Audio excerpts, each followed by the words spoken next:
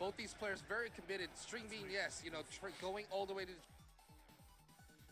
Both these players very committed. String Bean, yes, you know, going all the way to Japan to play the game early, to play, practice, and train, but Just Rain James, a character specialist, really knowing the ins and outs for each one of his characters, and you see him sticking to every one. That's right. Never in a situation where he had an identity crisis, likes to play for fun, but you can tell when he picks this team, this is the one he's going Wow, what a crush.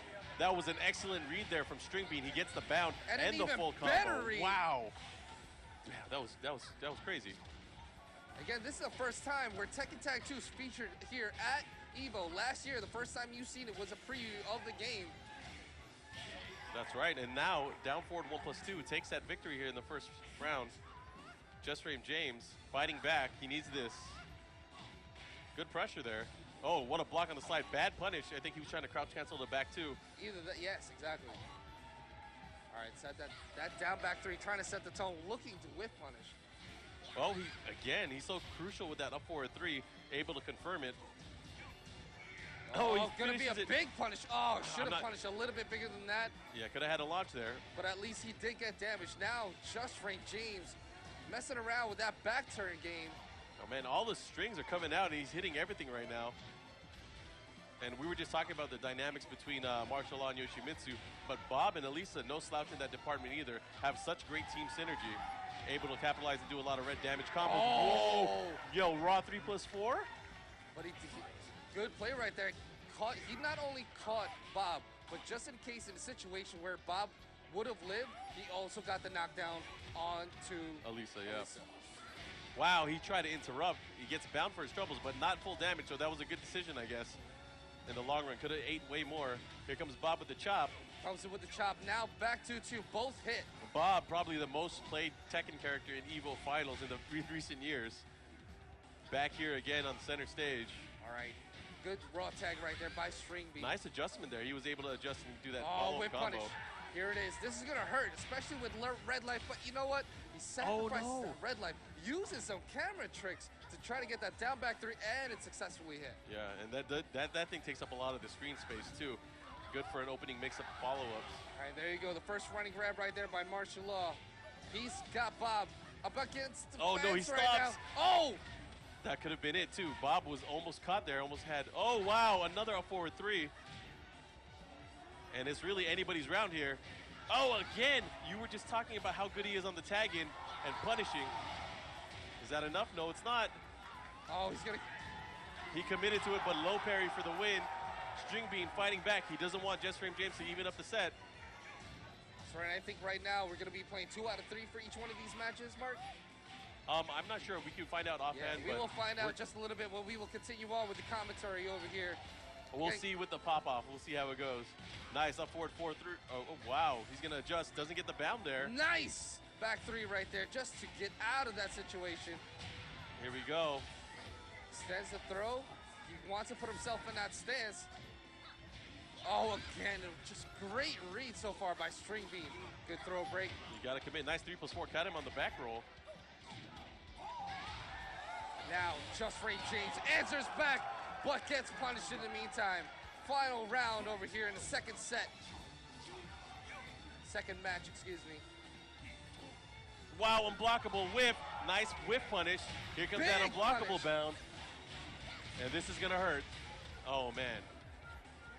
Great stuff there, and he did the down 3+4 just to cover his ground in case he tagged in or tag crash. Again, this is going to be big damage into the transition. Not only that, but to the wall, into the break. Oh, he caught him on the pop-up too. Oh no, is String Bean going to close this out? This is going to be a lot of damage, but let's see how much it does. Oh wow, here goes the tag crash. He needed that. He's going to have to do a lot of work if he wants to make this up. That's right, String Bean sitting on, but you know what? He's still got a heavy lead right now. Just Rain James punishes with that back two. Good punish. Caught him on the way up. And Just Rain James might be able to even it up. He has the momentum going on right now. Wow, tag crash. But he lost all positioning. Punches with a 2-2. He opts out. Now he's got positioning on his side. And again, it's still anybody's match. Good low option there. Right. String Bean. 15 seconds left on the clock. Final round over here in the second match. And the throw, that's going to be it. And String Bean takes it. And there you Two have out it. of three in 2 straight matches. Wow. And he is focused. So AGE advances. AGE String Bean So advances. that means String Bean is in the winner's final. Absolutely.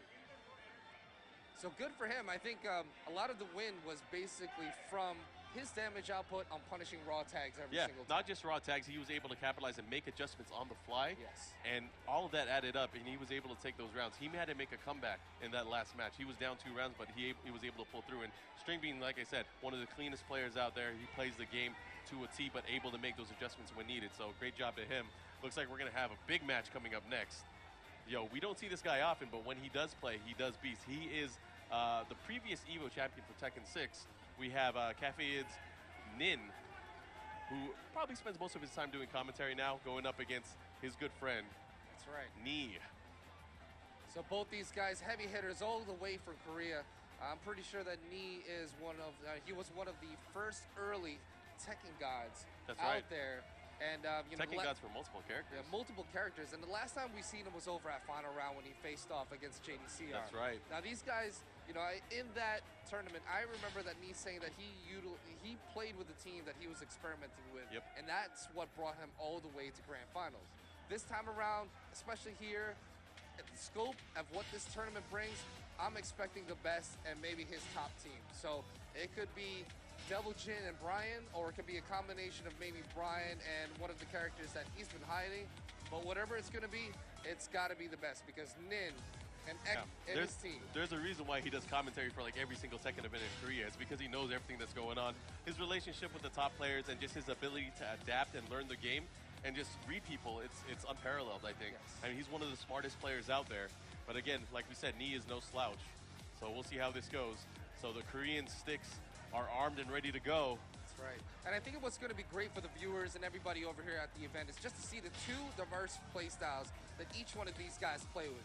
Nin, one of those guys, he plays off of reads, knowing the mechanics of the games, the frames, and everything that's in depth with Tekken is in his control. But Ni, the other guy, the robot, the human calculator. The human Tekken god. Exactly. And also one of those guys, an Execution King.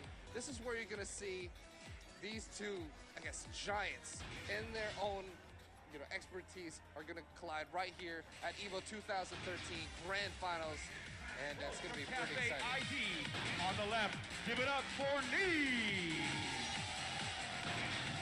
His opponent on the right. Give it up for Nin. So this is another team kill situation. We just had AGE going at it. Now we have Cafeid going at it too. I think if anybody caught it over at home, the camera angle was able to catch Nin's face. But what you saw is that Ni picked Lars. And I think that Nin, I don't know, it could work in his favor, or he could... Get ready for the next Maybe that's like the low call, the low play from Ni. But we'll have to see exactly. Let's see. We're getting ready for the next battle. And this battle is one that we've been wanting to see all weekend. Obviously, 2 of these guys are favorites to win the tournament. So let's see who moves on to the winner's final. And Ni, like you were saying, switching to that Devil Jin and Lars team, one of his experimental teams from a few months ago, sticking with them. Let's see how much he's improved. Yes, things could have evolved. Final round was over in March, but you can see the pace. He's pushing that 0 to 1 pace every single time, but it doesn't seem to be phasing Nin. No, and that's something that Nin's probably used to playing against Ni over the years. But like you said, Ni, so critical in that close-up space, able to pull off sidesteps, punishes, electrics, all that stuff. And that's going to be it for this round over here. Wow, great job there from Nin. All right, so Nin not really taking risks, just going for those grabs, hitting 2 for 2 on each one of those, and both of them resulting in easy win in that first round. Yeah, I mean, you make 2 mistakes here, and you have someone like Nin with his character knowledge. He's able to get that damage that he wants. Oh, wow. See, just ducking at his face. And that's the kind of game that these guys are so confident in their reads that they're able to just dash up and duck because they know that something's going to happen. They can react to it, too. Yes, and one thing that Ni's got to be, aware of is that Nin loves to use that back one. Nice punish there. Especially in this match, he could definitely capitalize with the characters that he has and his team to punish a whiff or a duck back one. So we'll see. What the heck? Oh. It's like, huh? Forgot I had that on. That plays out. But Nin right now, he's managing the pressure that Nee's putting on him very, very well. And again, in the purple stuff, still anybody's game. He's going to capitalize. He's going to take that. So it looks like Nee evens up the rounds. All right, so Cafe ID versus Cafe Id, excuse me. 1 round apiece right here. And the winner of this is going to be facing off against Streamy, who we seen earlier dominating against Just Frame James. In the winners final. Right now, 2 of the stars of South Korea going at it. These guys no strangers to the international scene. So right now, Nin is trying to really control the pace right now. Been using Steve for as long as we know. It's his second 4 days. And what you see, I mean, at players at this caliber, what they're going to do is maximize on damage. Each opportunity they get a launcher or a punish or any of that. Now you'll see, I mean, this is going to force a tag from Nee and basically turn it into a 2-in-1. But instead, Nin decides to do max damage and finish that round. That's right. And that's something you got to do. If you have the round within your grasp, you need to take it, especially when rounds are so crucial here. This is the finals for Evolution. This is the biggest, one of the biggest tournaments in the world. So you have to go all. There we go. Okay. Let's see. Settings. Are you here?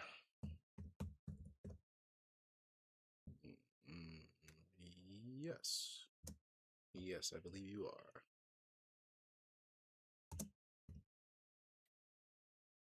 Are you gonna type the whole thing out? Okay. Thanks. You're gonna force me to type the entire thing? Wait a second. What do you mean Streets of Rogue 2? Okay, well, collectors. I mean, this isn't the collector's edition, but sure, all right. This is notably the collector's edition, but well, it's the closest thing there is. Well, hey, all right, come on. There we go. Zoom save. God help me. What was I even doing?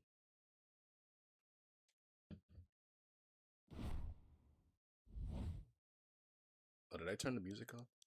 Did, didn't I? That's fine. I was a werewolf. New playthrough. Yeah, new playthrough.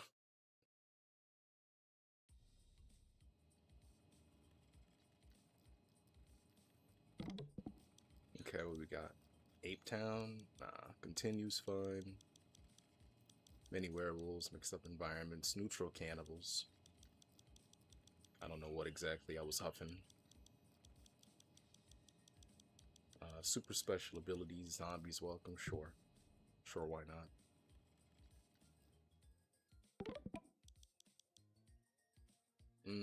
It depends on who I want to play first. Surely. Alright, who do I want? We got ourselves the Upper Cruster, the Soldier, the not Crip, and not Blood, Thief, Shopkeeper. Let's see, it's Tuesday. This means absolutely nothing as far as choosing characters go, but it's Tuesday.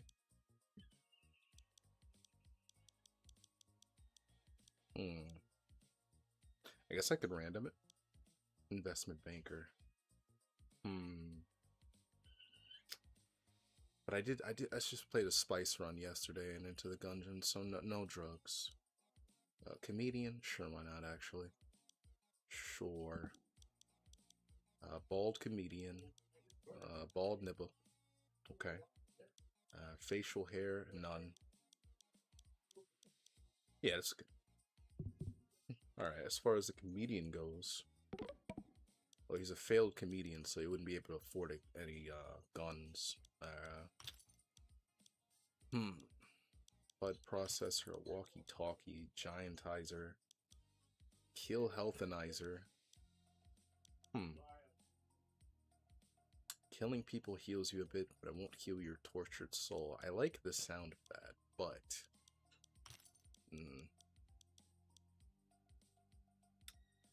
you know, nah. You know what? He'll take the revolver, but it's a really old revolver. And so it's like a family heirloom, you know, so he didn't buy it himself. He didn't purchase it. Family heir. Although, I forgot I had super special abilities on, so this is actually when it kind of used it. So I may need to do a second run. That is a little bit tougher because it's going to be really easy. Yeah. Well, let's see. You know, it is what it is. Hello, Mr. Drug Dealer. Okay, well, I don't have any money to pay you yet, so are we gonna neutralize some folks?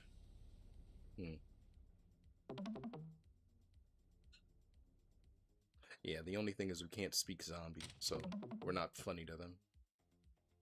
But they aren't a threat right now. Hello, sir. Did you hear what they said about the music taste on Spotify? Funny, ain't it? Very funny. Oh, so he's just a companion? Oh shoot. Oh shoot. Yeah, we're all we're all cool here, bro. Yeah, we're all cool here. We're all cool. We're all friends here, man. We're all friends here. Don't worry about it. You know, actually, I don't think that's necessary. Well, it might be. I don't think it's necessary yet.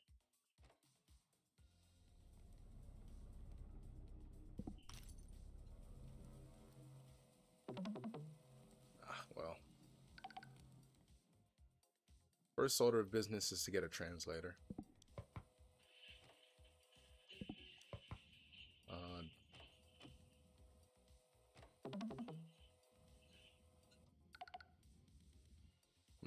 Well.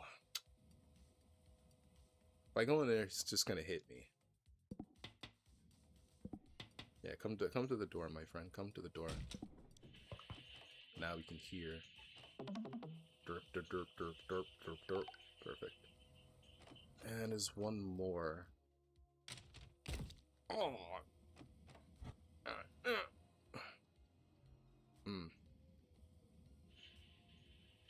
I haven't played this game in quite a while. And you can tell by how I got hit right there.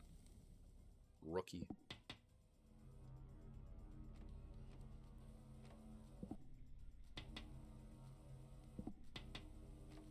Yeah, come on now.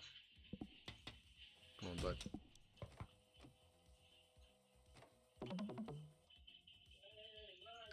Awesome. Alright. Hey, so friends, would you mind leaving town, please? You'd rather stay here. You'd rather stay here, would you? You'd rather stay here. Okay. Alright. Mr. I'd rather stay here. Remove his balls. Oh, he's friendly. Okay.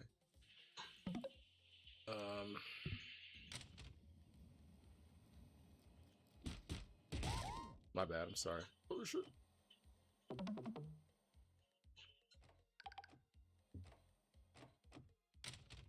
Hey, so would you... You really don't want to go, huh?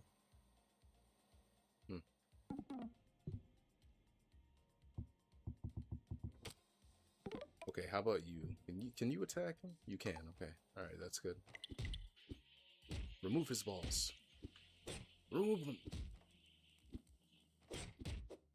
Remove them. Do not fail. Okay, he failed me.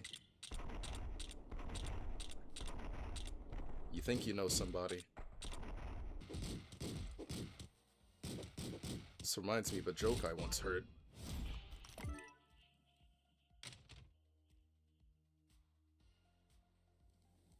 Whew. Hey buddies, hey guys, how you doing, how you doing? Well, time to keep brainwashing the masses. Ah, you like me, do you? You really, really like me. Alright, well, if you like me so much, I need you to do something for me. Just keep him busy while I go get this knife, alright?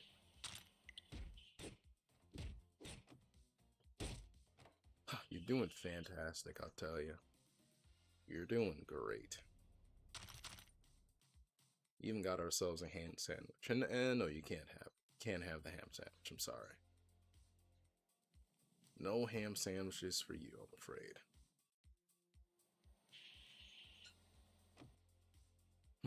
Alright, we've already taken that out. Oh, you. Okay, over here. You got a translator? Oh, yeah, right, I can take the safe. I forgot. No translator. Got a burger. That burger might be worth it. Take the burger. Well, look what I got. Well, in the meantime. What a lovely house. And a great audience.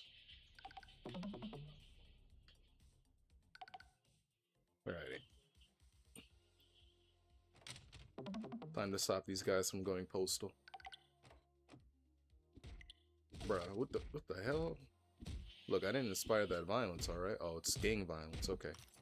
No, everything's fine, everything's fine. It's just gang violence. It's just gang violence, it's fine. Don't worry, there's not actually a problem.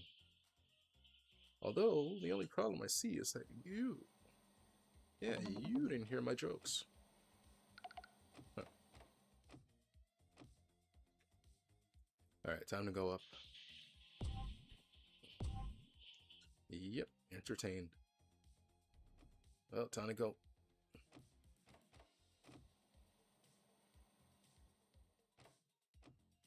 Although, you know, with you guys, we could, Oh, I had a werewolf on my side? God bless. Oh, this isn't funny anymore. Huh. Fortunately, I can't talk to him anymore. We can't communicate. Are you gonna commit the killing joke? What's up, Jenks? You see, that's the funny part. There isn't actually a killing joke. People just thought they were. But it was just an oh my god. But it was just an excuse to say some possibly racially motivated slurs on social media. Who knew? Who knew, right? I mean, who would do that? Who would do such a thing? But hey. Anything can happen in Gotham City, you know? Anything can happen in Gotham. Let's see. Oh, yes, wrong building. The building is actually really good for me.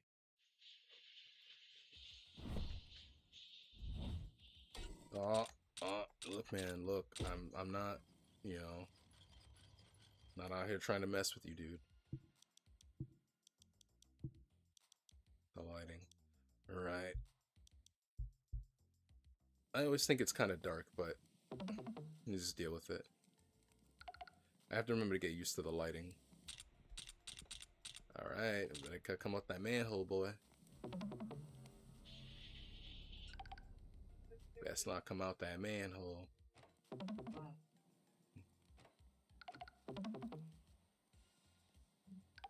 Alright, we got them. Come out that manhole. Okay. Did you sign up as a shoveler for NYC?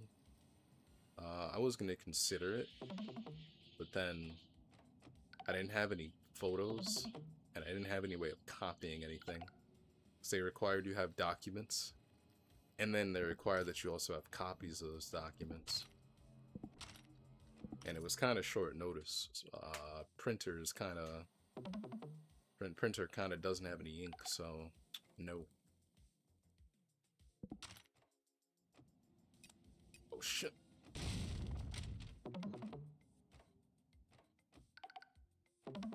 So I thought after the last storm we got, that was going to be it. But lo and behold, there was a second storm. Oh shit. Oh no, it's fine. I got him. I got him. I knew it. I knew he was going to stab him, bruh. He was moving funny. Oh lord, please. Oh, good heavens. Bruh. All right, please, guys, let's just calm down, all right? But I thought the requirements were a little weird. Mr. President, the second storm just hit. Oh my god. The second storm. How much cocaine has Rob Lowe? Nah. I know I'm a comedian and all, but nah.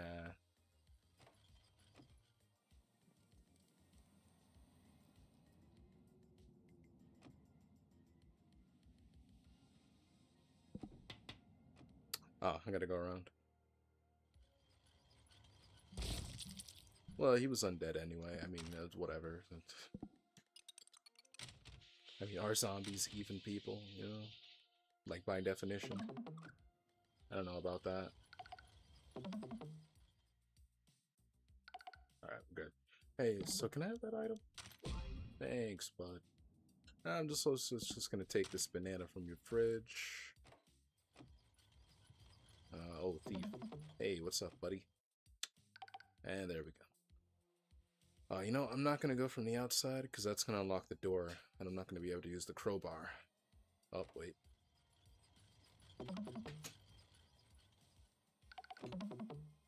Gotta get as many people on my side as possible.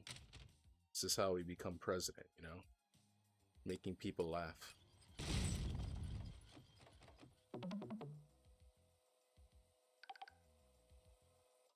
Everybody votes for comedians.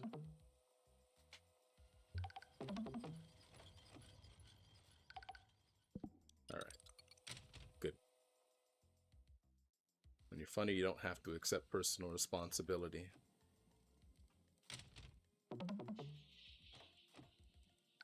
There we go. You know. Oh, hey, can I have the, can I have the safe? Thanks, boss. How many cigarettes do we have? We only have 2 packs. Let's get another pack. Not to smoke, but, you know, just to have them. In case somebody asks for some cigarettes. You never know. Somebody may see, like, these guys are asking for it. They're asking for it right now. Yes, sir. They want these cigarettes, man.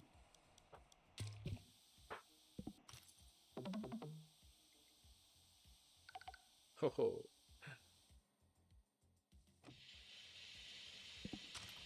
They love me. They really, really love me. They really do. And I tell you what, they should love me.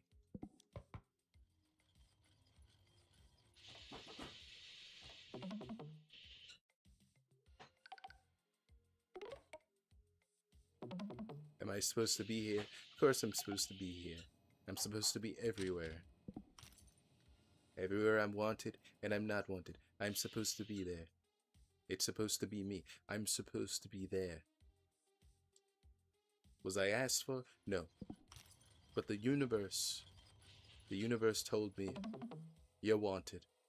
And so, I listened. Now, let me get this key. Yeah, I'll take that. I'll take that. And, do I want the taser? I really don't need it. What is a comedian gonna do with a taser? Hey, you, leave town. Yeah, leave town. Leave town, buddy.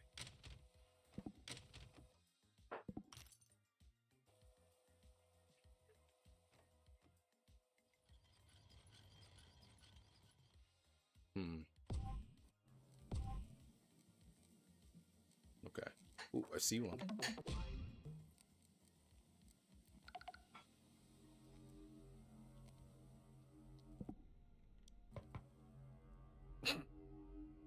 Oh yeah, we blew a hole in the wall. kind of blew a hole in the wall. All right, which one of you guys should be you? Hey, so I want you to, yeah, so stand guard. I want you to stand guard like right there. Okay?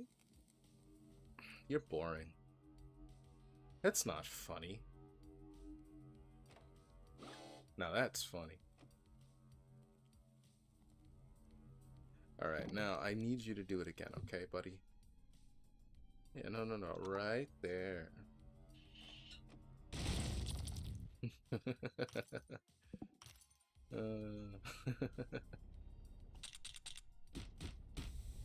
Oop, gotta go.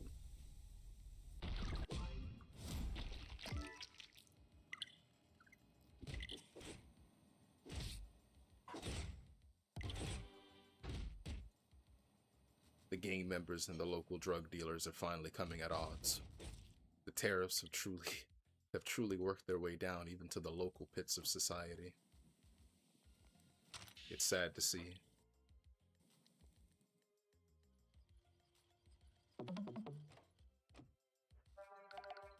Got another one. Comedy truly is the best medicine, besides antibiotics and or muscle relaxers and or, well, anything else that you possibly could use instead of laughter. But laughter is cheaper.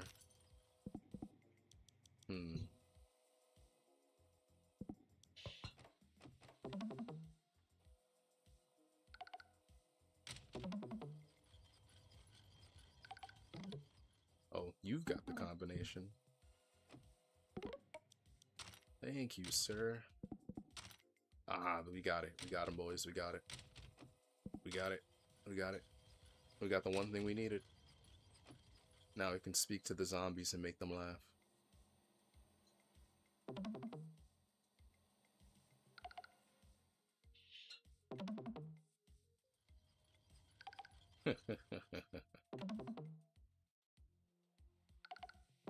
And we can also make the gorillas laugh. Politics, am I right?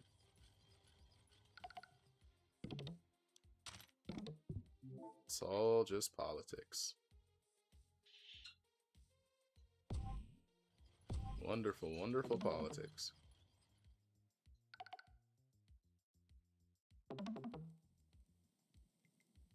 Thank you.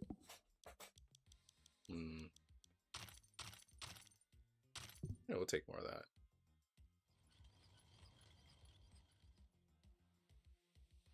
Alrighty, hey guys, how you doing? How you doing? Thank you for the support. A vote for me is not a vote for we, but it would be nice if you voted anyway. And donate to my campaign. Nothing's funny but a funny.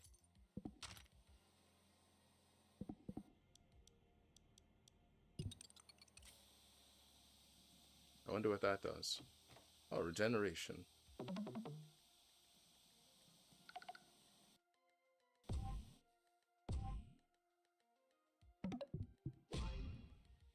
Ooh, alright.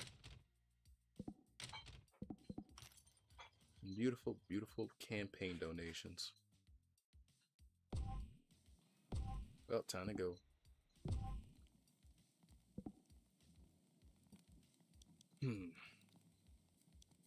You know, we comedians are said to have a crab in a bucket mentality. And so, I would rather not be around other people, because other people are stupid, and they don't know as much as I do. And they don't know what's good for them, but I know. And the best way to do that is to give myself the ability to set things on fire by simply shooting it. Although promise I'll return it, I think would also be a good choice for a politician. Very ironic, very funny.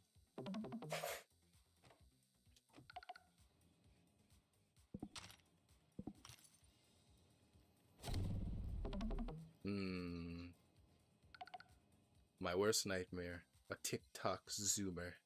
They can't hear me, they're on their iPad. Damn kids. Never watching where they're going. No responsibility, no sense of responsibility. Oh my god, get away from me! Get away from me! Oh!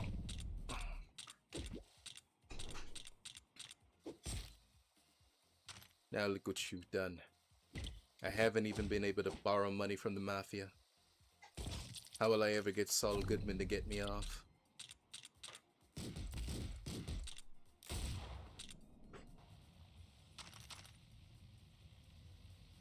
Of the charges, that is. Off of the charges.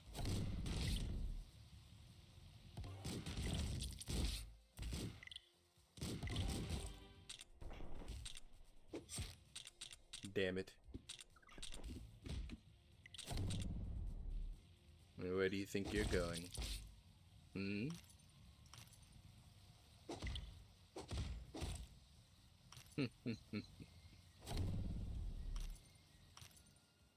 Well, nothing a little violence can't solve.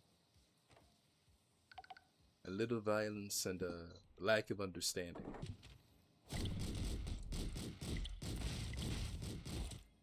Hand over your cash if you please. No, I don't think I will.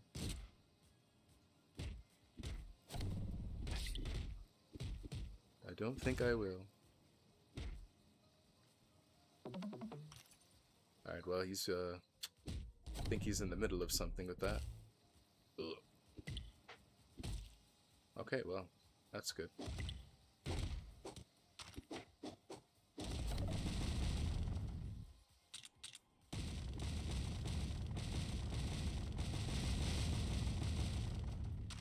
A little property damage, it's fine.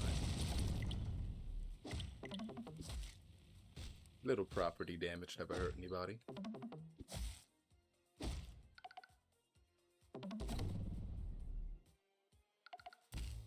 Uh-oh. Ooh. Alright, well, he can't hear me, so...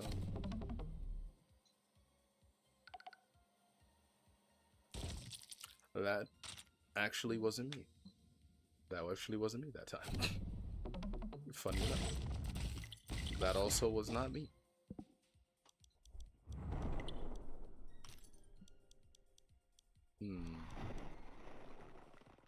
We'll give up the baseball bat. Uh-oh. I'm dizzy. It took too much formaldehyde. Formaldehyde. Excuse me.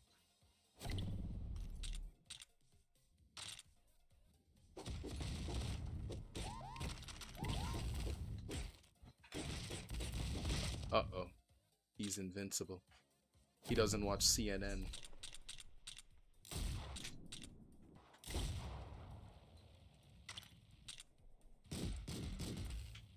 Whew. Oh. Ay, ay, ay. Ooh, okay.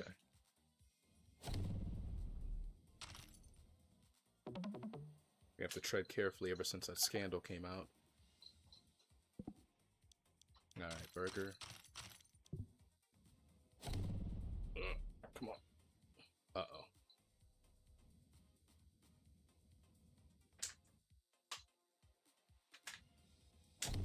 Honestly, if there was one thing I could take out about this game, it would probably be the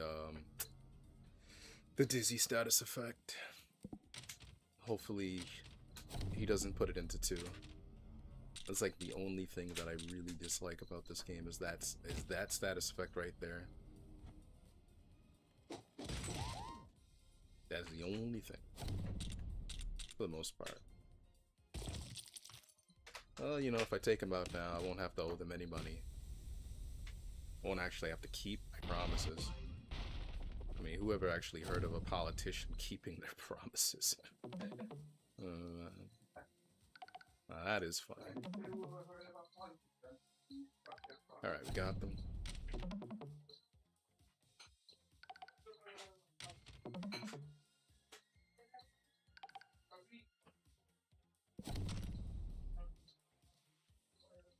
Yeah, then let us see who we can not lie to, but motivate. Who we can motivate with some maybe not always accurate things, terminologies, you know. Uh-oh. We have a detractor. We have a political detractor. My community, we need to take out the detractors. The detractors are tearing this community apart, and they must be dealt with. They must be dealt with. There is no other way.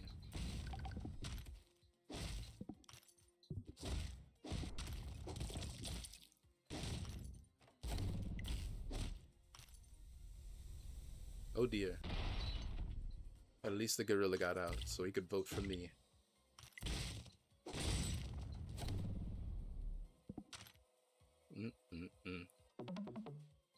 Hello, zombie scientist. Yes, thank you. Vote for me. Vote for me. Uh-oh. Woohoo, I don't really want to use that resurrection juice so soon.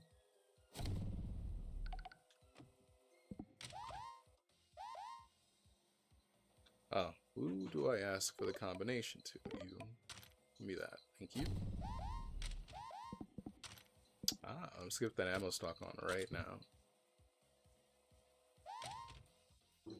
Okay, we got a few more places to visit on the campaign trail. Cigarettes, beautiful.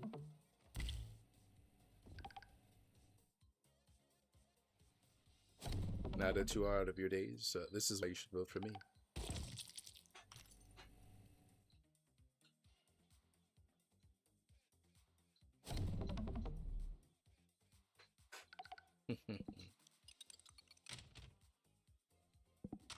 You see these officers, these fine officers, very hardworking officers. They understand that I'm not actually stealing. It's just a campaign donation that was made without their knowledge. It's certainly fine.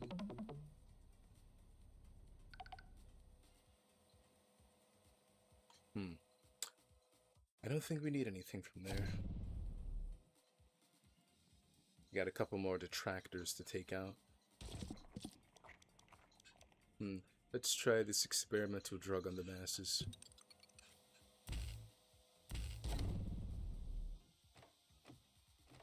Confusion. I too get confused when people say that they don't want to vote for me. Because why wouldn't they? They can't hear me. They're on X right now. Oh crap. Oh crap, get away from me. Oh dear. Okay, that could have been real bad. It could have been very bad. But it worked out.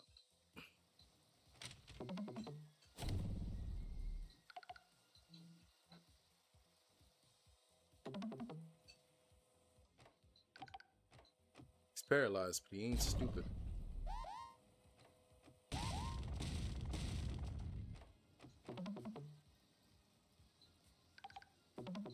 Come on now. Oh crap.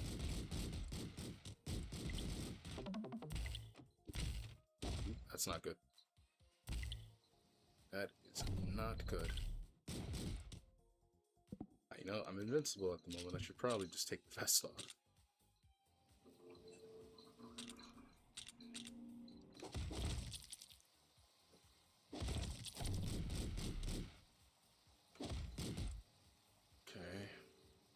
Well, let him get a head start and we'll go after him at the end of the next campaign cycle.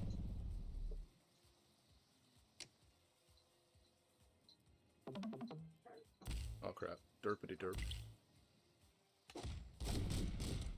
That's not good.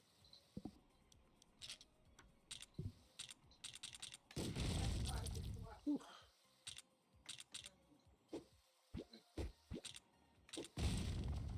Wonderful. Not so wonderful, not so wonderful.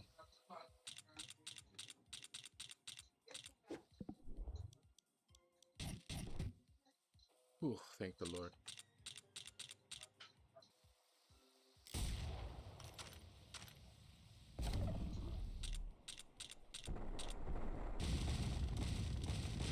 This donation of spontaneous increased potential would have been useful before I used up all my mines and banana peels, but better late than never, right?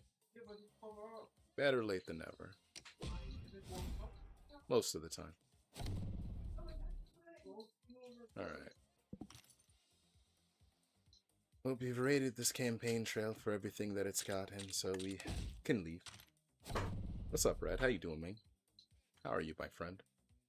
We are, we're a comedian today. And we're also a politician because, you know, people love the funny people. People do enjoy the funny people. So I figure, why not? It certainly fits. Nobody actually expects politicians to keep their promises. You know, that's funny. Hope everything's good with you, my boy. I take it you went to work today. I take it the snow didn't keep you down anymore. Your job was like, get over here. First thing I need to know is does your homie have his pizza? Did he manage to get his pizza in all this New York snow?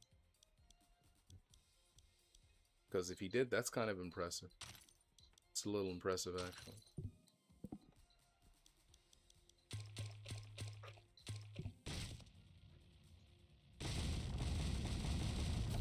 Ain't nothing gonna stop him from getting his pizza.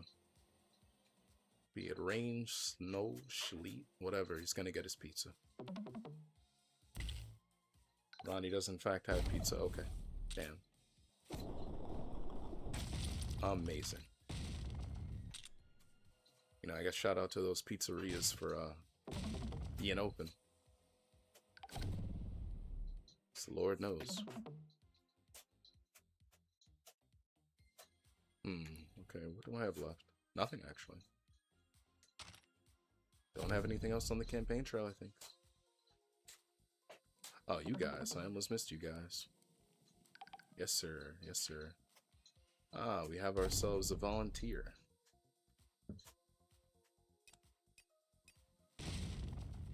Got ourselves a volunteer. Well, he's paralyzed. That's, not very... Oh, he's a werewolf. Okay. Well, that is actually very useful. Unfortunately, the thief is also a werewolf.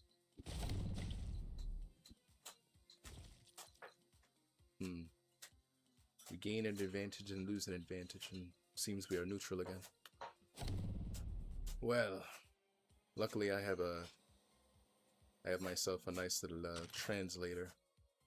Unfortunately, it seems we've lost track of the werewolf, and we have no idea where it is.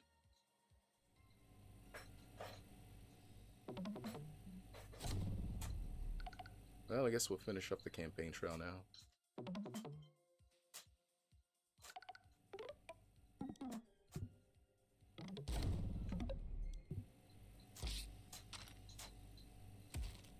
Oh, I guess... Oh, God. This was not my fault, actually. Not my fault. Certainly not my fault. But we can get out of here now. Alright, blends in nicely. I think that's good for a politician. Stops the assassination attempts. Alright, we have my volunteer right here, my campaign volunteer. Got them with me. Yes, indeedity. And you would ask, well, don't they have a family? And it's like, no. No. They're a political campaign. Volunteer. Of course they don't have families. On social media every day. Who has time for a family when you're on social media all the time? Like, come on, man. Gotta be realistic here. Alright, we've gone into the underprivileged communities. We've also gone to small businesses here, and I'll ask for a donation. Thank you.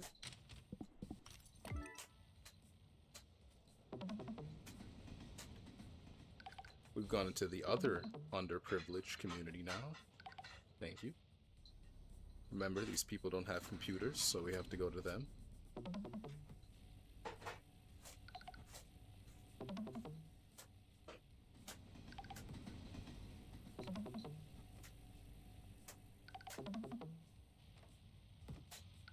Remember, it's not corrupt if it's abrupt.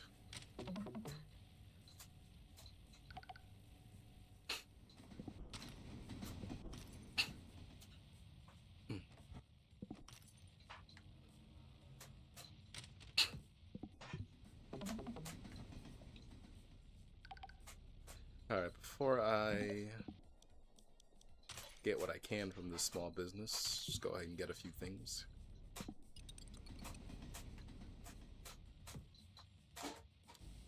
Alright, we're gonna just deactivate that release box. We don't need that. Ever since I've come here, there's no crime in the community anyway. What do we need a police box for? Alright. Cool, we can go in now.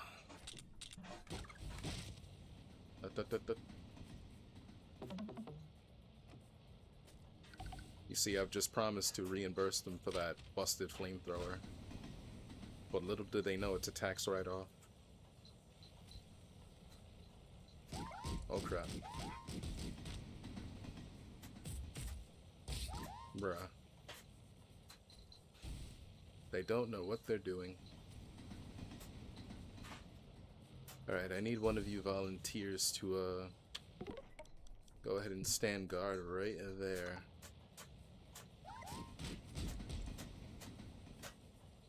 You're doing great, buddy. You're doing great. He was a good trooper.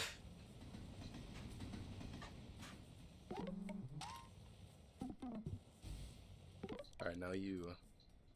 I need you to attack that security camera.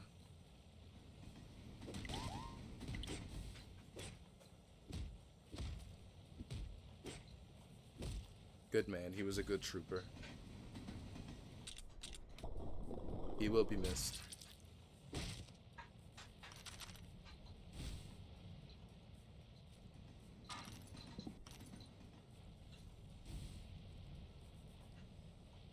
Okay, what's the way?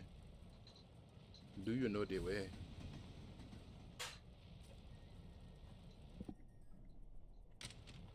Alright, buddy, I need you to go ahead and, take care of this detractor for me. Thank you.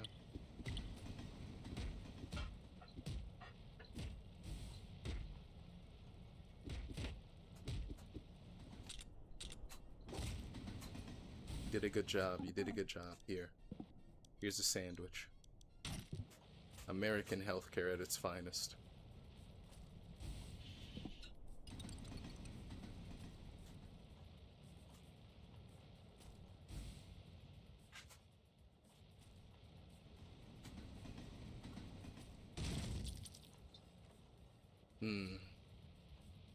Well, it took care of the wall, though, actually. That's actually very good.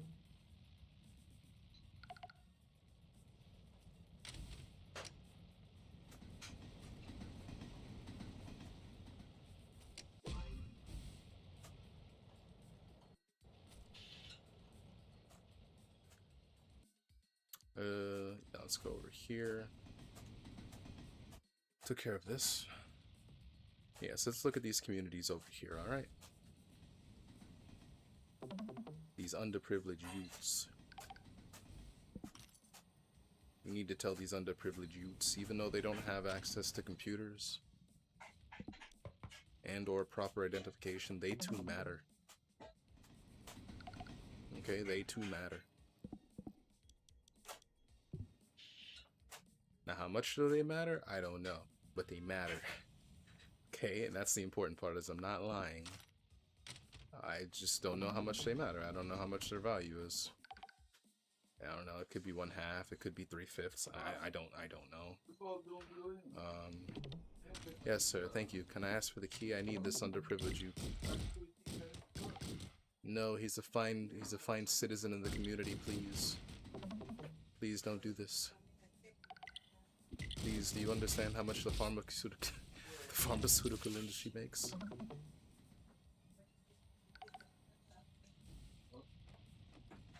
Ah, yes, you know, this is actually pretty good.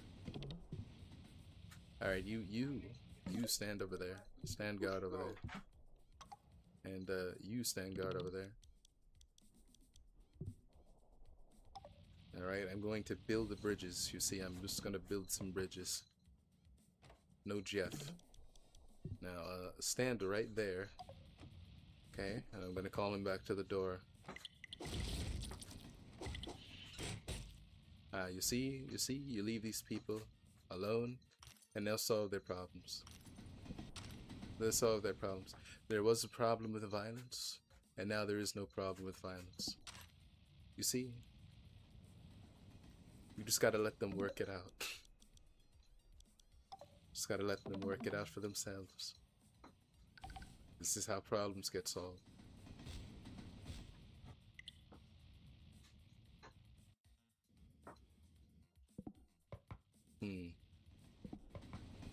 Ah, yes. Could you help me out here? No, this isn't illegal.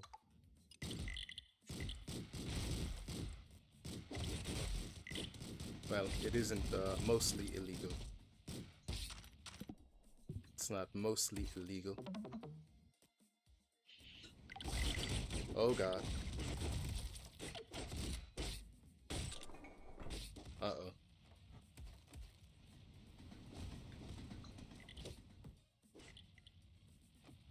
Alright, new plan, new plan.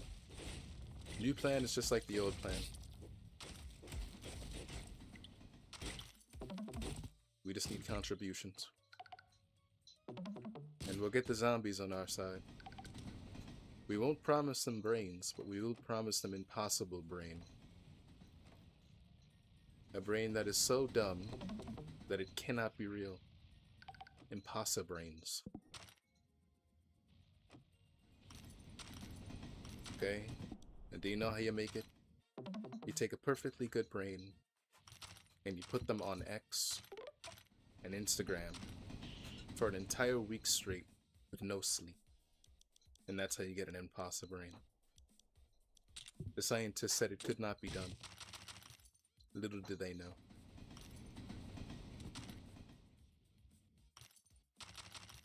Excuse me, sir. Excuse me, working class.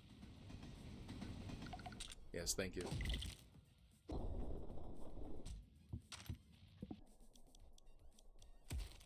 Such a good citizen.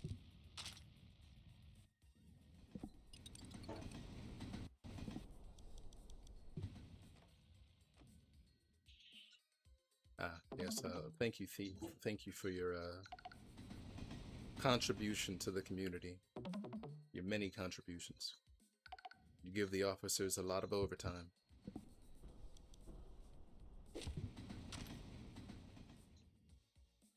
I'll just go ahead and use this lockpick.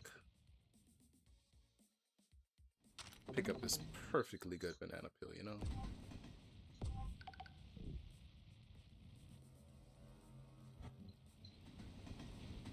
Ah, there's people here. Voters.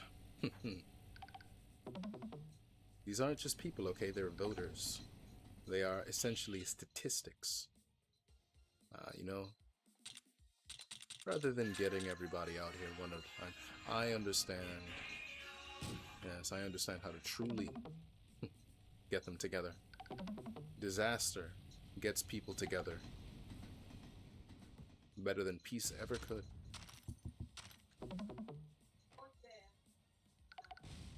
So I'm not saying I would cause any disasters purposely with the intent of getting people together. But all I'm saying is that it's very effective when it does happen. That's all I'm saying.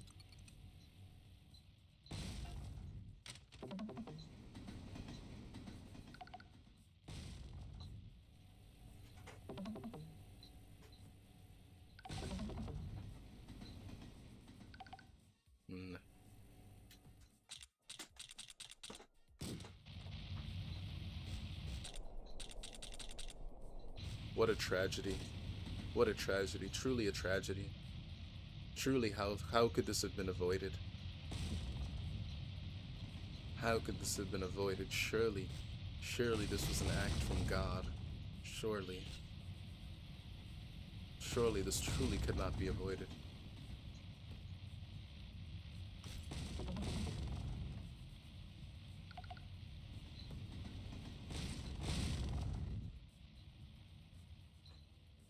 I know your house is burning down, sir, but have you considered voting for me?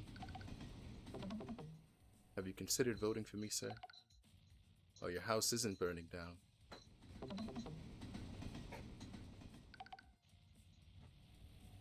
He seems to be a little afraid. Afraid of how good my ideas seem. Thank you, sir. Thank you for your contribution.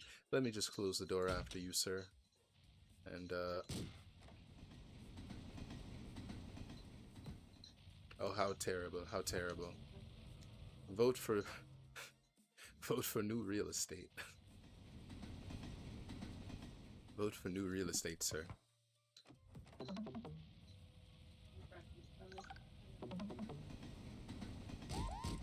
Oh, shit, man.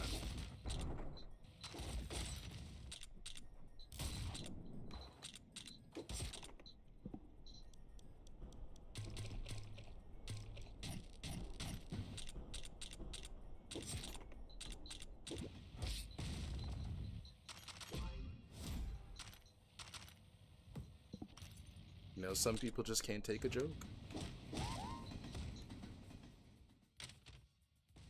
What a shame. Some people just can't take a joke.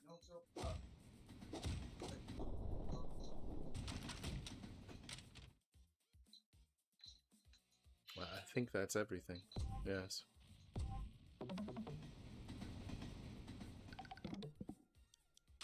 Ah, that's wonderful. No cigarettes. Shame.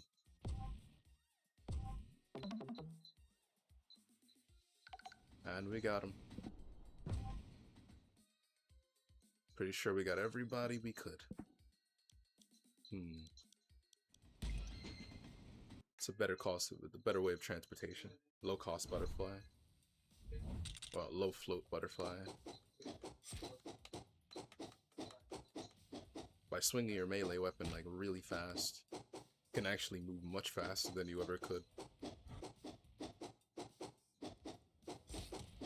It's like when Thor, it's the same type of physics as when Thor swings his hammer.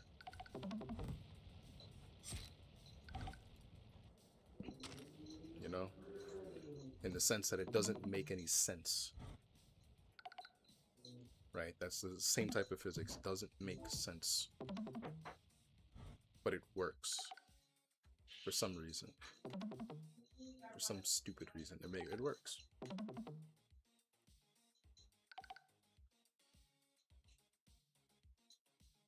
Okay, well, he's right here. He'll be fine. This community isn't scheduled to be gentrified just yet, so... you know, he'll be fine. Okay. So, hello, thief. Oh, crap.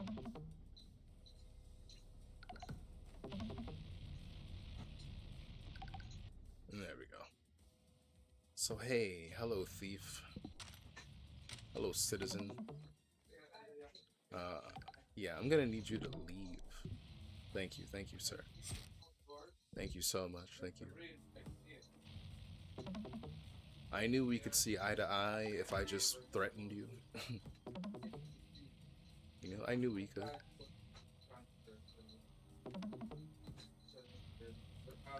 It was almost assured, you know, the way I ask you to leave town and you're like, sure.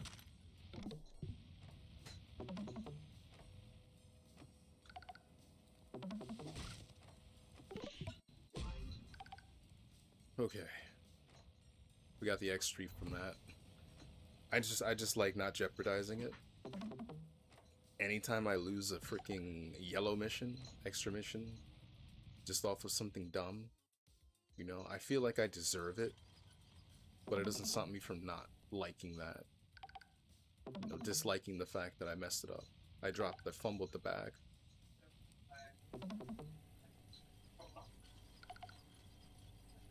Oh yeah, you know, put that, yeah, put that down.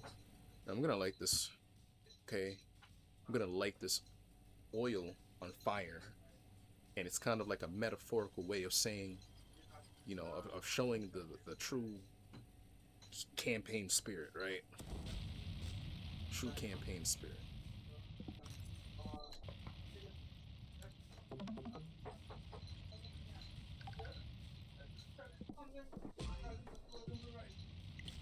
Oh, crap. We don't have any more space.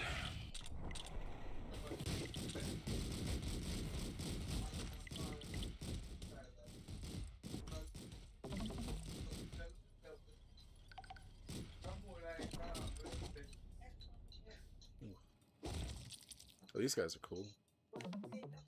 Oh my god.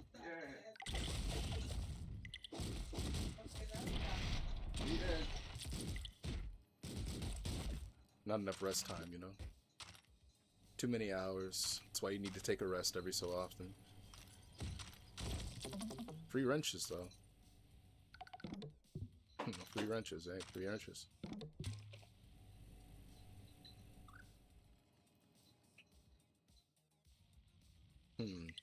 Uh-oh.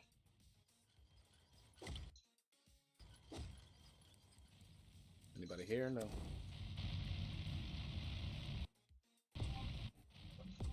Nobody here either.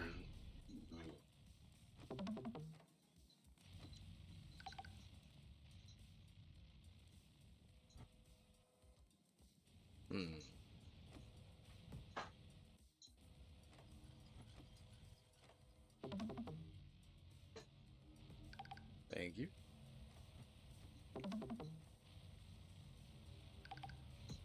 You know, we're all just one big community. Except for these guys. They didn't pay their taxes. They don't get to be part of the community.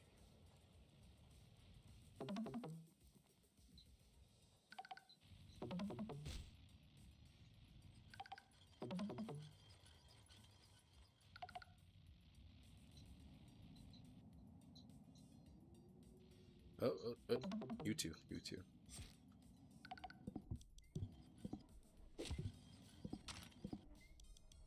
There's only dead people here, you know, what do they matter? They can't even vote. Legally, at least.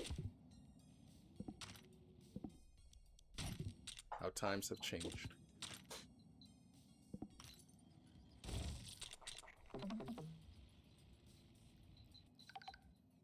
Alright, sir, could you break into that for me?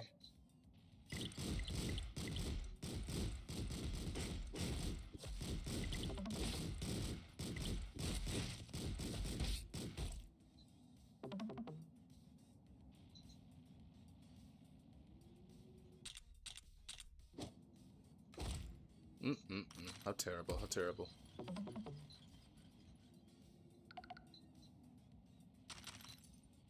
What a tragedy.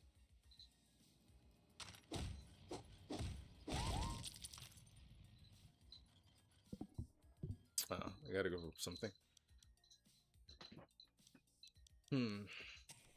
Sure, alright. Shout out to Mark Grayson.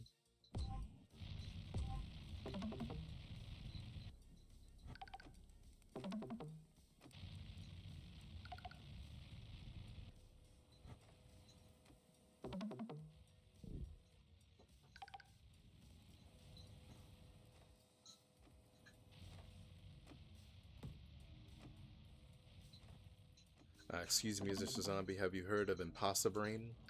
Yes, Impossibrain. Brain so stupid, it's impossible. Do I have any FUD? I do have FUD.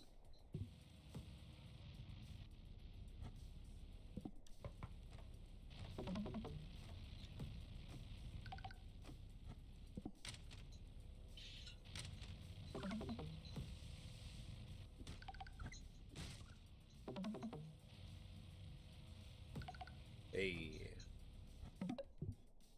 Yes, so, officer, this man is breaking the law.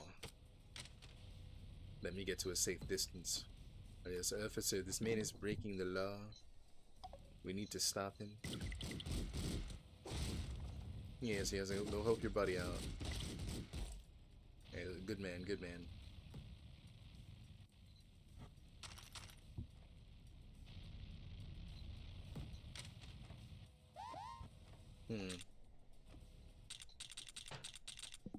I don't have any mines, do I?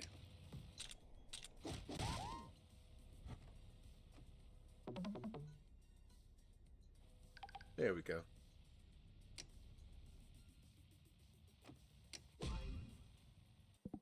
Ah, the Haterator. A device in which I can spread hatred among people.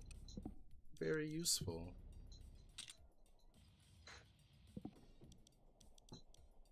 Very useful. Where's the Selematic? Over there, okay.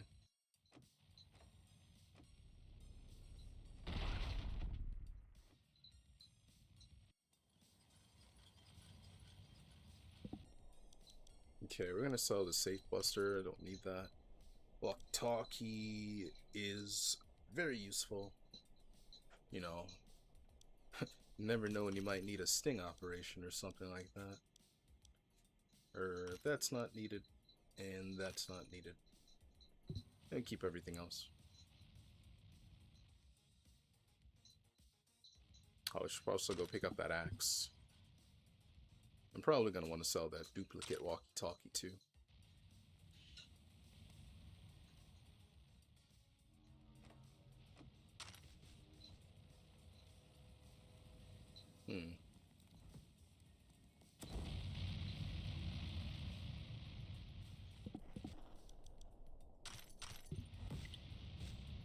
Alrighty, well, let's inspire some hatred.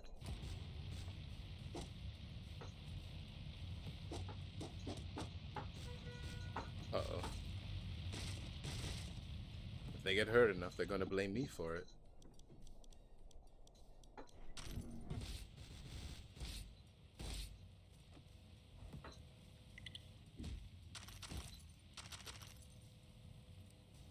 Getting weapons off the streets.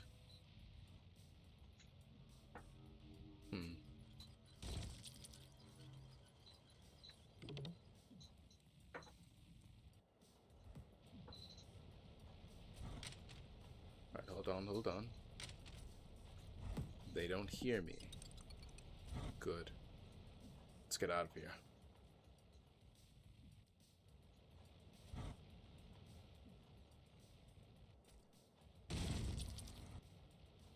Oh, excuse me, sir. Have you heard of Impossibrain? He seems distressed by something.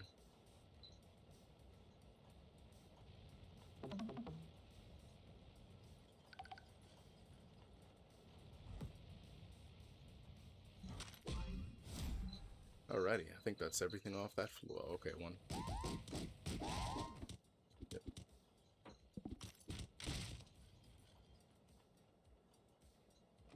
He liked the idea of Impossibrain so much he decided to become a campaign volunteer. Fantastic.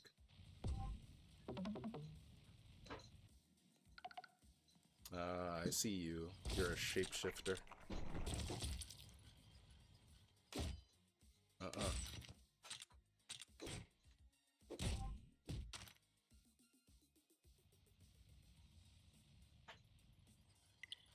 Alright, people, we have to take out this Scourge. He's a menace. He doesn't pay his taxes. That's the evidence right there. Years of tax fraud.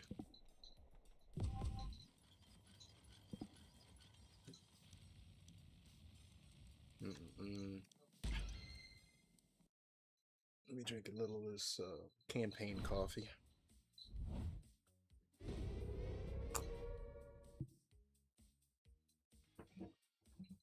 Ooh. Active bombs are hidden. Alright.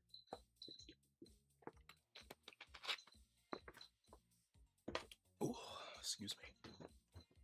Alright, well, let's go ahead. Let's save the day.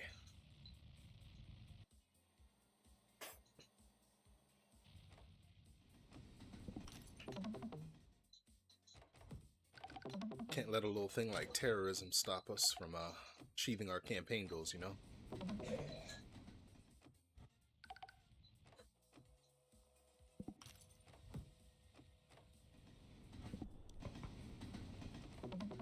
Pardon me, sir. Thank you, sir.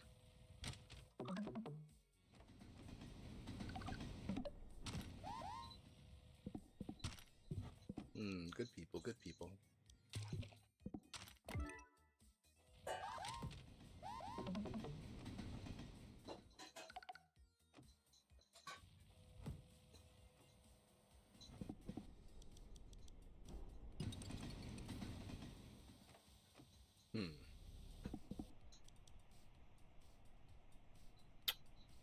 No, there's a better way.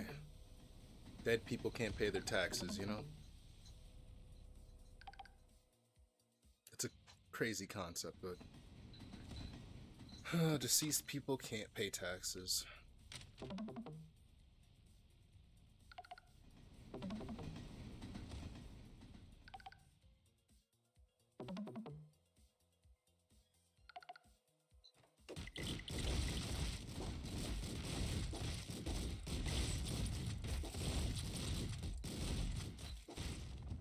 These people are clearly detractors.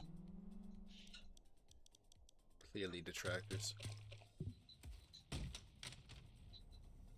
Let's see. How am I gonna deal with this?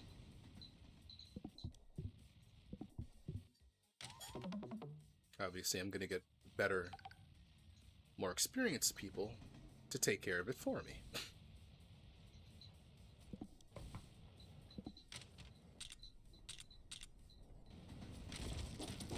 Me taking care of my own problems, that's funny.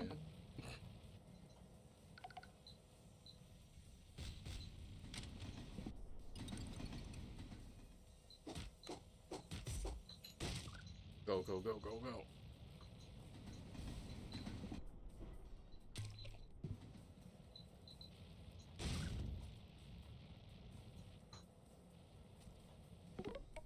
Alright, I need you to take him out.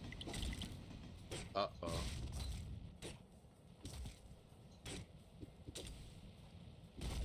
Oh, thank God. Alright, now hey, you're not a good look on the campaign trail, so I'm gonna need you to, stand guard, like, right about... here.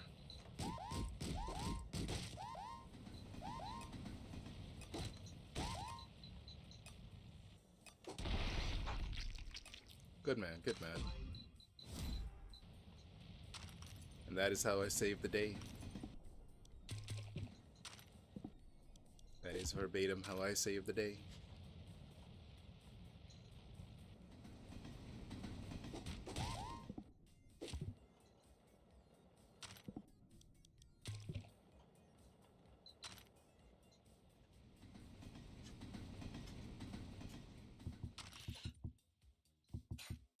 Well, how nice.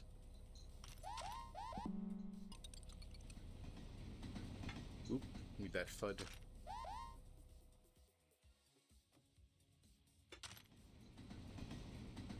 Let's see. I'm looking for a chimney. Looking for a grill. Same thing, really.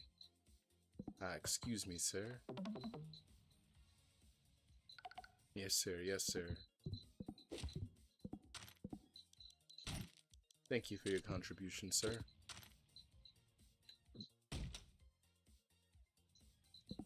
Well, I can spend the rest of the time talk. How many times, people, do I have to tell you, don't put sulfuric acid in with the garbage?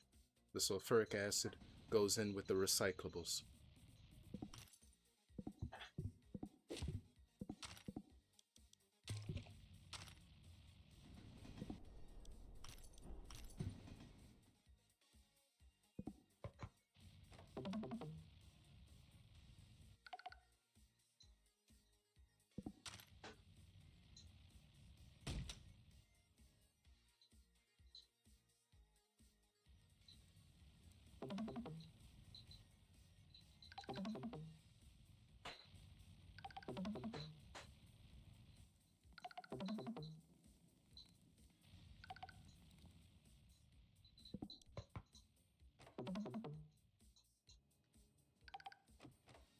Well, we need more voters.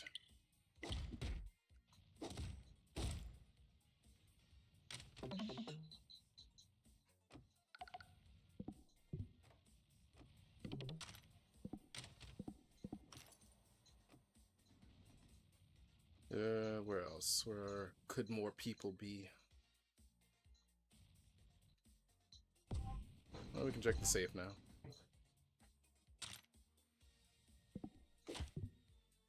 I mean, I have the safe buster. I guess I can use it. Yeah, I get XP for that.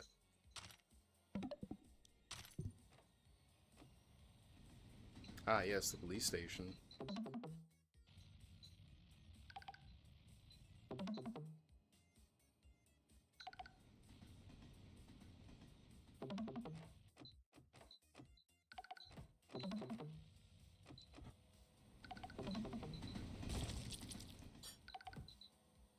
Now, if one of you fine gentlemen could help me with this new bail reform.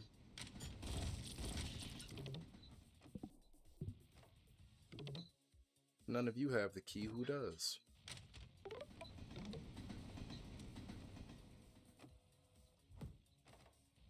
Ain't that a shame?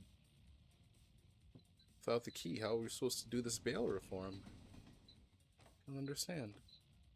Ah, you know, wait a second. I have an idea. I have an idea. It comes with idea. It comes with idea.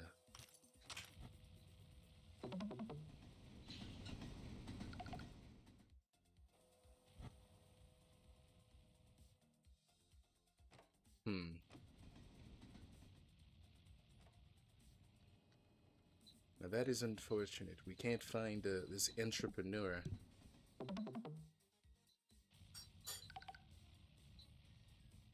Ah.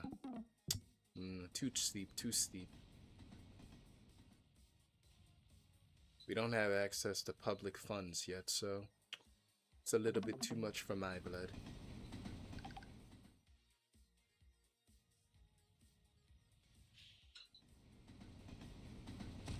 Ah, well.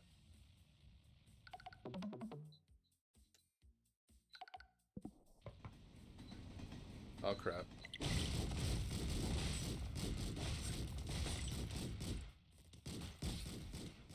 You can take the people out of the violence, but you can't take the violence out of the people. Thankfully, I have this good old American healthcare. 2 cheeseburgers and I'm right as rain now.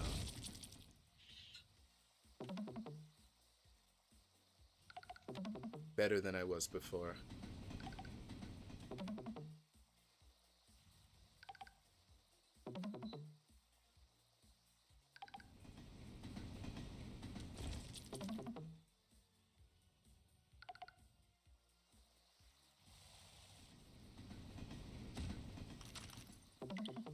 Uh-oh. Defend me. These people are clearly corrupt.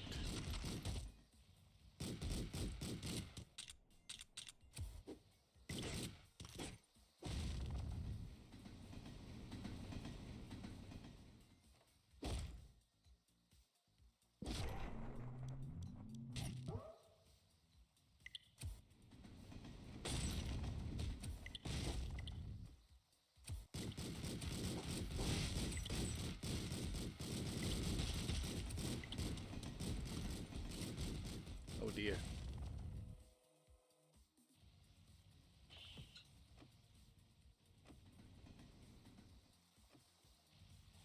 You know, it might not have been the best place to hide was a police station.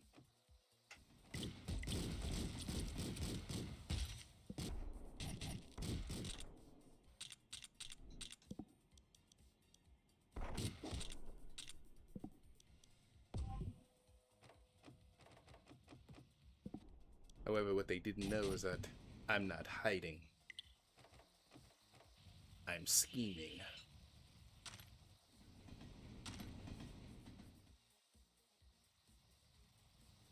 Ah, we found the key to the police station.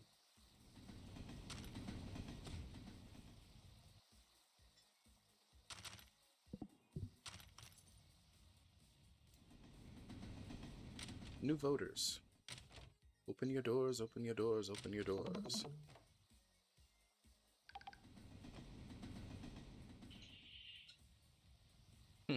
Right as rain, right as rain.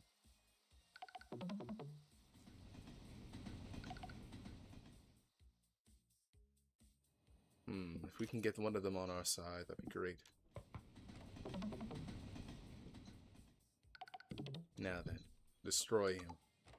We must free Gorilla.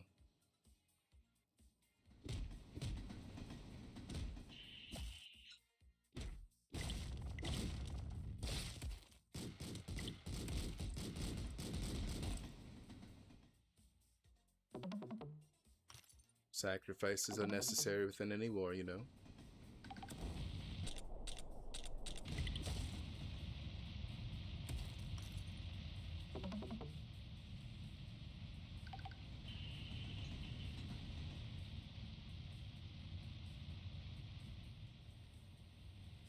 You're free, Gorilla, you're free. He's a little bit too distressed at the moment to come to our aid. Understandably so. I too understand how it feels to be captured against my will. Thankfully, that DMV visit was a long time ago.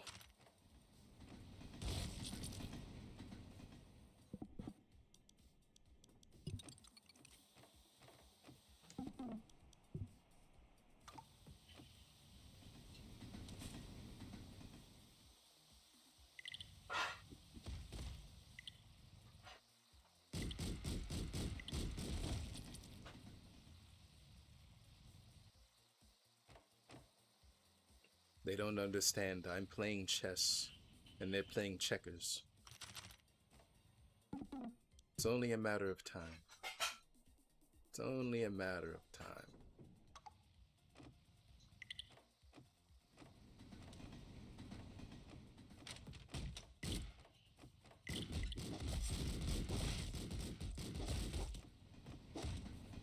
They would never expect the celebrity of my stature to be in the indentured servitude department, so they'll never think to look for me here.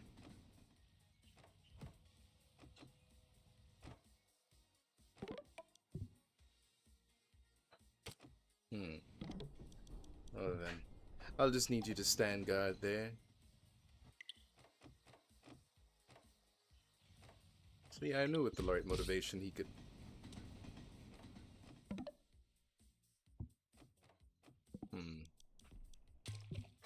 Well, you know what they say. Desperate times. Desperate times.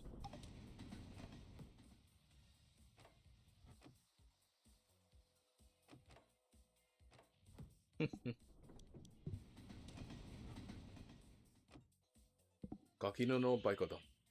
Bites the dust.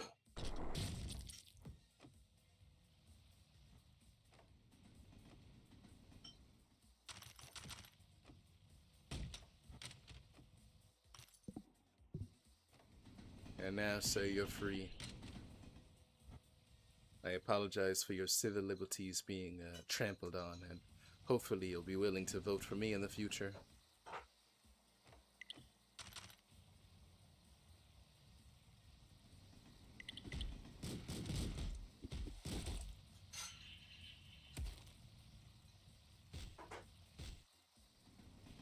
They're not sending their best.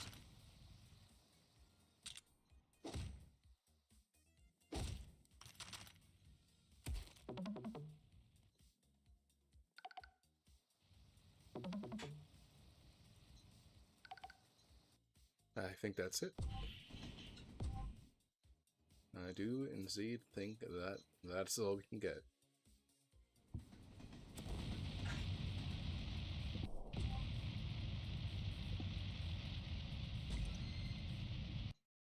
It's early enough that Studious is actually pretty good. Now we're here at the Midwest. Here in the Midwest. We blessed the East Coast, and now we are on the Midwest. Was that the West Coast? That was the West Coast. We left the West Coast. We've left the West Coast. There's no cops here, so... Walkie-talkie's kinda useless.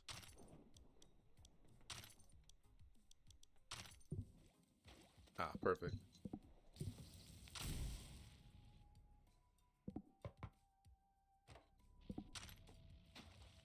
Hipster.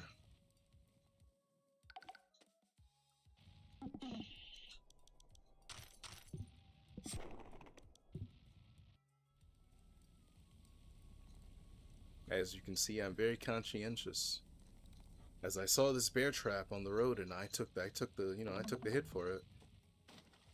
I truly do practice what I preach.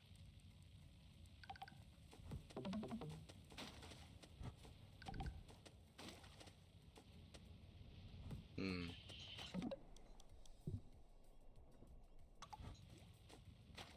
Ah. I knew it was probably nothing. I wouldn't send him in unless I was sure it wouldn't hurt him.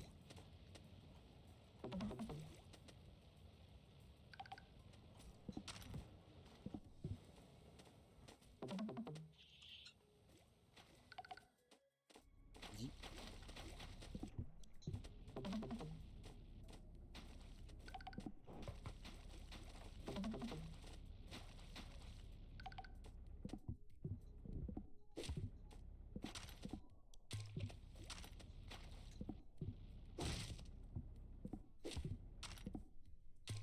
Perfect.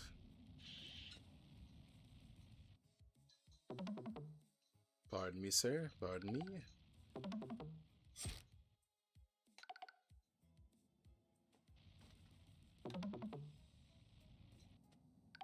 Wonderful, wonderful. You see, with every joke told, my stranglehold, I mean my chances as president become stronger and stronger.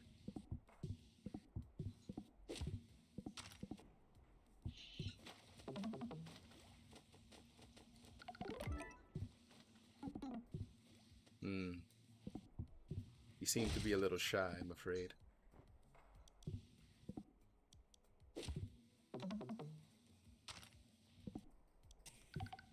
Ah, cool. Just gonna have to get rid of these rocks.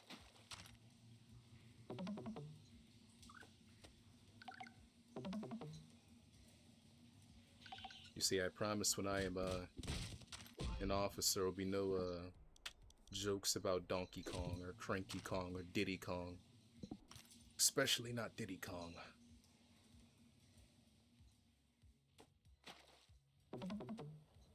Especially not Diddy Kong.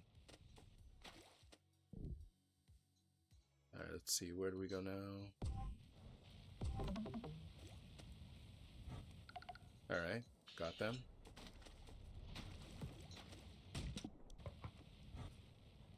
Oh, what do you mean? Why did he come from all the way around? What? He's right here. This person is right here. What is he talking about? Let's poison the... I mean, oops. I've accidentally poisoned the water. Accidentally. What a shame. I promise when I am in office I will stop such things, such conditions. We will not stand for such conditions, you know. We won't stand for it.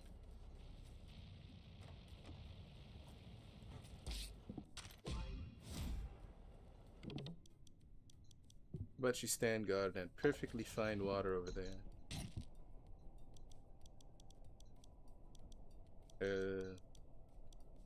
We don't need that sword. Oh, how I hardly knew him. It's over here. Ah, voters. Constituents.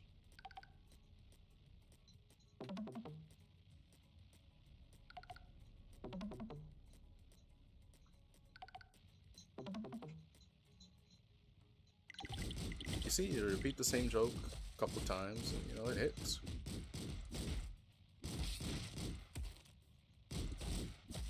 Now we have dead undead warfare.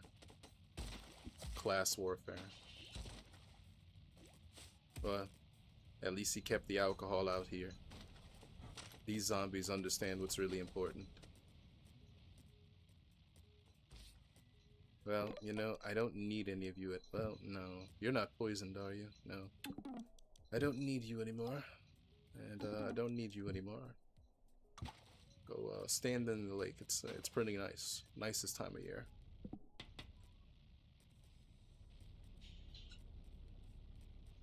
Does that gun have any bullets? Yes, sir.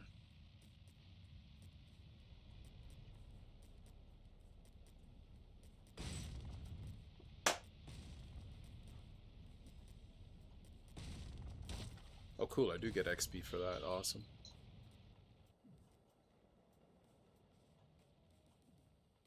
Wasn't my intention, mind you. He just decided to go into the water above his own volition. I couldn't stop him.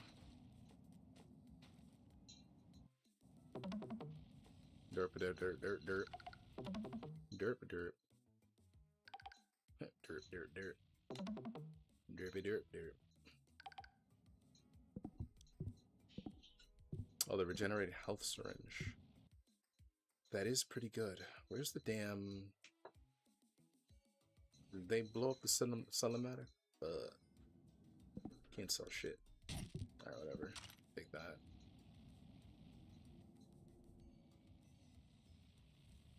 Alright, well, I think we're cooked.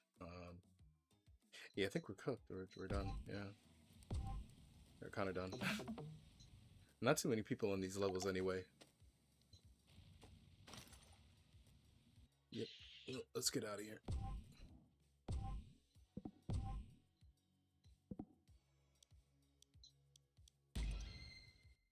Faster I can move, the faster I can move upon the campaign trail. And that's what's important. Ultimate. You know, besides the people. You know, of course, besides the people. You know, I really am a public servant. Except for the servant part.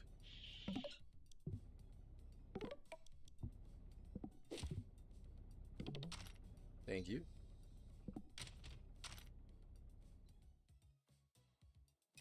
Oh, crap. Crap.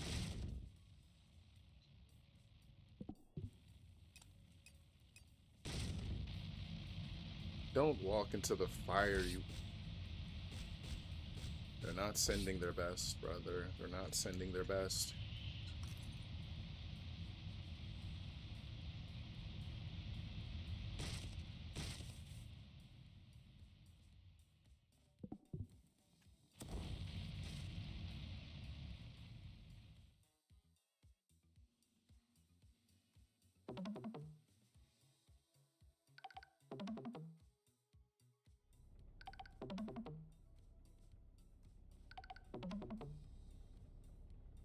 Alrighty, so could you guys leave?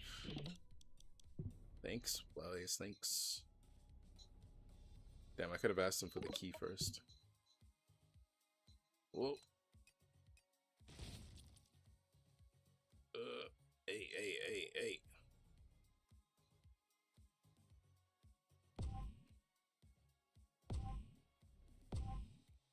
Big negative aura. Big negative aura. Big negative aura. Very negative.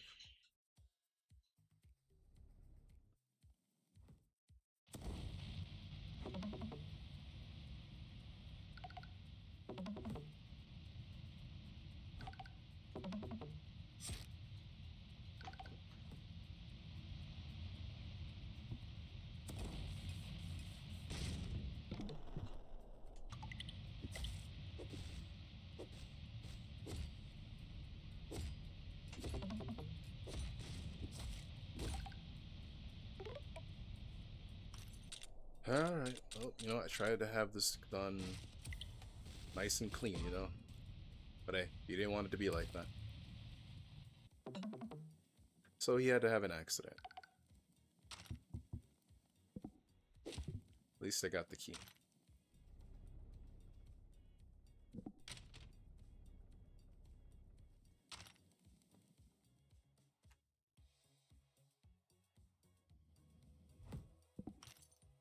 Gotta get all this oil off the streets, you know, somebody could slip.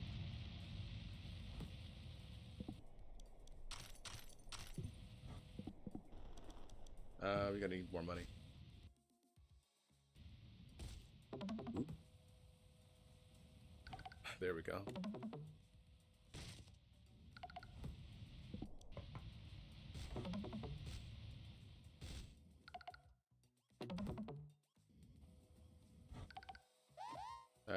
Hey, could you?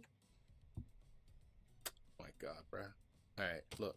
All right, you stand guard like right there.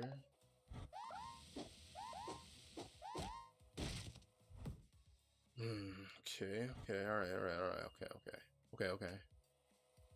okay. Oh, perfect. Stand guard like right here. Yahtzee. Except I don't get any, I don't get XP for that. Regrettably, I don't get XP. Let me drop the shotgun, I guess.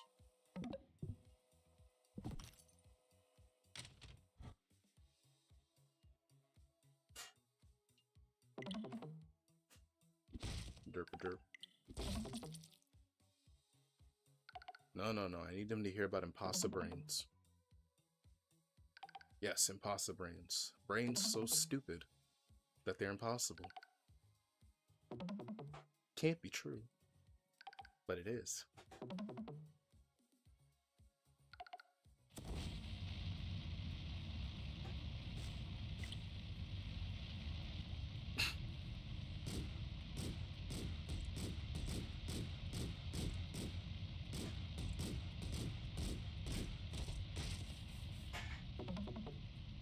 Typical underachiever.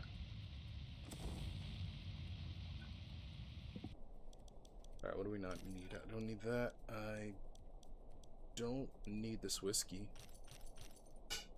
Don't need the sugar either. Don't need that. Keep everything else. Cloning. We can get a second regeneration. More food. And I will just go back to the augmentation booth so we can get super studious. So every time I tell a joke and it hits, I get more XP, more campaign points.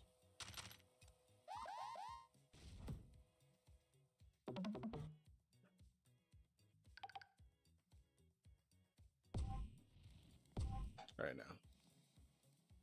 Whoop. Hey, working class citizen. I'm just like you. I understand you're dead, but your rights aren't. I understand you're dead, but your rights are still alive. What's up, Josuke? No, that's not my campaign, alright? That's not what I was founded on. I was founded on a love for money and a love for cooperation. Cooperation meaning that I'm in charge. But we're still working together. How are you today, sir? Have you come to support my campaign? To the undead? I mean... Sure. Just because they're undead doesn't mean that their finances are dead.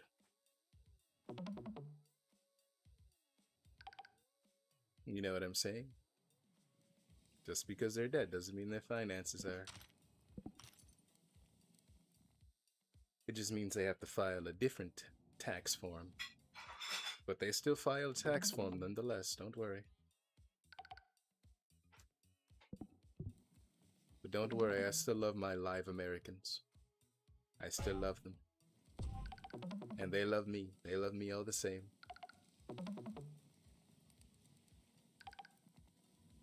Ooh, let's see, what do we got here? Cigarettes, thank you.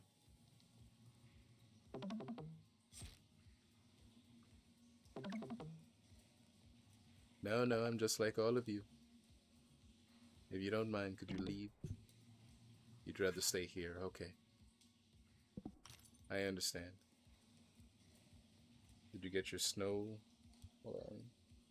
snow shower? Yeah. I went to the gym yesterday.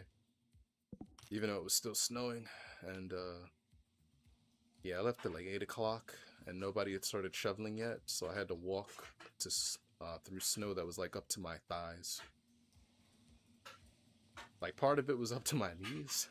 And then I got further in. and then it went right up to my thighs. And I just had to power through that.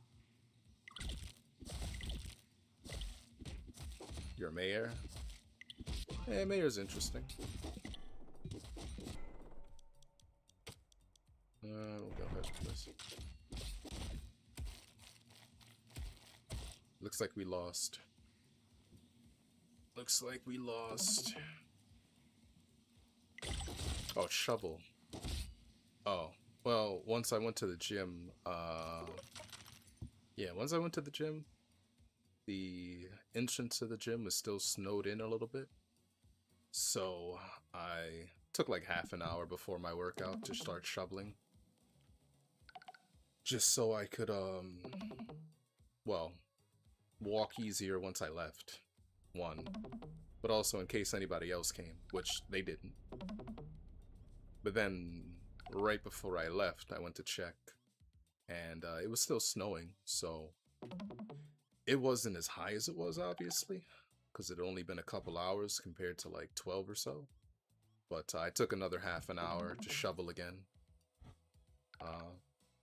Mostly so I could leave, because the sidewalk was just completely unwalkable, reasonably.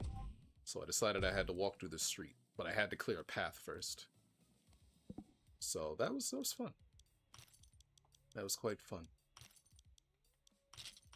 So everything wasn't over-exaggerated. It just wasn't like 20 inches. But it was still quite high. But I had fun. I went ahead and walked through the snow, dashing through the snow. It was quite fun. Don't get a lot of snow most of the year, so, you know, I like snow. I gotta take it where I can. And I was certainly dashing through like a schoolboy, walking through the highest parts of the snow on purpose. I saw the funniest, most racist pandering I've ever seen today. It was awesome. Do tell. Do tell, citizen. Tell your politician here. What was this racist pandering? Even more than Hillary pulling hot sauce. Oh yeah, that was bad. that was bad. That was bad. Me as a politician, I could never hope to follow that up. I tell you. And I've got a lot of experience as a politician, you know. Look at this. Look. Derpy derp derp de derp derp. They love me. But even I couldn't pull off something like that. Not even I. Oh shit.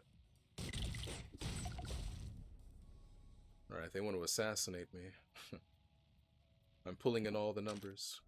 I'm pulling in all the airtime. Oh, Gavin Newsom? Newsom was on a black hosted and apparently black focused show. And he goes, I'm just like you guys, I can't read. Oh. You know, he could have said that about like manga readers. Like there's a joke for this popular series, Jujutsu Kaisen, that people do not read. Right? People don't read the series that they're talking about. They do not read because they say these questions and they ask these questions, and the things that they're asking about were actually explained, but they don't actually. Oh, gorilla assassins, gorilla assassin, gorilla assassin, stop him. Steal his banana. Steal his banana. Steal him. Okay. But yeah, they don't read, you know. They say these stories, they say these questions and things, but they don't actually read the story that they're talking about. Even Yu-Gi-Oh players, you know. It's like, oh, you know, they don't read the card or anything else like that. Gorilla assassins! Gorillas!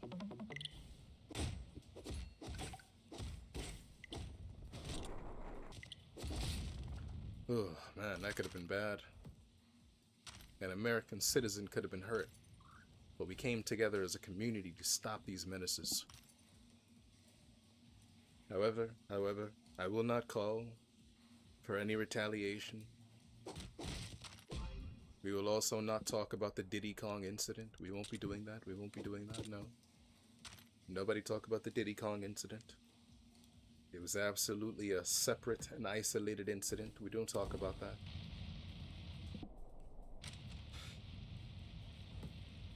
He even slowed his speech down when he was talking to the gentleman interviewing him. Oh. Yeah, that is kind of racist, actually. Might be a little racist. Yeah. That might be a little out there. Hey sir. Do you want to stand here for me? Thank you. Bruh. Is that necessary? Maybe it was. Maybe it was needed, I don't know, man.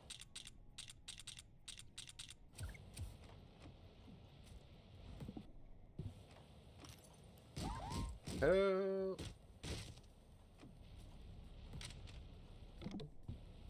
Yeah, that's funny. I don't know, man. I make like some stereotypically charged jokes, but I don't actually believe people are stupid. Unless they show me they're stupid. That's different. You know, you gotta show me something. Gotta show me something, man. Oh, you wanna go to the level entrance? I mean, you know, you still are a drug dealer. Aw, man, you're a terrible drug dealer. He's got no product. Like, dude, if I was the Prime Minister of Canada, I'd be very disappointed in you. I'd be real disappointed.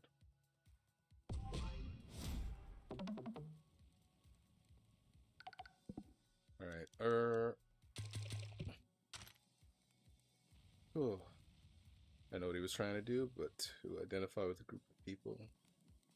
Yeah, I mean, look, even if you don't have a knowledge of people, I think if you just genuinely show them that, like, I'm a human being, you're a human being, that's fine. I think that's fine. I think that's better, actually. Like, when I talk to other black people, you know, there's the concept of blackness does come up every so often, of course, but that's not like the first thing. That's not the first thing I identify with. You know, is it like, are you a decent human being or not? You know, I've met some black people that are, well, for lack of better terms, just terrible people. And then I've seen some Asian people that I've met, Middle Eastern people, all types of people that are great. Still friends with them to this day. But, you know, just show somebody that you are just genuine. Oh, even after all I've done for you. After I've done all I've done for you people. Fudge.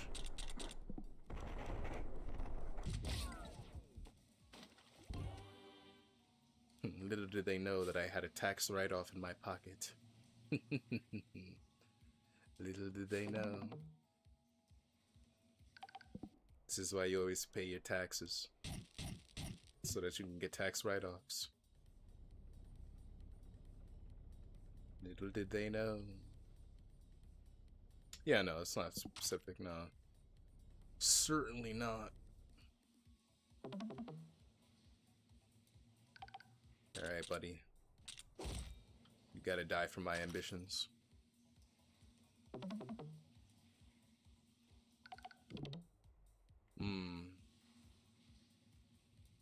Alright, I need some help. I need more taxpayers, more voters. I need more of you. Have I used them all up? Hey. Take him out, take him out. Take him out. see, we come together as a community to take out these detractors. Right? These detractors have no place in our community, and we won't stand for it. That's what we're saying. That's what we're saying right now. You know, every time we come together for these gangland style executions, that's what we're saying. We won't stand for it. Hoorah, we won't stand for it.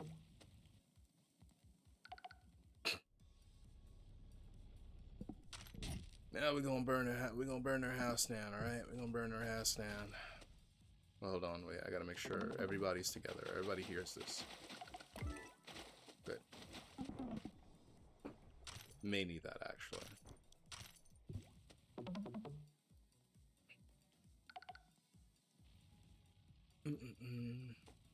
That's especially funny to me to see white people that obviously have never hung out with black folks trying to pretend.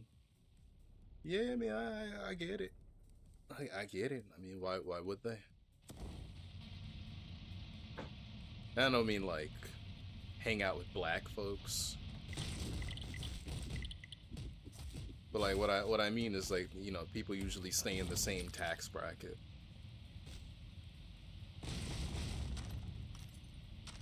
And obviously there are some very wealthy African Americans and or black people. But I mean, you gotta go certain places to find them. You know, you have to go places to actually find those people. Like, they're there, but I don't know, they may not see them aside from award shows or something like that.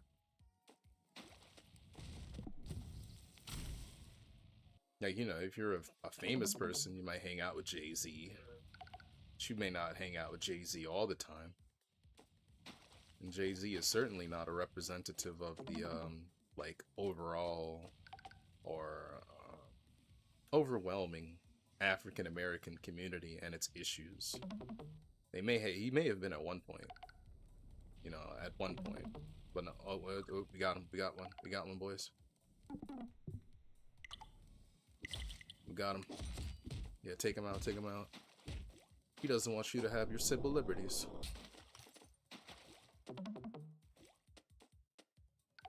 These guys don't want you to have your civil... Well, hold on, wait. Hold on a second. Hold on. A minute. No, these... Nope, they don't want you to have your civil liberties. I was right about them. They don't want you to have your civil liberties. Take them out.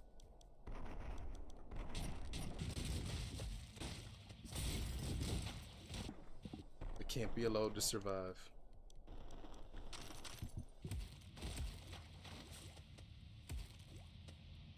Okay, they're all dead. However, you see the undead. When you're alive, you're alive. When you're dead, you're dead. Two different people, you know? So even though he was a detractor in life, in death, in undeath, he's a voter from me all the same, and all past sins are forgiven. At least according to tax form 66.6. Well, actually, no. 66.6 was something else. 66.7.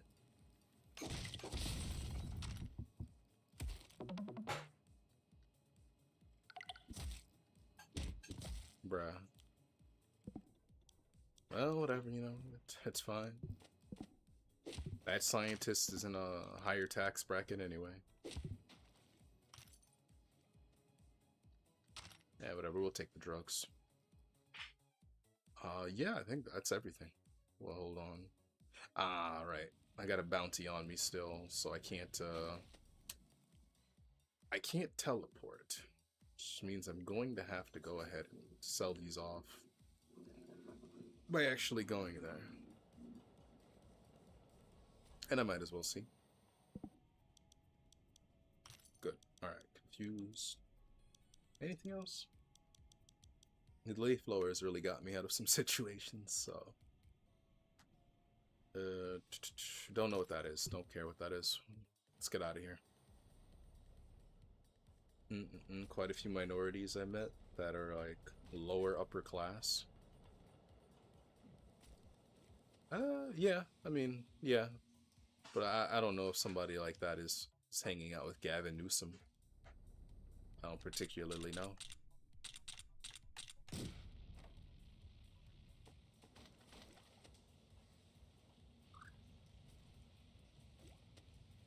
You know, I don't think this is worth it.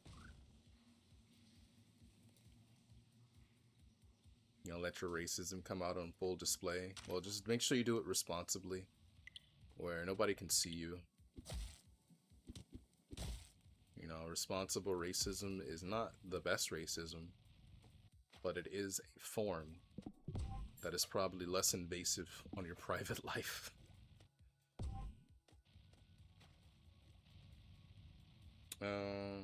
Let's go ammo scavenger. Full of them zombie bastards. That's zombiest. That's zombiest. Don't be like that. That's a relic of the past. Alright? It's a relic. We don't need that way of thinking anymore. We don't need it. It isn't necessary. What is necessary though is I need to drink my coffee real quick. I've been having fun this playthrough. Wow, I've already been on for 2 hours. My goodness.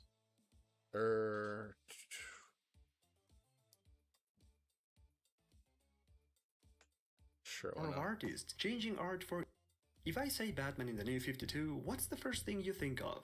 Chances are it has something to do with the Batman of Scott Snyder and Greg Capullo, which was the run that defined Batman in the New 52, overshadowing everything else. However, that run is barely the 20% of all the Batman comics from the New 52. So what happened in all the other comics? Were they all so bad that everyone just forgot about them? Or is there another reason why they are so underrated? That's what we're going to find out. The first series we're looking at is Batman the Dark Knight, one of the main new series of this era that followed Batman on solo adventures, running for almost 3 years with nearly 30 monthly issues.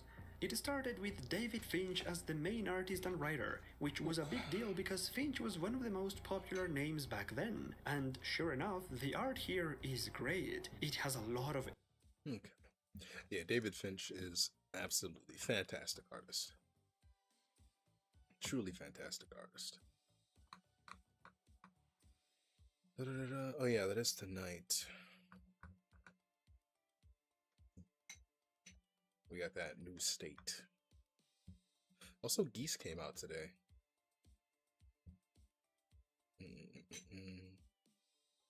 But yeah, they had a Dead or Alive tournament on TNS.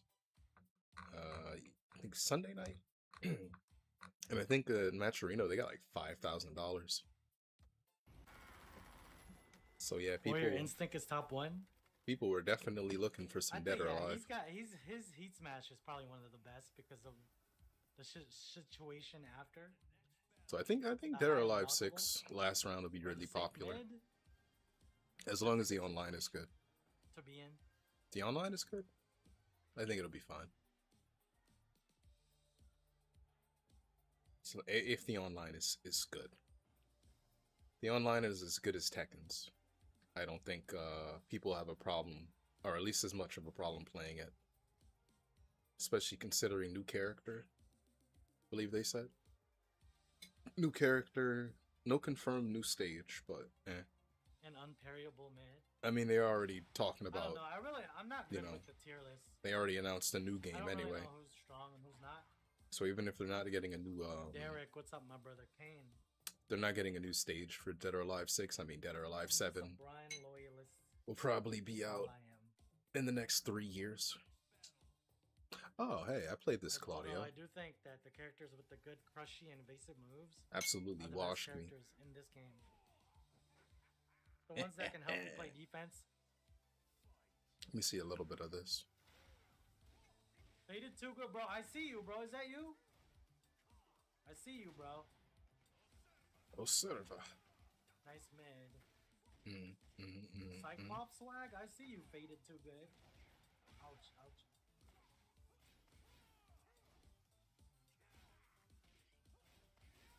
Yeah. Punish. Power crush. Die. All in. All in. What? I didn't even do that move. I was trying to do the spin low. Bruh.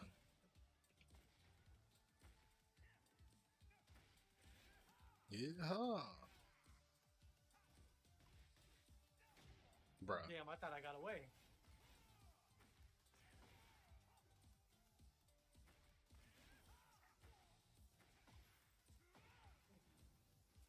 Oh, my spacing's so bad on this side.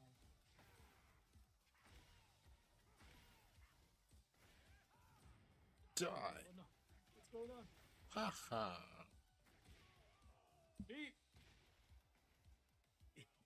He's just a skater boy.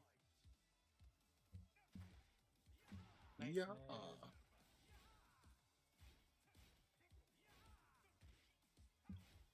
Nice spot. Wow. Die. Oh dear. Nice. I didn't care what I was doing. Ooh, Oh, I thought I was gonna kill. Down 4. GG's. The homie faded too good. Alright, back to it. Politicians' work is never done. Except for when they get voted out of office. But even then, there's a comeback tour, you know?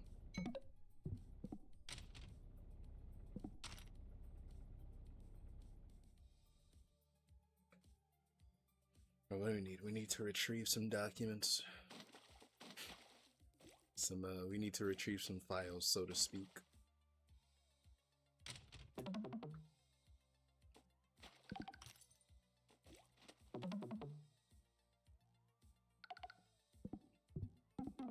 Ah, thank you.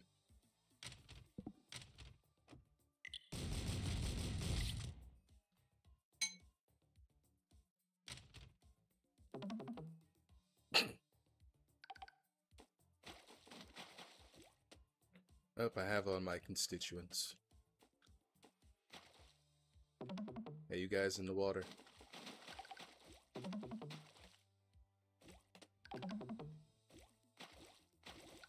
Even vampires can vote, remember that. Don't think about whether they should be allowed to vote. Remember that they are allowed to vote, and that is what really matters.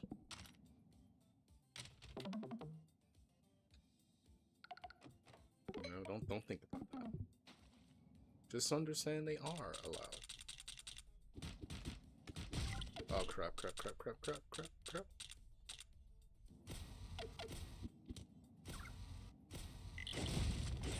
Bruh.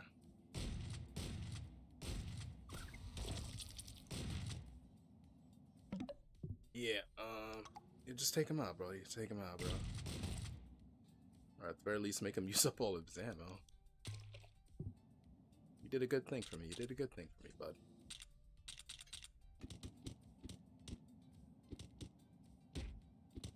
Okay, well, he's leaving. I guess he doesn't really care about these ghosts.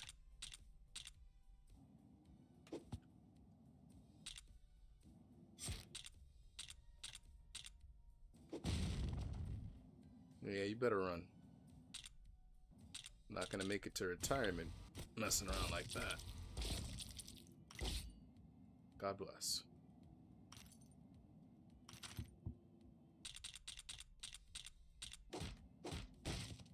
You see, when the people love you, they'll do anything for you. This isn't stealing, it's, you know, it's more like rerouting funding. You know, like civil asset forfeiture. You know, that thing, that concept.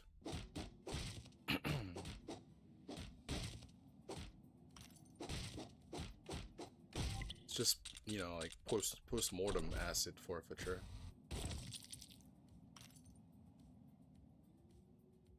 It's just not, you know, civil. It's just forfeiture.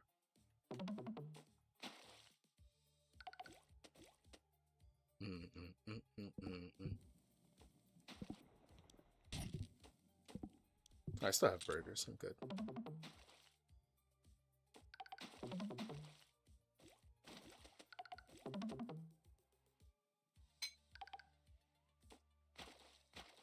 Alright, we gotta find the next place, which should be up here. Yep.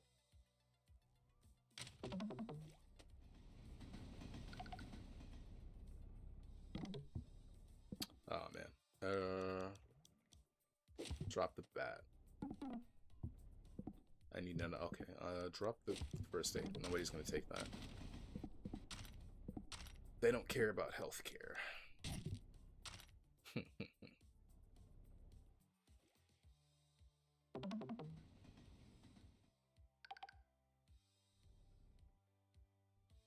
Alright, the only other one should be up here.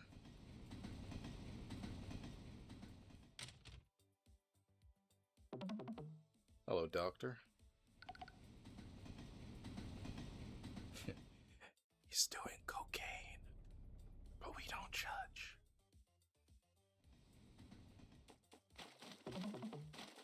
You know what they say, a little snow never made you go cold.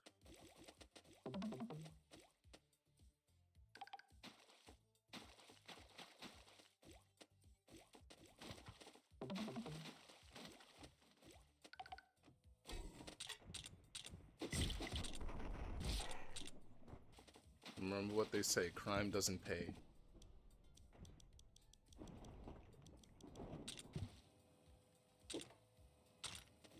Uh-oh.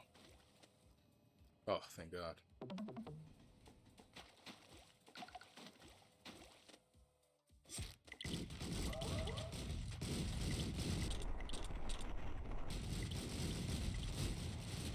Flee.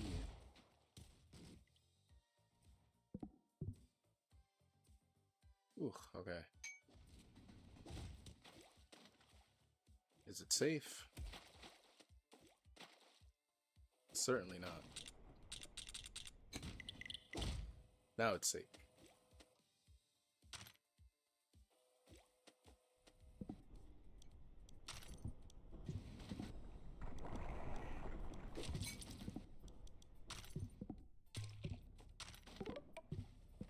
Let me get some cigarettes, thank you.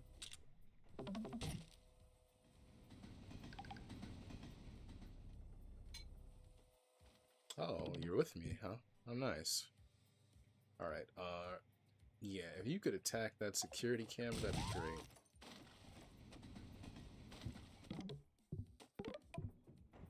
Attack the computer as well.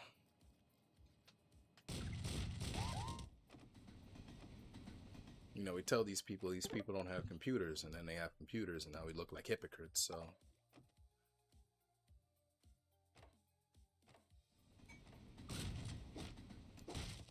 Good man, good man, good man. Good man. Now I need you to attack one more thing. Good man. And when I said one more thing, I meant one more type of thing. Incredible, incredible. Look at them. The people of this community can truly do anything when they come together.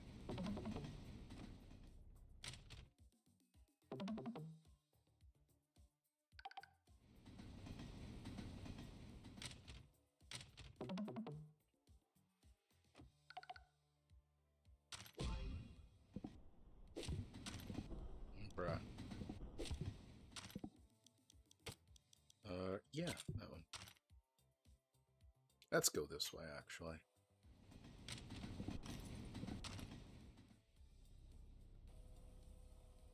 You know, we can just ask for it. You know, I know we politicians usually just take stuff, but we can ask for it in this case. It's not that bad.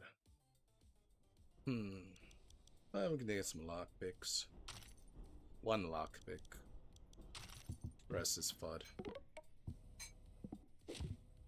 Well, actually, yeah, the lockpick actually. Oh, we can use we need the crowbar. Keep the crowbar. Buddy. Oh well, whatever. The whole point was to get the XP for it, but you know, Same result, right? Same result.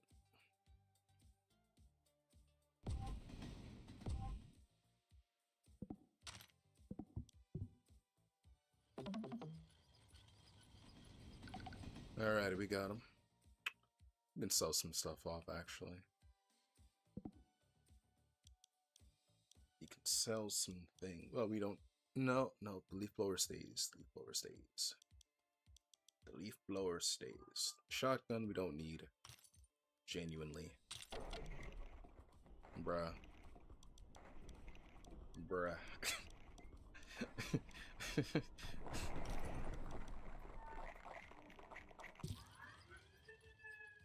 Oh, well, this would not stand. Oh, man, okay. Alright, he's a voter now. He's a voter.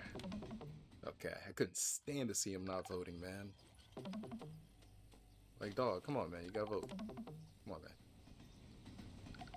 You gotta do your duty. And please that booty. Booty. Meaning a ballot. Right? So you gotta please that ballot. You gotta please that booty and do your duty.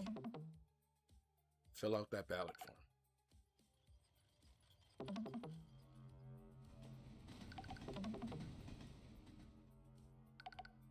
Alrighty, all these people are voters now, that's great.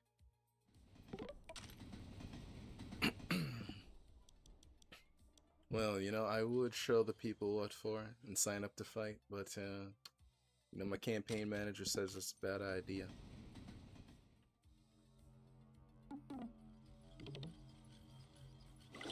Oh, Jesus.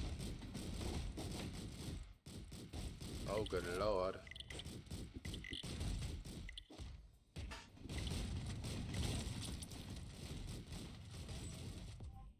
Oh, good heavens. All this money on the floor. And free guns. Well, you know, we gotta get these guns off the streets by any means. You didn't like my joke, huh? Figures. Figures he wouldn't like my joke.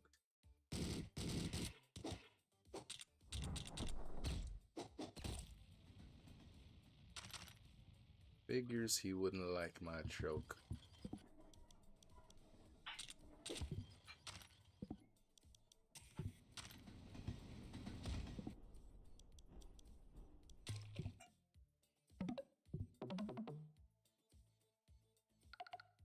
Bruh, do you not hear me?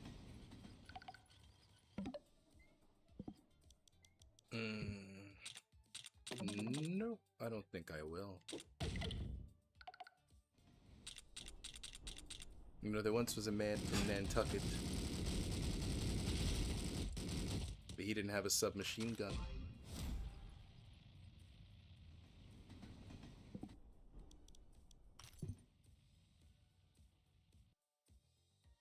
Yeah, I think that's everything. Oh, not everything.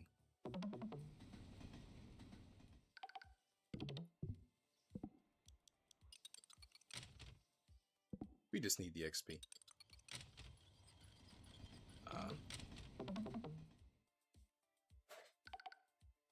Wait, can I have the key? No. No, sir, Bob, we cannot have the key.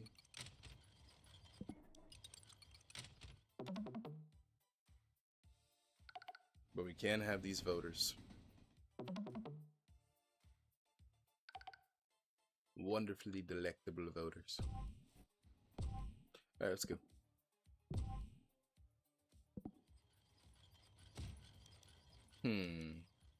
But you know, we might need the endurance. Yeah, we might need the extra health. Okay. We're good.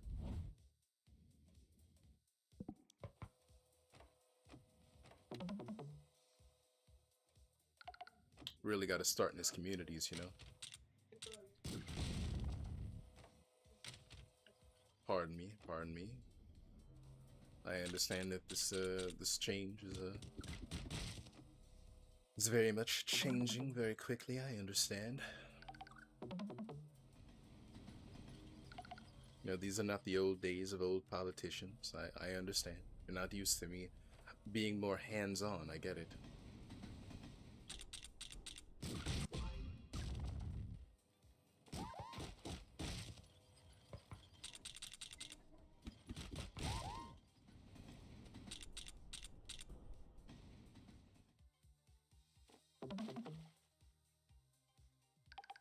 Come on, come on, come on, come on.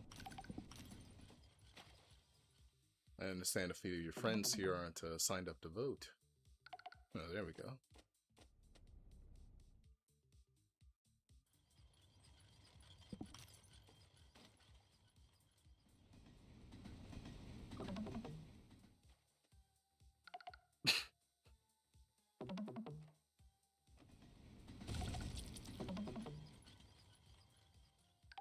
Pardon me, sir. Have I told you about imposter brains? The brain that is so stupid that is quite honestly impossible. Except it's not.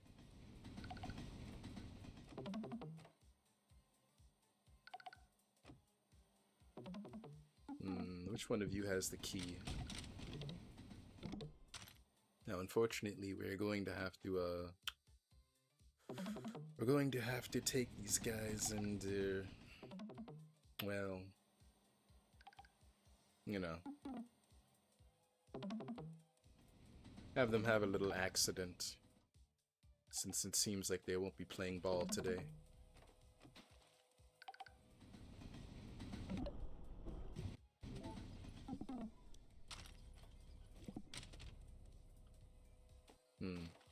Oh, we have to free them?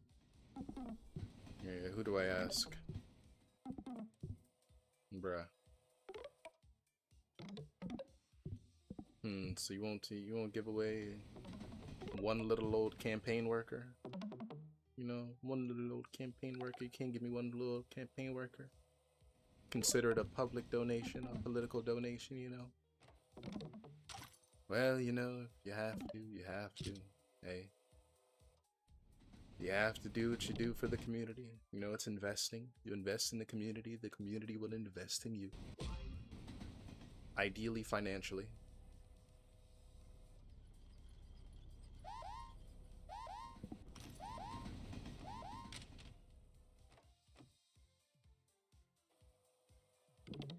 Well, in any case. Now then, I'm going to need you guys to all, really. Alright, I understand. I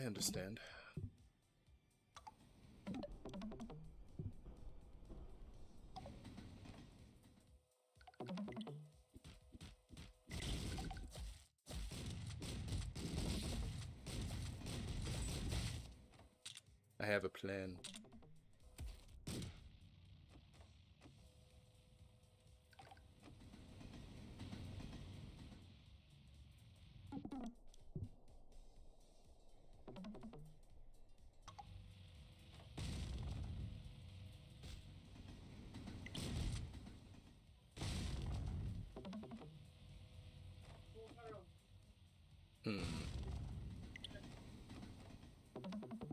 Alright, new plan.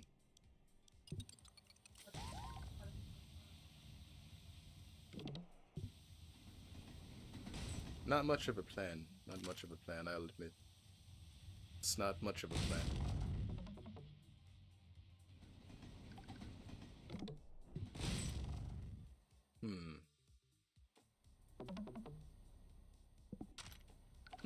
Okay, well, we might be able to do something with this. Might be able to get some volunteers here, you see.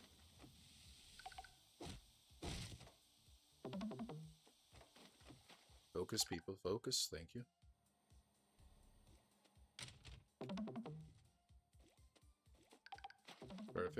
Perfect. You hear gunshots? I don't. This is a nice community.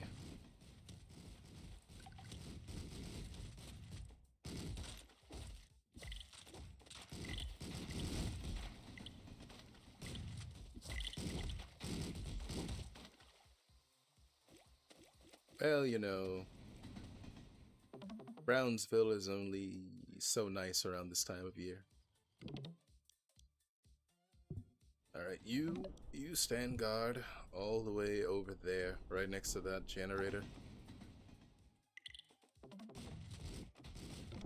Now you two, go and do what you do.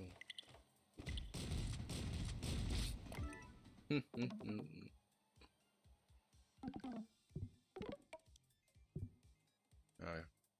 Well, you know, you can deal with things in only so many ways. Didn't I tell you to stand guard here?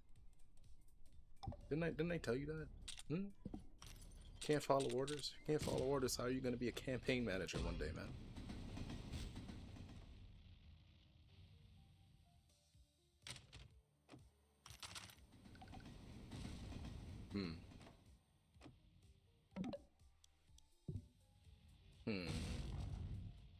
Alright. As a politician, I'm very good at causing hatred in the community. I just don't do that.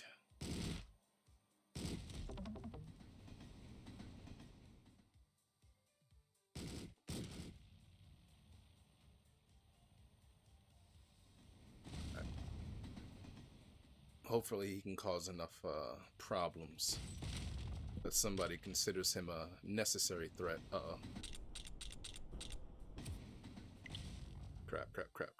Crap. No, you fool.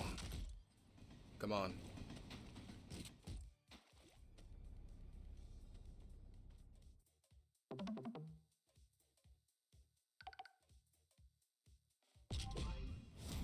Okay.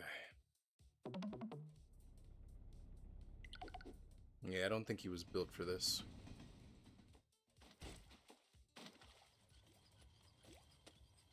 You know, it's fine. Not everybody's built for their life.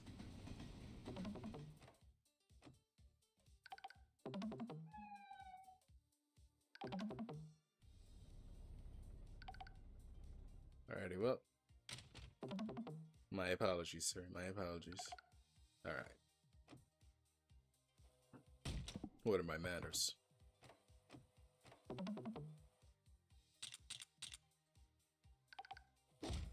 Oh, okay. No, he's fine, he's fine. I didn't know he was a follower. I thought he was a leader. My apologies.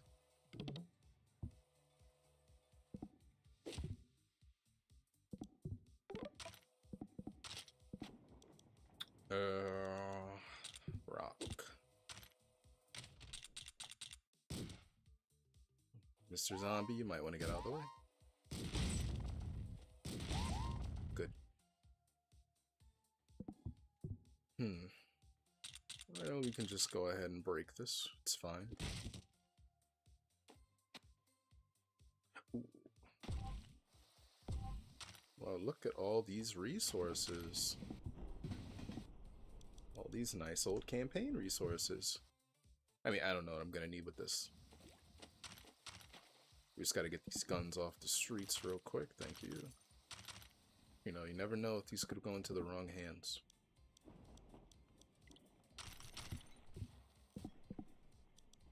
For the maximum of 3 followers. Sure, why not? I mean, these guys can certainly be taxpayers. Beautiful. Come now, people, come now. We gotta come together as a contributing community who makes contributions.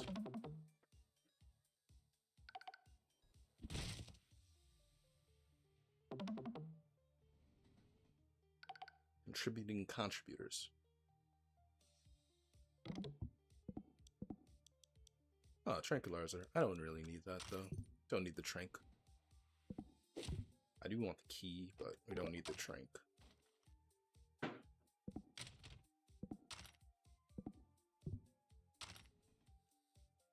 Oh, there it is. Okay, good. Hey.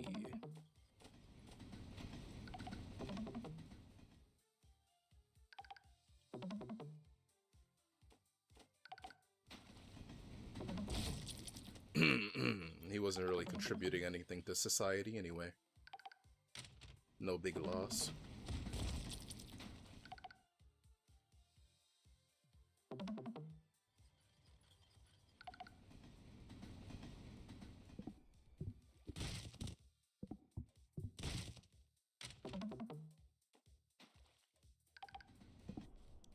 Okay, let's get rid of that. Keep the hard hat. Need the translator. Don't need that. And we'll keep everything else. Actually, wait. Sell these. Not the drug, actually. Might be funny. What is he have? Burger. Ooh, money. Nice. Must have been from one of those peace-loving hippies. Must have been their garbage. Just like that ideology they spout.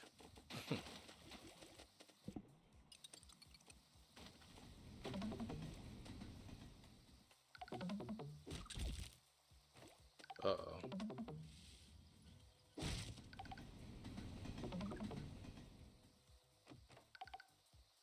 Awesome. Alright, we'll come back for the safe second.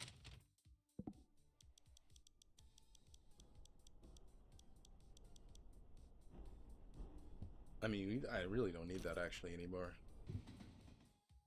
Oh, ooh, wait. Right. Tamper with that. Gotta find more police boxes. Gotta make sure we don't get shot, too. Okay. Good. Oh, one across the street.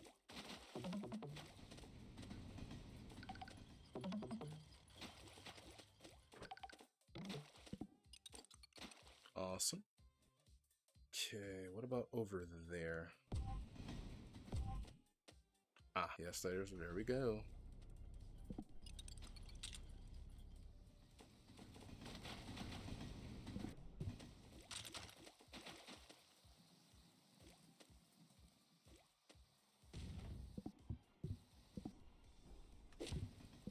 Don't worry, nobody's gonna steal my cigarettes.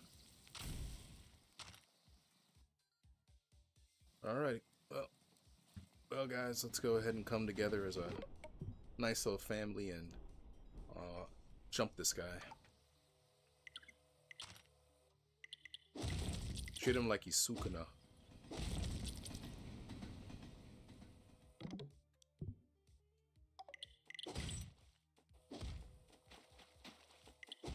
Oh shoot.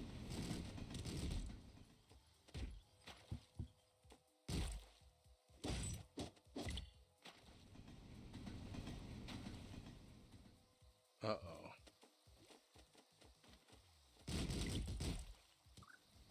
Oh, that's cool, that's fine. I mean, as long as they're not coming after me, hey, I don't care.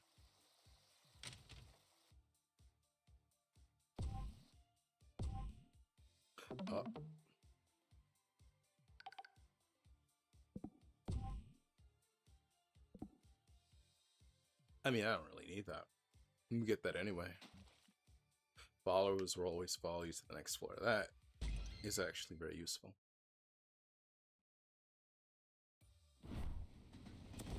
Gotta get these oil off the streets. Riot? Well, I'm the only person who can stop this riot. If I choose to, that is.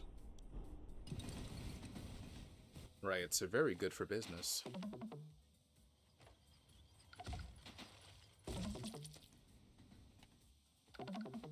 Can't always have too much peace, you know?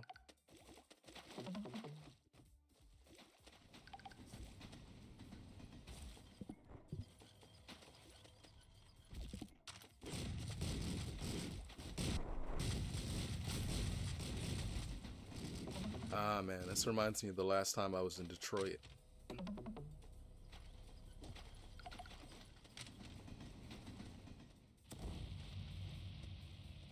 Hey, buddy. Actually, you know what? You're fine. You're cool. Don't worry, if this really is anything like Detroit, you'll be dead soon enough.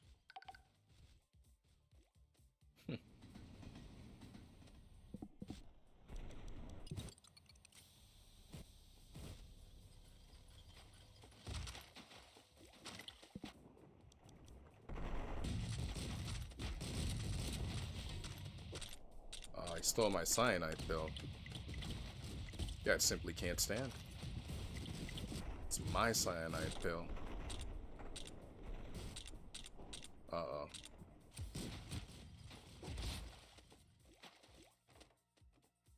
Ooh. Better lay low for a second. Okay. Well, you know what we gotta do for civil unrest, right?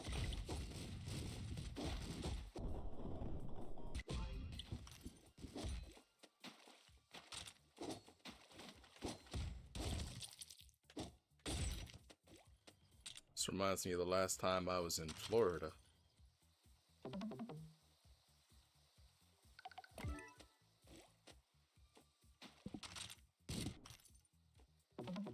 Hey, we can all be friends. Well, that is if you didn't drink the Florida water. If they drank the Florida water, I'm afraid there's nothing anybody can do for them now. Except put them out of their misery.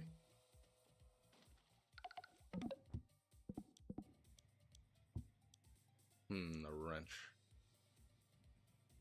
I'm gonna take this sugar. Sure, why not? Yeah, give me the key. Okay. Thanks. Fortunately, now I still don't have any space. You know, that's fine. We can sell that off, actually. Right back. That. This hard hat seems to be, not too good anymore, so we're gonna give that up. Alright, we need these guys right here. Wonderful. Oh, actually there is a drug right on the floor. Much like actual Florida.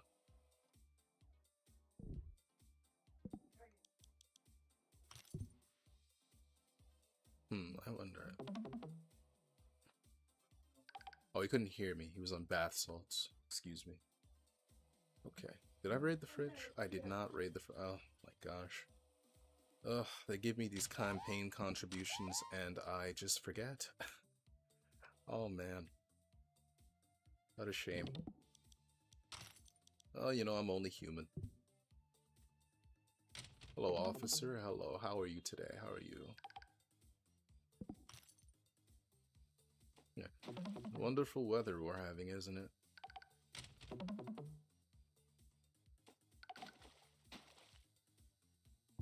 Oh, gotta get the soil off the streets, you know.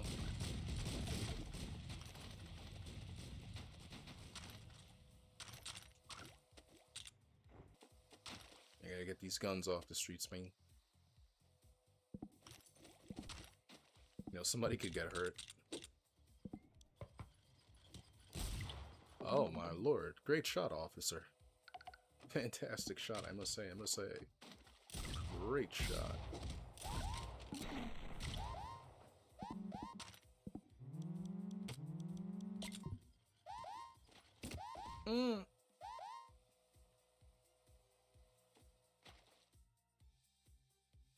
Ooh, yes sir, thank you. Now I just need to find a use for these wrenches.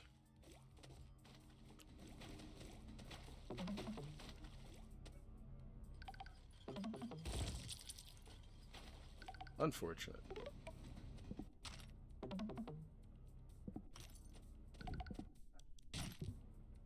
Ah, okay.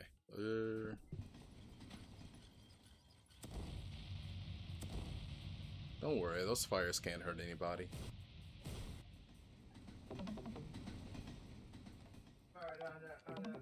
Plus, we got a perfectly good fire department that won't allow arson.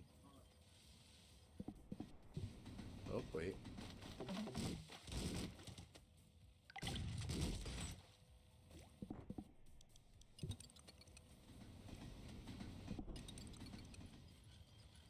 Uh-oh.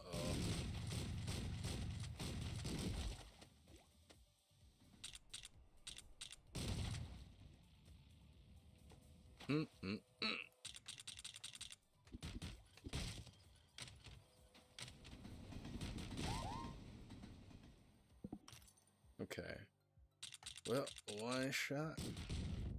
2 shot. 3 shot. Oh wait. Use the wrench. Yeah, generally always use the wrench. Oh, officer, it's not what you think. I'm glad we can come to an understanding. Oh, valuables.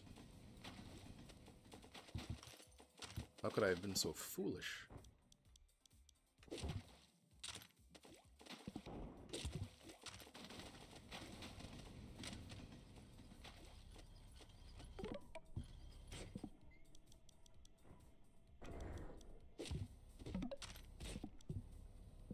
Wait.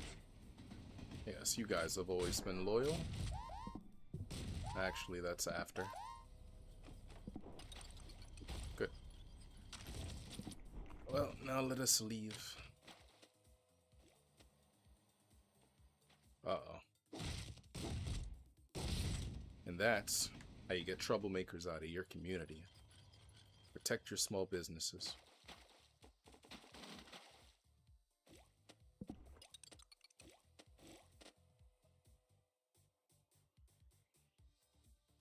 Do I have any? I have a beambox. Yeah. I'm not going to use the boombox at all. I never really do. Unless I have nothing.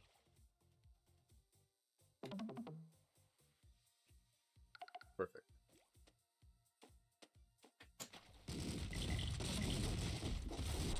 In the arms of the angels.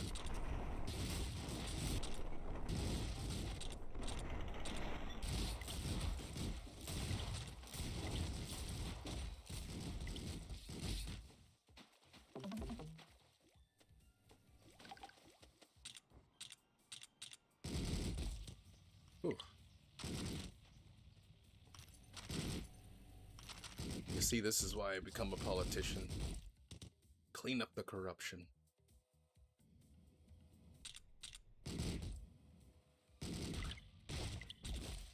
Uh-oh.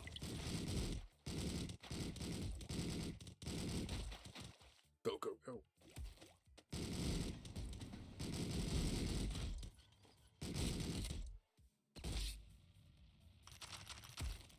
Ooh.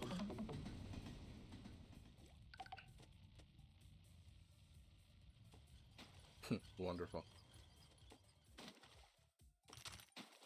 Even though he made the wrong choices in life, we can all still make the right choices as long as there's a way to become undead. You know? And I think that means a lot. I think that means a lot.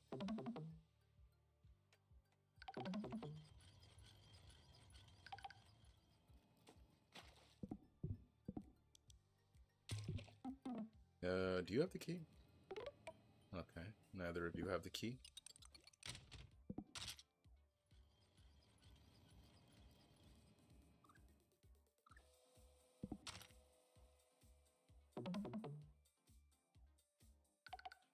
He's an indentured worker, so he can't actually vote, but you know, he can you know, he can influence his benefactors. Can influence them. Okay. They're cool, they're cool.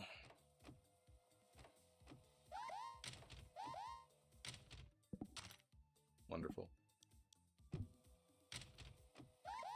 I think that's actually everything. Yep, I think that's everything.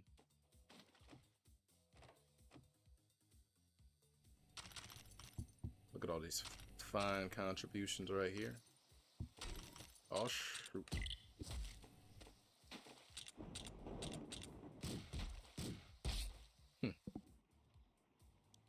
Foolishness, foolishness, foolishness. Repent. Good man. Uh-oh.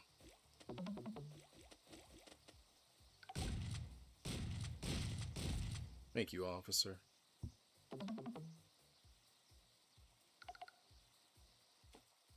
That was some fine police work you got there.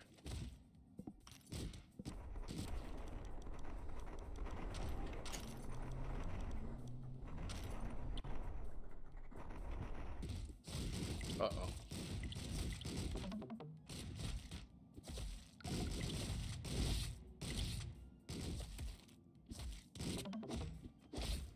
Awesome. You guys did some wonderful police work out there, I'll tell you. Should all truly be commended. You should be proud of yourselves.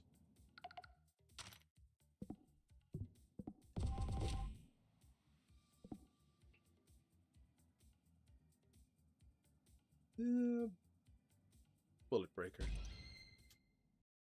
I'm not really in love with anything there, but Bullet Breaker's probably the best choice. Okay. Alright, now we're in the very dystopian part of town. But it's okay. As soon as I'm elected, it'll be my dystopian part of town. He's a shapeshifter. Now, shapeshifters are actually allowed to vote, but they're not known for paying their taxes very often, so fortunately it's gonna have to be taken care of.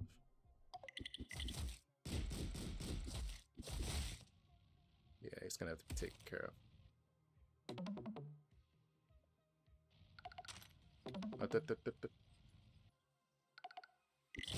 Yeah, where do you think you're going? Get him, get him. Don't let him escape. Don't let him escape. Kill that boy. Kill that boy. Look at that, tax fraud. Everybody's hurt when tax fraud happens. Truly a crime against the community. The political community. You can keep my weapon safe? Well, you know what else can keep my weapon safe? A weapon spill.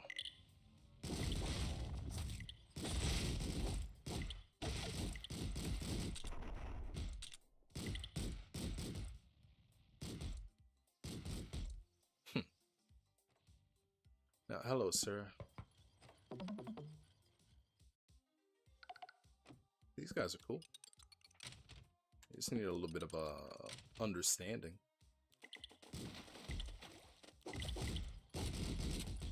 Look at this bad apple. Acting in bad faith, man. Look at him. Truly acting in bad faith. I knew there was a countdown. Not so, you know, annoying when there's this small of a hub area. Alright, guys. Alright, alright. Take him out, take him out. Tango, tango.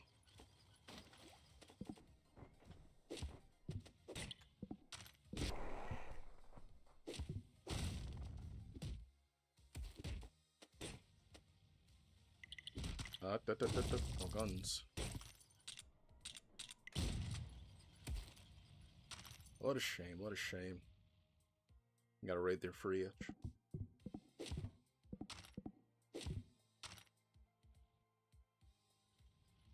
Oh.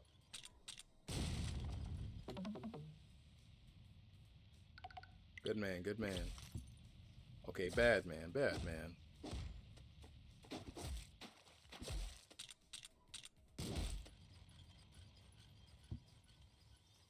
He lost too much health. He wasn't really going to be very useful, I'm afraid. If he hadn't got so hurt in the fight, maybe I would have kept him. But alas, man. Uh-oh.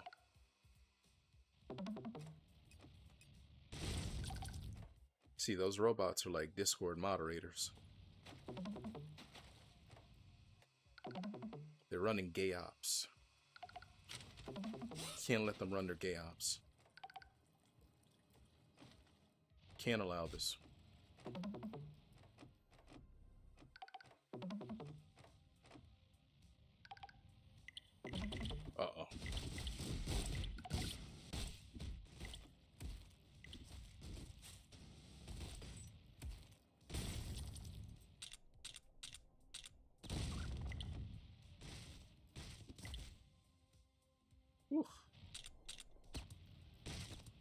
shoot.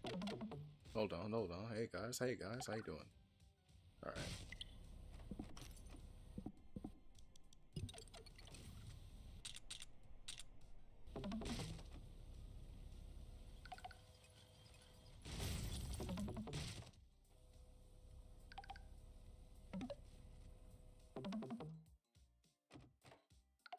Awesome.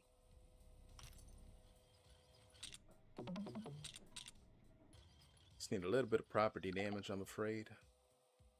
Mind you, there's not even really anything in there, but I just like causing commotion.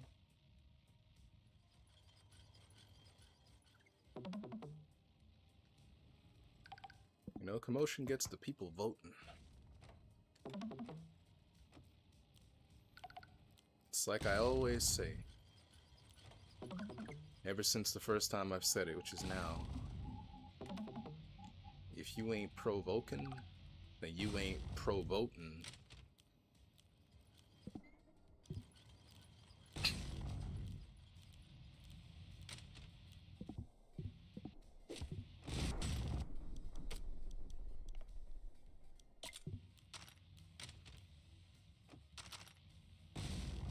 Oh, look at this.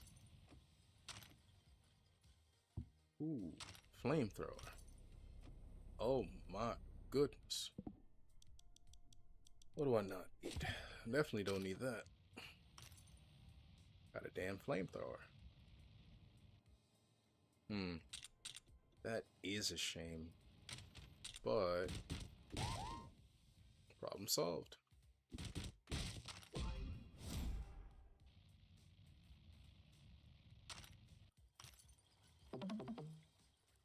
These guys are cool. Not you, though.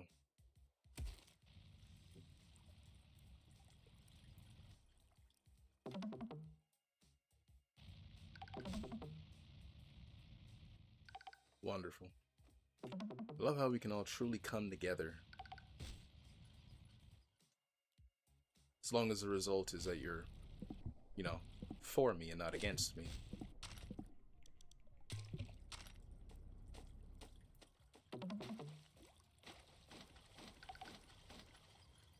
Bruh. Hey, is there any, oh, perfect.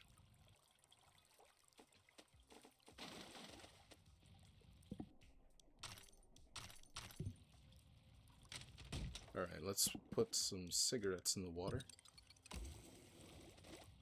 Just need everybody outside. As soon as they calm down. There we go, as soon as they've calmed down. Can really get my point across.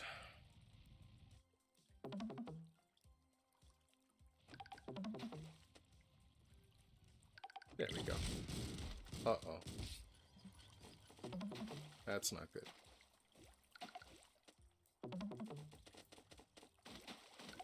Alright.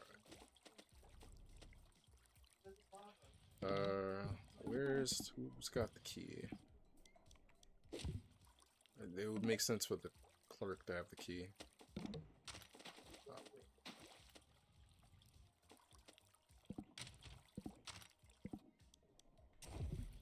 Awesome. Alright. No, unfortunately, the only problem is that we kind of need publicity.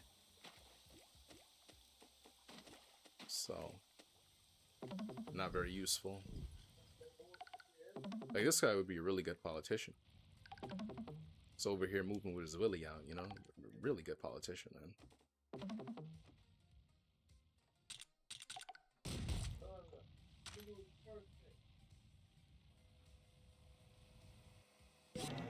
Uh-oh. Scramble! Scramble! Go, go, go! Scramble!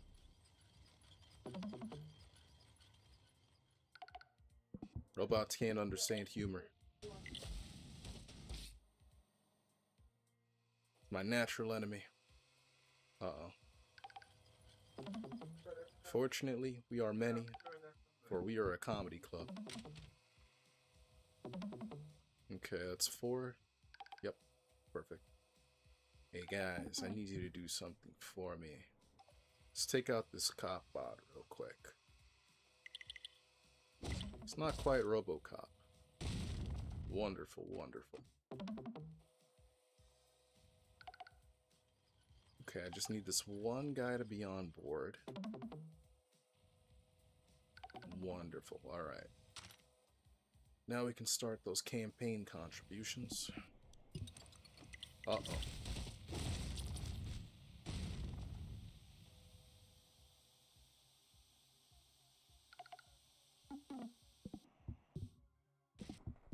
No space. Alright, we got the... Yep. Just gotta wait for the clerk to come back. And I gotta give up the, whiskey spot. I gotta give up 2 spots, actually. Good. Wonderful. We may be able to get to level 16, actually. I've only done it a handful of times. Mainly because it takes such an absorbent amount of XP that you usually don't get the chance.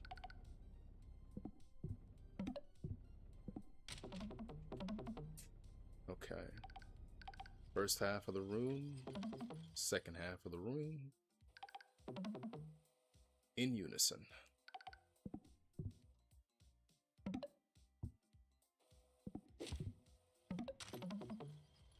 Thank you. Don't really have any way to tamper with it for XP. Got a wrench, but hey.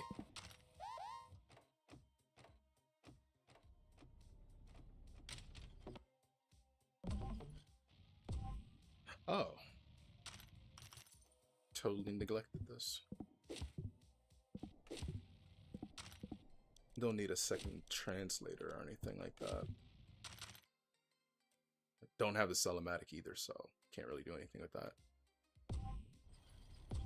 Did we? We did.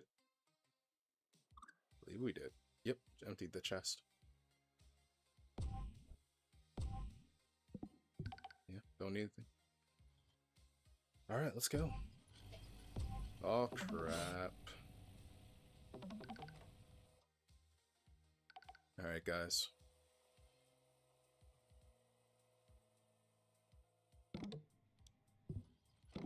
So, go.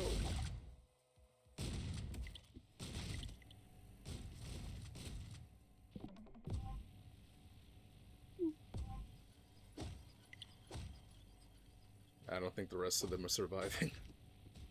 Oh, okay, wait, that's surprising. All right. Oh, wow.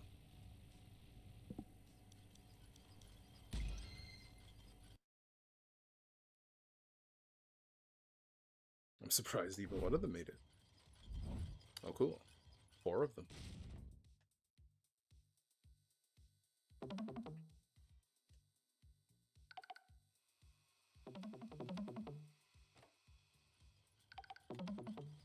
Get as many people as we can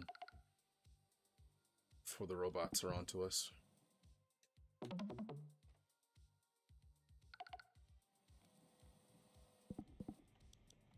Don't worry, it's only nicotine. We're just putting nicotine in there. It's only nicotine. Uh-oh, you saw a scientist, didn't you? Well, that's it right there. Yep. I already feel it.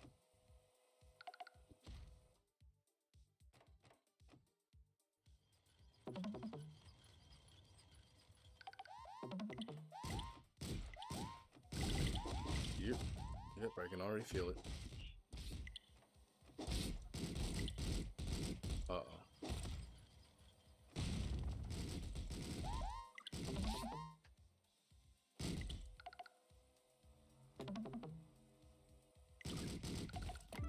Awesome.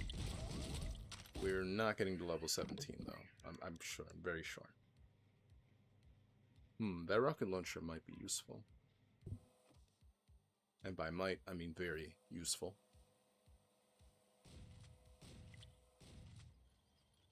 Is there anybody here we didn't? Him. Hey, you wanna listen to me, right? All right, bud. I'm gonna need you to hit that. Okay, thank you.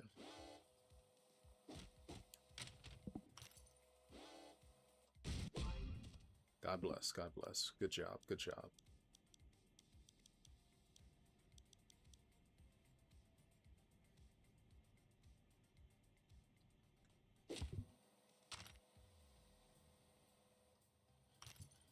Oh, nice. Oh, damn it.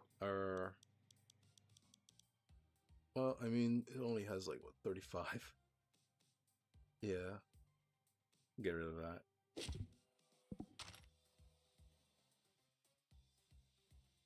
Hmm?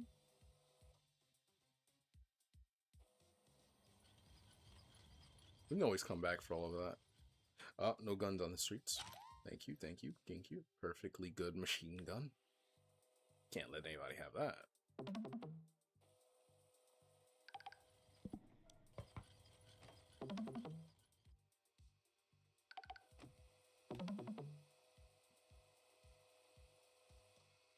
Don't have any thieves, unfortunately. Oh, all of you, go ahead and be useful. Be useful, my friends, be useful.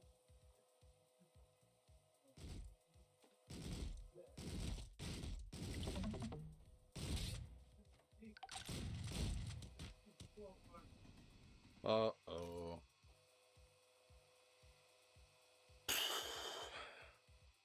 Okay, thank God. Wasn't hit with the latest iOS update. Uh-oh. Man, you two suck. Well, hey, he doesn't suck. I said to attack the damn... Alright, you guys stay in guard over there, alright? Over there. Let's go over there. Yeah, you two go have fun. Actually, you know what? You two stand guard, like right here. Right there. Right there. Yeah, stand guard right over there. Go on in.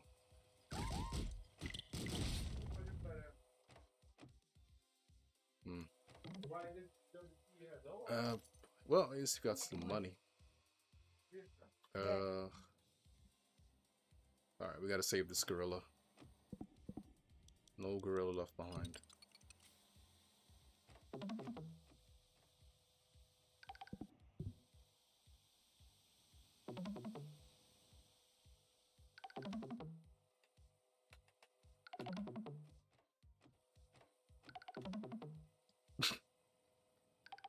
Alright.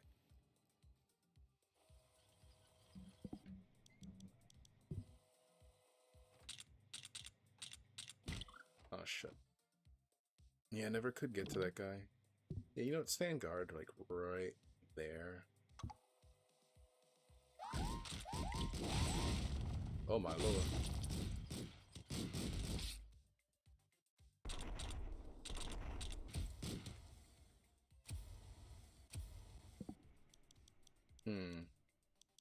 It's not gonna be easy. Well, I don't think I can call any cops, I'm afraid. But they also kind of forget easily. Ugh. Thankfully, I have enough healing items. And I've been looking for a reason to go ahead and fill up the slot.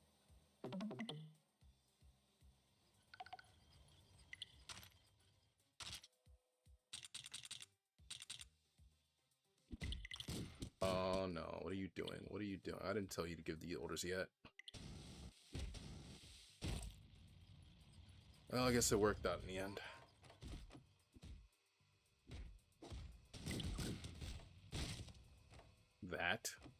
That's what I did all that for? That right there? Alright, fine.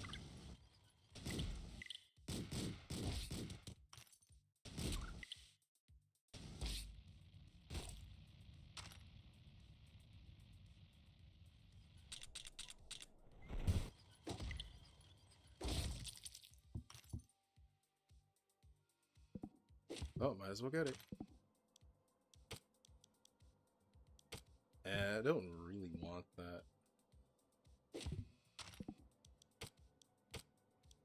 Well, I guess I'm keeping it now. Used a mod on it.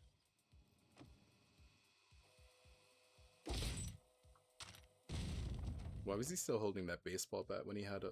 whatever.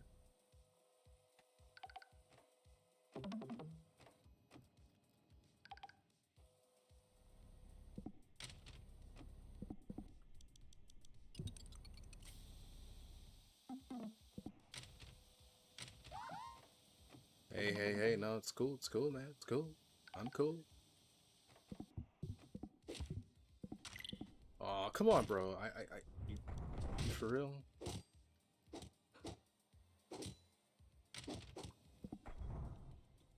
Maharaga.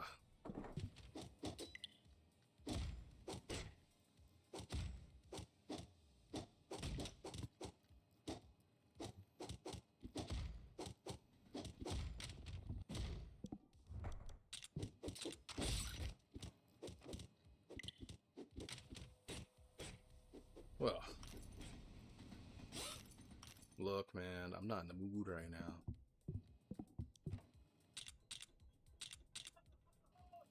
I see you're also not in the mood.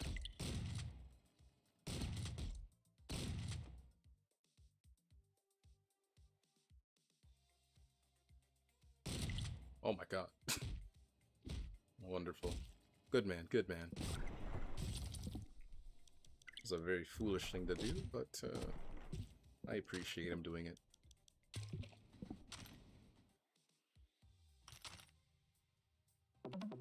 Derp, derp, derp, derp, derp. Derp, derp, derp, derp.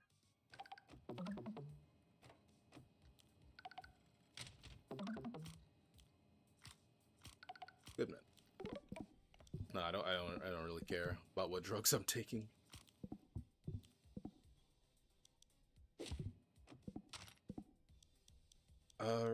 Ooh, that's rough. Whatever, we'll just take Invincible.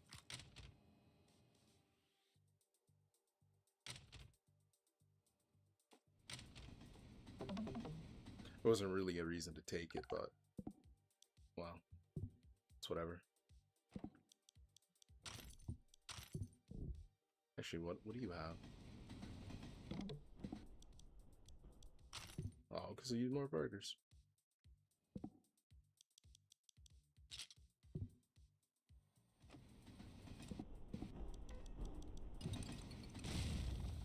Bruh.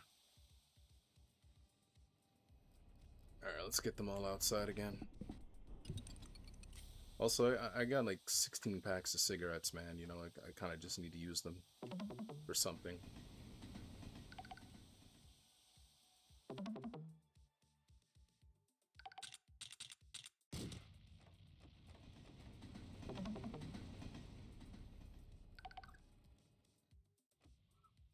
Well.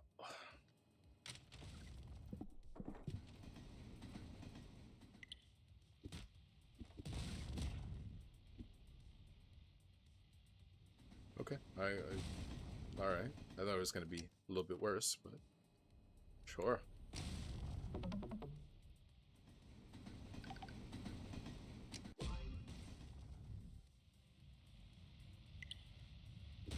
Bruh.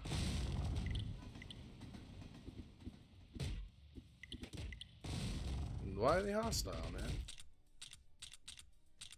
I freed them. They were political prisoners and I freed them. I don't understand. I did a good thing for them. I did a good thing.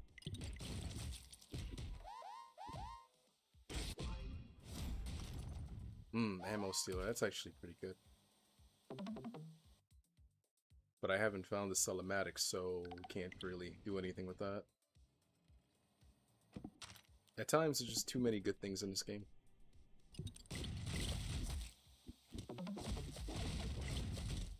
Oh, good heavens. To me.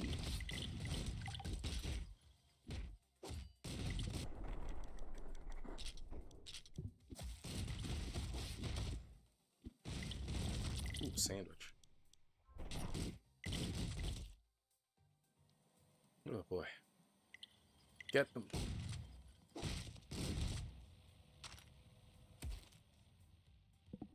Yeah, I did say I wanted that rocket launcher. And who knows how long he's going to be alive for. I mean, I don't think I need this leaf blower anymore, actually. First order of business, I'm going to steal his ammo. And I'm going to steal his ammo. For no reason. No particular reason. Just, you know, in case. In case we run into an issue.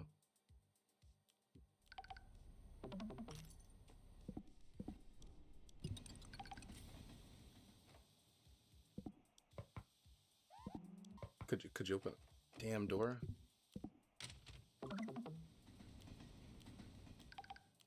Jeez, how am I supposed to accept donations if you don't open your door?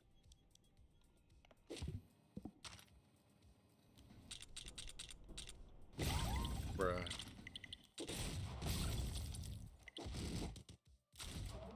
No, somebody stole my sledgehammer, didn't they? Crap.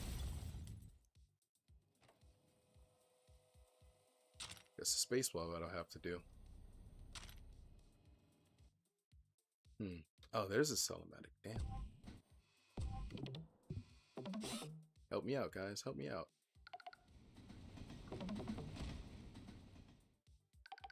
Alright, let me just, if you don't mind, you just sell this and that. Okay, thank you. Oh, God.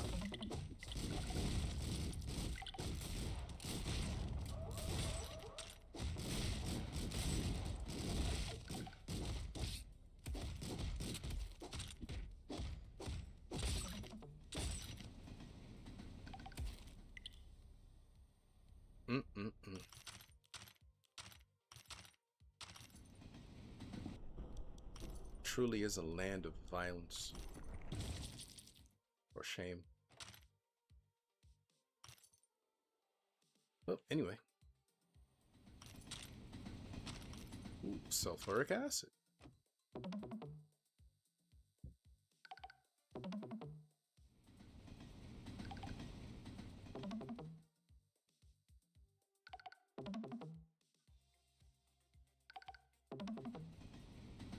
We might actually get to 17. Damn.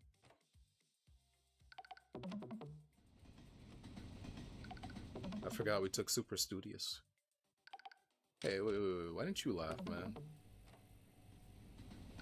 There we go. Ah, yes. The Indentured Servitude Club.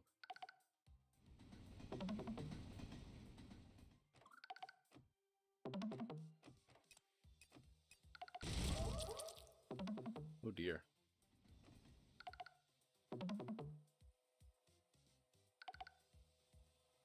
Yeah, I think we will actually make it.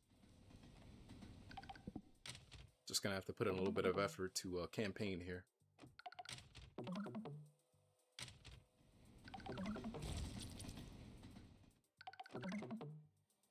Yeah, I'm gonna have to let out these gorillas. Oh wait, if I raid their fridge, they're gonna fucking shoot me, aren't they? Yeah, the hologram is definitely worth it. Oh no, they didn't shoot me. That's very surprising. Well, in any case, we're gonna let out the gorillas, alright? For XP's sake. Run! Bro, he's tweaking. Don't do drugs, kids, man. He's tweaking.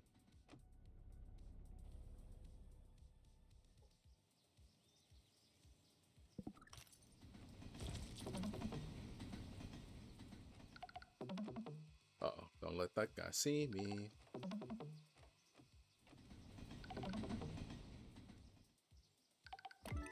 Awesome. We did make 17. We're not making it to 18 though. There's only one level left. It's not happening. It is certainly not gonna happen.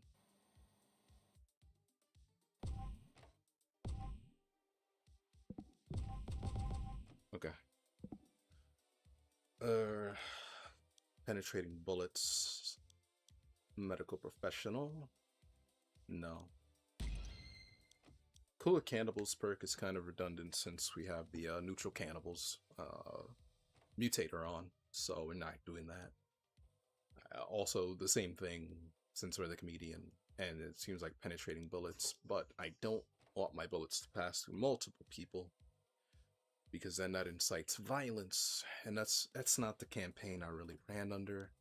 So we're gonna go with the friend of the common folk.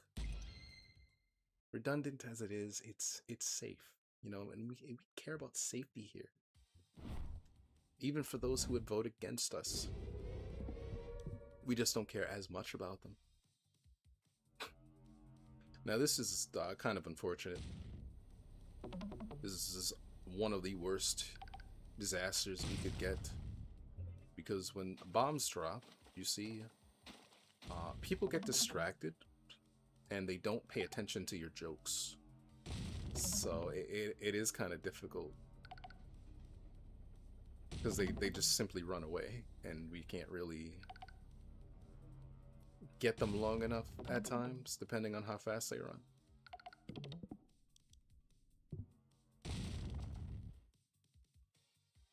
So as soon as the bombs drop, we gotta go to a different section, ideally. Alright, hey. Oh, crap.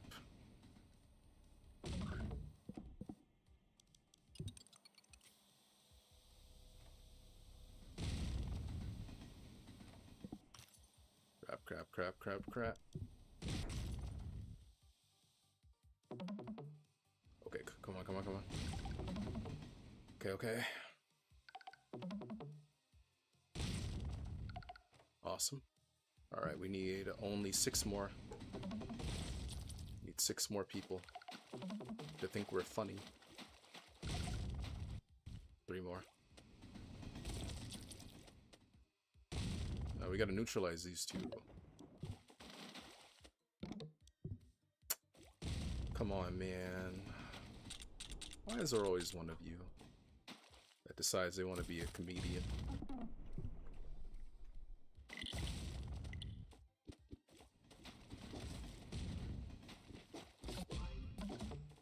Oh, crap.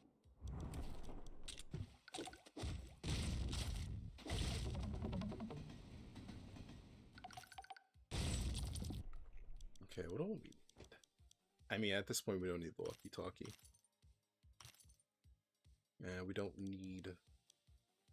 I'm keeping the sulfuric acid. We just don't need the leaf blower. Hey, you didn't see... Okay, you did.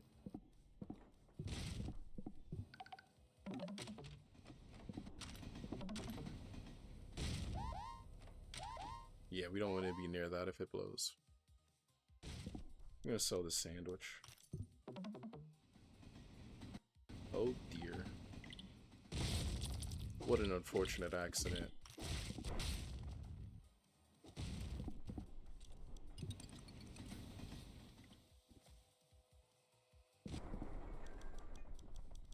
Not enough. Alright, I probably would have got the blends in nicely.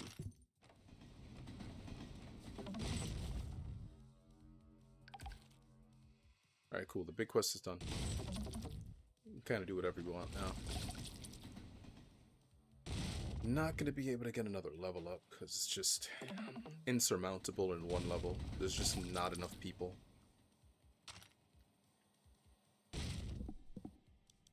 Even if we made jokes to everybody on the map and then killed them all with the XP, it just wouldn't work out mathematically.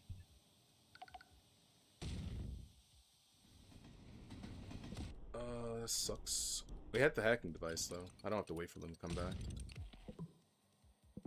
We're hacking the safe through science. Okay, where? Oh, we gotta go that way. Oh.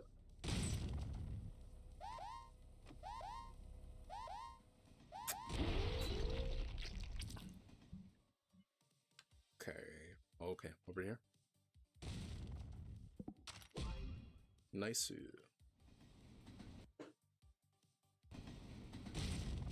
Yeah, this is a really large map, so I don't feel like walking back, so we're just gonna take everything now. Gotta make sure everybody's on call. Good. Including this cop. Hey, officer, officer, officer. Oh my lord, brother. What is wrong with you people?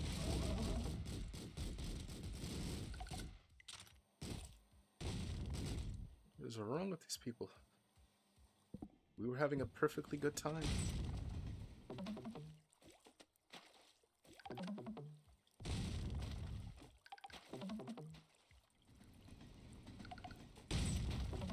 Perfectly good. Doctor, put some clothes on, man.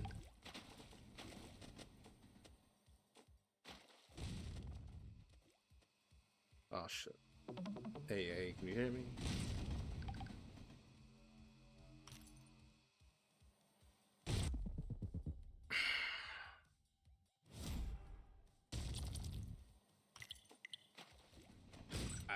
That legitimately wasn't my fault. That legit was not my fault.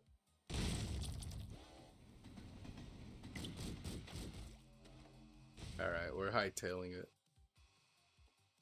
I don't need anything else. All I've ever needed were my values. And the ability to set things on fire. Ability to set things on fire being a big one. You know, actually, we might have been able to do it.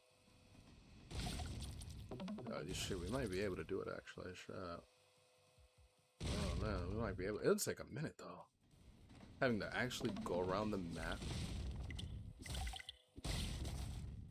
But we really do round up XP like a mofo. It's just, do I really care to? The answer is yes. The answer is yes.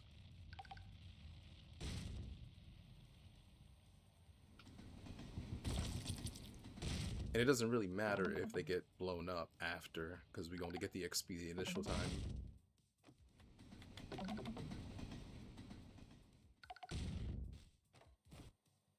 Of course, unfortunately, we'd have to account for, you know, that right there. Oh my god, bro.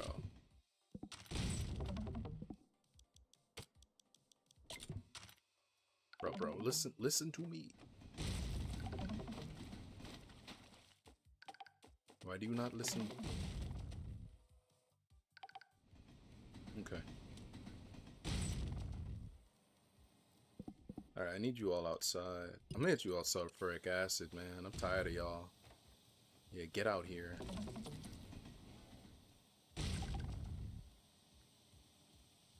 I'm not going in there. That's sulfuric acid, bro. What is wrong with you people? Why do you go to violence? Well, if you respond in violence, I'll respond in violence.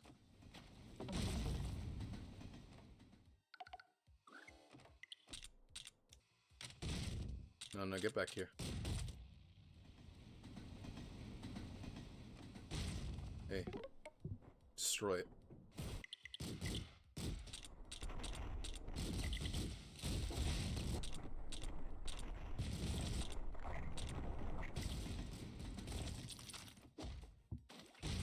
And we only really get like 30 XP for murdering people in self-defense.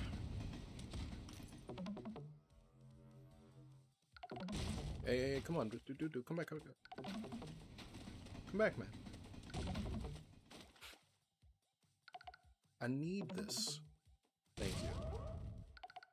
you. I need this. I need the every little contribution you got. I need it. Including going into the refrigerators. The XP for stealing the... accepting the donation is extremely important. Can't keep going, huh? You can't keep going? Can't keep going? Don't worry. You're useful. You've always been useful. I understand. Oh, that one got me quite a bit. That one got me quite a little bit. Nice little strat though, is stay around, and it'll always be kind of perpendicular to your position. So you can use them to kind of, well, open doors. Without actually opening doors. You know, this might actually be a good strat. Because I do have the lighter, so I can light some oil fluid. Awesome. Okay, we need this. Damn it. Ammo stock. What do I want? Flamethrower.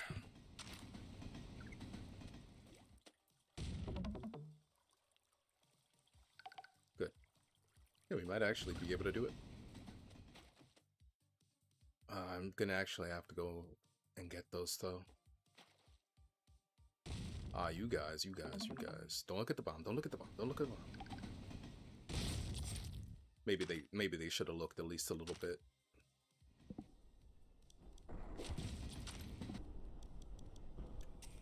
Oh, slow. That's great.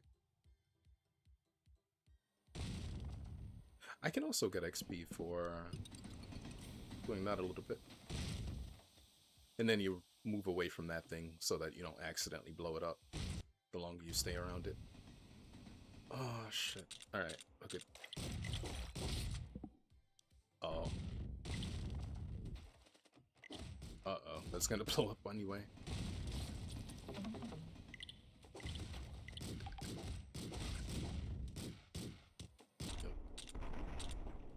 Chill out, dude, chill out.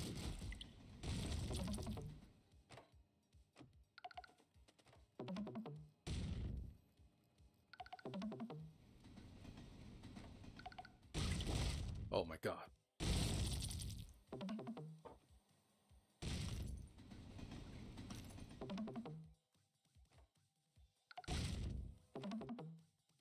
Come on, just a few more of you, just a few more of you.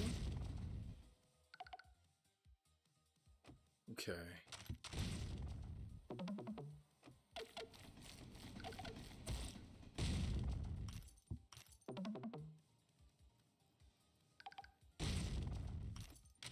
Alright, I didn't think it could be done. I gotta wait for the next one to go, damn it. Oh, that's actually convenient. A little convenient. It's only convenient once they stop running.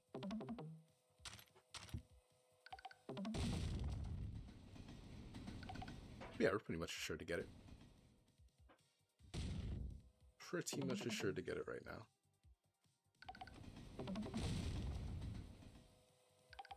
Cool. I still need to get in there though. If I had a giantizer or something like that, it would be easier. But I mean, we're fine to go here.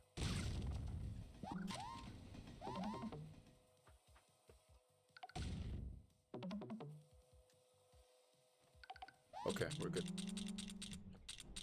I'm just gonna hack it. Just gonna hack the safe. And we got level 18. Definitely not getting more levels after this, though. Bruh. Oh, okay.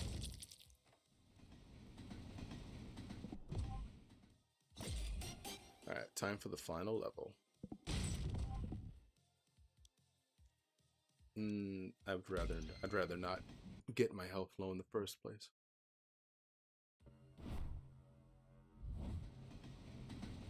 Oh, yeah, this is the easiest for a comedian.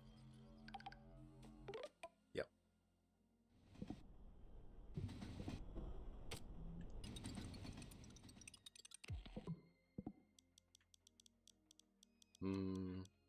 We'll probably use the cyanide pill now.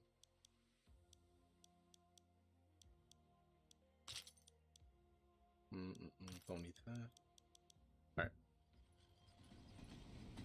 Fortunately, he is a shapeshifter, and my policy is that we really have to go ahead And stop these damn shapeshifters, you know?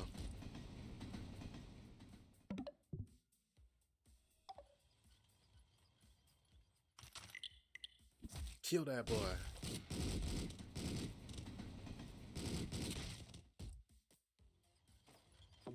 Well, while they're doing that, we gotta go ahead and get this community together.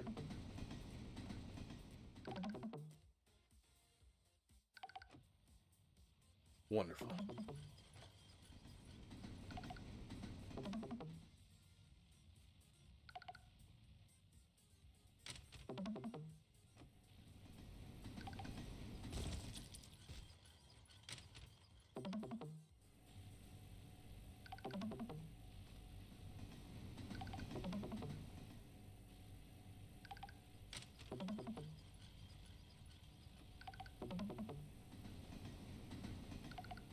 Yes, I assure you, we'll be getting better cheeseburgers with actual meat.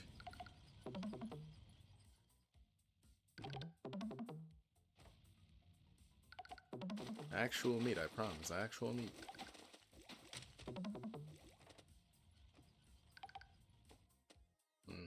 Actual meat.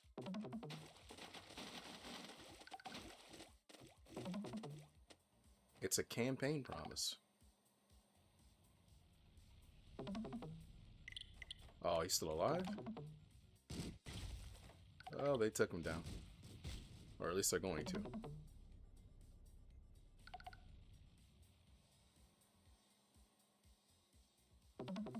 And yeah, comedian with super special abilities is probably the easiest run in the game, as long as you have a translator. The ability to communicate assures that you will finish this, and quite comfortably too.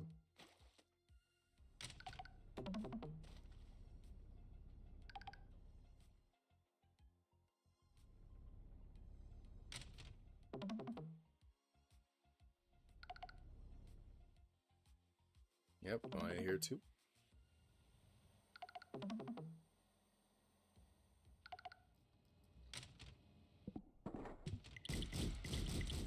Probably better we stay in here, guys. Okay, there we go.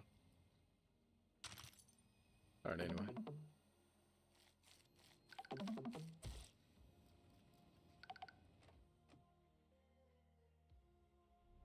Okay, where have I not hit yet? We hit that side of the map. We gotta make sure to stay away from the mayor for the time being, though.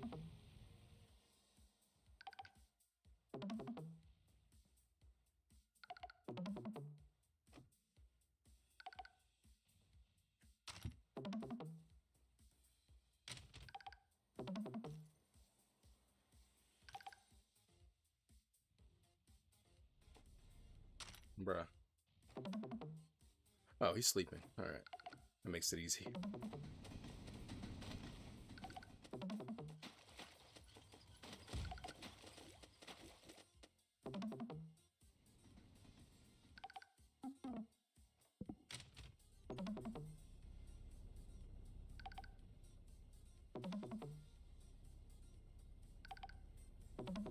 Yeah, he's zonked, man. I don't think he gonna hear us. I don't think he's hearing what we're saying.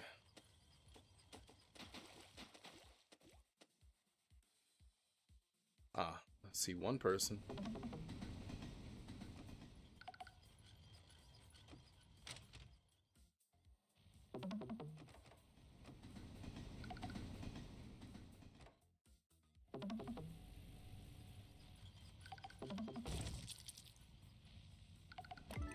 Alright, managed to go up one full level.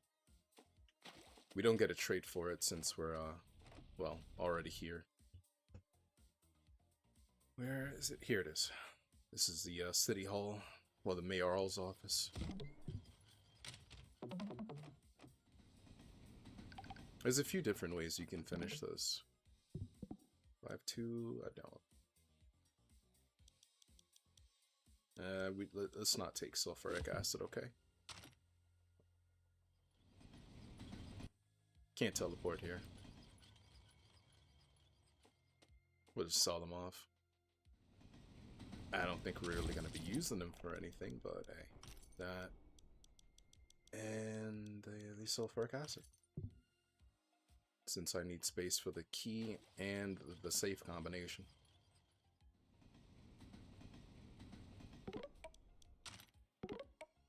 Oh, and I need the Mayor's Visitor Badge. I forgot. Brrrr. Can't drop the gun. That would be irresponsible. So we'll just drop this Haterator. Or actually, we'll just do something funny. Now, normally you can get the Mayor's Badge and go on in there and all that stuff, but we'll do something funny. Kind of funny. We will go ahead and inspire hatred inside of our current political servant. And so he's got to wake up. It's fine. Once he wakes up, which I think I can make him wake up. Oh, there we go. Okay.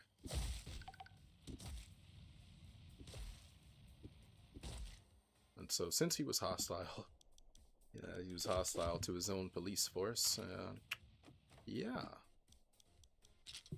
We can just pick up his hat. And now we're the new mayor.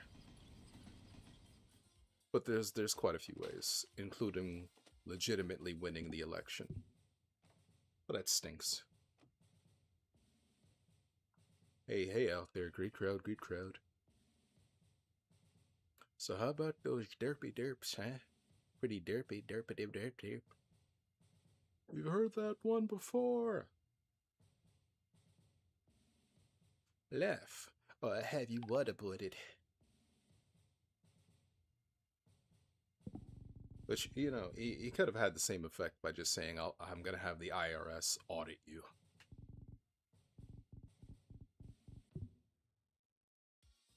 I think. Could have just kind of had the same effect. Oh, man. I forget how long this game is, man. Runs take a minute. Not that I'm complaining, mind you. Streets of Rogue is probably one of the best values I've ever gotten for my money. Like, I think I only paid about, what, 10, 15 bucks for it at the time I bought it. And my lord, it's beautiful. It truly never stops being worth it. Which I'm pretty sure Volume 2 is going to be the same way. Volume 2. The sequel. Let's see. Oh, it's 2010. I think this was a really good one, but let me see this one first. Bruh. Oh yeah, I think I figured out how the blurps work. Apparently you need like a universal extension, and I put that in the chat. Because I was able to put the blurp universal extension here, but I haven't completely figured out how to play them. So, yeah. I might need to do it on blurp.com. The extension might just be for you guys. Let's see, my creation. Because they work. They work a little too well. Hold on. Let me edit this out. Blurp cannot be edited once published. Okay. That's cool. That's good. That's good. That's great. Alright, well, I'll try and fix that later.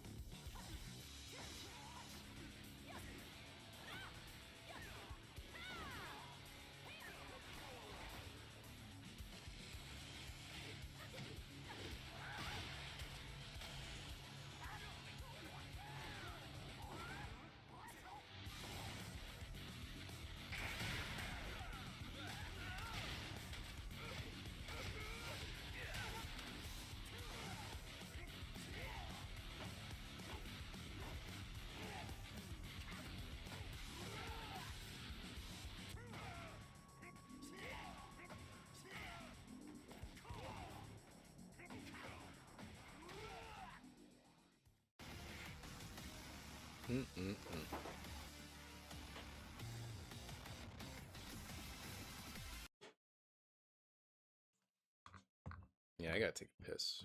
I can feel it coming on. I gotta take a piss. Let's see.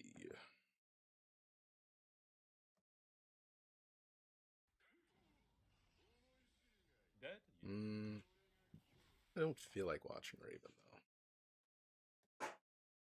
Wait, is he playing a gold rank player? Get ready for the next battle. I didn't mean to click on this, but Round 1. let me see. Fight. Okay.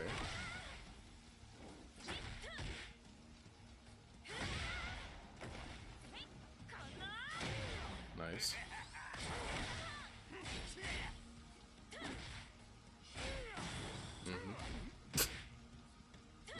Alright.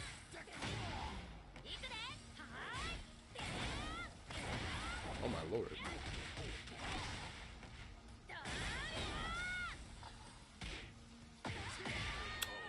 Okay. That was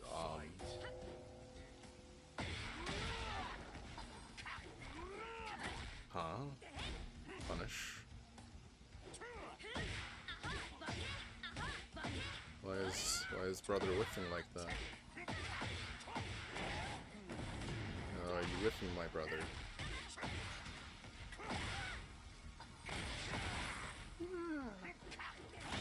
Bruh. Punish.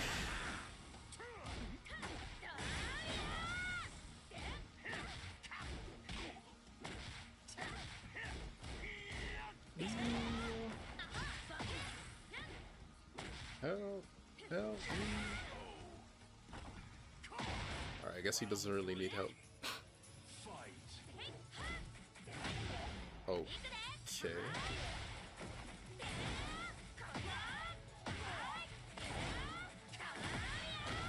I really want to see where these guys are based in. It's either North America or Europe.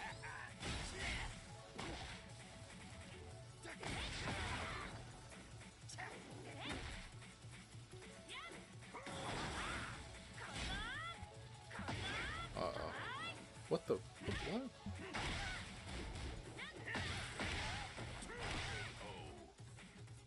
What is this match?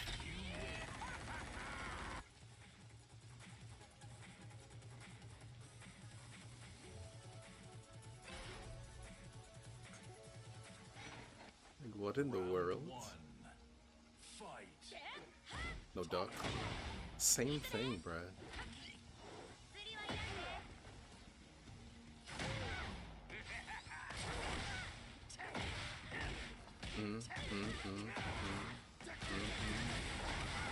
Okay.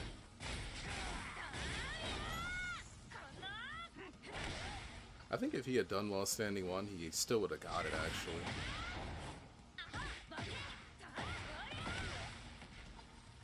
Nope. Why he not using 1+2?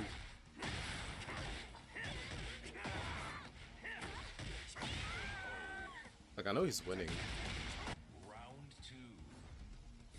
It's the favorite streamer of all time. Oh, this guy?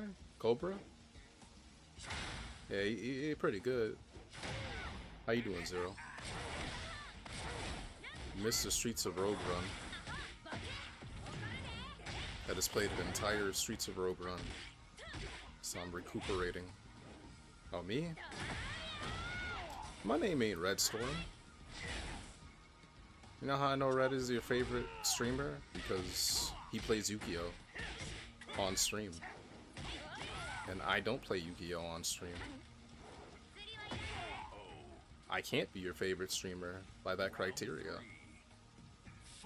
It's okay, man. I know the truth.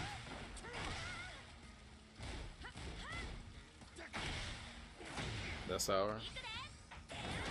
Oh, you leave at 5 or you leave at 6? I assume you leave at 5.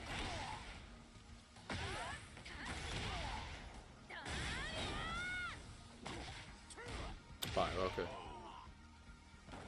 I really want to see if this guy is from North America.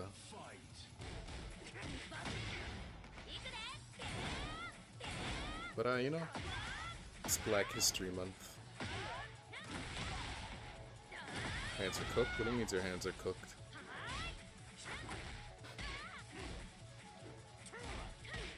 You went outside with no gloves on?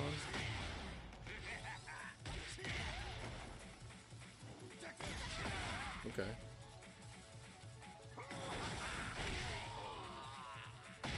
What wasn't happening? I mean, do you stretch your hands out? Do you actually stretch before you play? Or do you even massage your hands or anything like that? Round one. So, you know, you gotta take care of your hands. You also gotta warm them up. Like, legit, you gotta rub your hands together. Get the blood flowing. Yeah, that's not something people just say. You legit gotta get your hands, like, warm. The hands are just tired. No, I get that. That's usually what happens after I go to the gym. If I don't let it rest.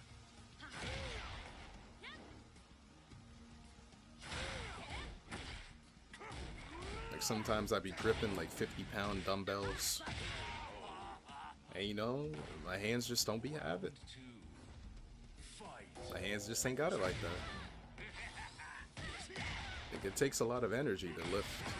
Well, firstly, it takes a lot of energy to grip 100 pounds barbells, 50-pound dumbbells and shit. And then you have to lift it and put it back down without dying. It's a lot of energy. Didn't even get the input. Yeah, like I said, it happens. Bruh. What? Oh, he tried to... Oh, okay. I get it. He tried to jet up there. Round three. Fight. See, when my hands are tired, I punish Ray Jarts with forward 4-1. Like a bum.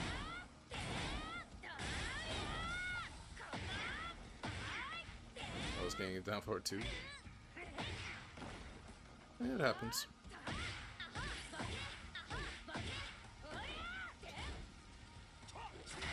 Bruh.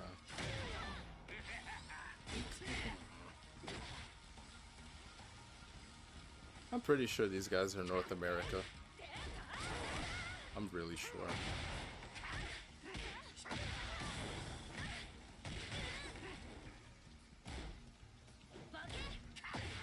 Why is he not ducking that at all? Bruh. Alright, man, I'm not gonna take my picks. I'm not gonna wait my piss. An electrical engineer. You guys asked about Blue Marble, and it's still Black History Month, so watch this while I go to take a piss. Dex is pretty good. Went to his stream, bro is perplexed and salty. Well, you know, that's how people are. Usually when they start out, they be like that. Anyway, I'll be back. I gotta take a piss. Hey, true believers, welcome to another mighty episode of the history of the Marvel Universe. There we go. This show is brought to you in part by Patreon supporters. If you would like to contribute and vote in monthly polls, you can sign up for $1 per month over at patreon.com/MaryMarvelate. The link is in the description below, along with other places you can find me. Today we're looking at the history of a man named Adam Bernard Brrrr. Born in Chicago in the late 1920s, Adam grew into an intelligent and athletic young man.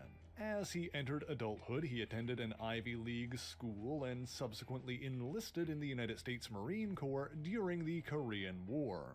In 1951, on his very first day in combat as a private first class, Adam proved his capacity for heroism after he and his comrades fell victim to an enemy ambush. Although injured, Adam carried 3 men to safety, including one Sergeant Connor Sims, his act of bravery earning him the Silver Star Medal. But despite all of his valor and accomplishments, there were still those who hated him simply because he was black. Connor witnessed the racism that Adam experienced and tried to defend him. There was only so much he could do, of course, but the two men remained close friends. After the war, Adam attended Cornell University, where he attained a level of acclaim playing football as an All-American fullback, scoring 5 touchdowns against Harvard in 1953. The following year, he graduated magna cum laude with PhDs in electrical engineering and theoretical physics. By 1960, some sources claiming closer to 1958, Adam was working for the clandestine government program Project Perseus. Fittingly, his contact with the U.S. Army was none other than his old war buddy Connor Sims. At a top-secret energy research facility, Adam worked on a device called a negative reactor. This machine was designed to tap into an extra-dimensional space known as the neutral zone, where matter and antimatter could coexist within a substance he dubbed neutronium. By drawing in these particles and keeping them stable, they would theoretically be able to provide adequate power for entire nations. But during the initial test run, something went wrong and the reactor exploded. Almost everyone in attendance perished in the blast, except for Adam Brrrr and Connor Sims. Connor pulled Adam away from the wreckage, but both men had been infused with antimatter energy. While Adam's body was effectively transformed into a working antimatter reactor, Connor was less stable. His body was seemingly disintegrated, but it turns out he was actually transported into the neutral zone. Adam, meanwhile, was endowed with superhuman powers, including incalculable strength, the ability to fly at incredible speeds, fire blasts of energy from his body, and even survive in the vacuum of space. With this immense power, Adam donned a blue and white costume, hiding his face as well as his skin tone, to become a superhero known as the Blue Marvel. He built for himself a secret underwater headquarters where he could conduct his research and find solitude when needed. While constructing this fortress, he was attacked by the Atlantean prince Namor. But the two soon sorted their differences and actually became friends. From his underwater sanctuary, dubbed Kadesh Base, Adam built an exploration armor capable of surviving in the neutral zone, albeit for less than 2 minutes at a time. Using this, he delved into the mysterious plane and retrieved Connor Sims. Connor was brought back to Kadesh Base, where he awakened after a month of unconsciousness. However, his experiences had left his mind as unstable as his body. Not only was his time in the neutral zone like a prolonged nightmare, but he also had brief visions, flashes of things he couldn't comprehend, and possibly even looks at the future. Some say the thing that pushed him over the edge was finding out that his brother was killed by the Ku Klux Klan while spying on them for the FBI. After that, Connor Sims adopted a masked identity of his own and became the villainous Anti-Man.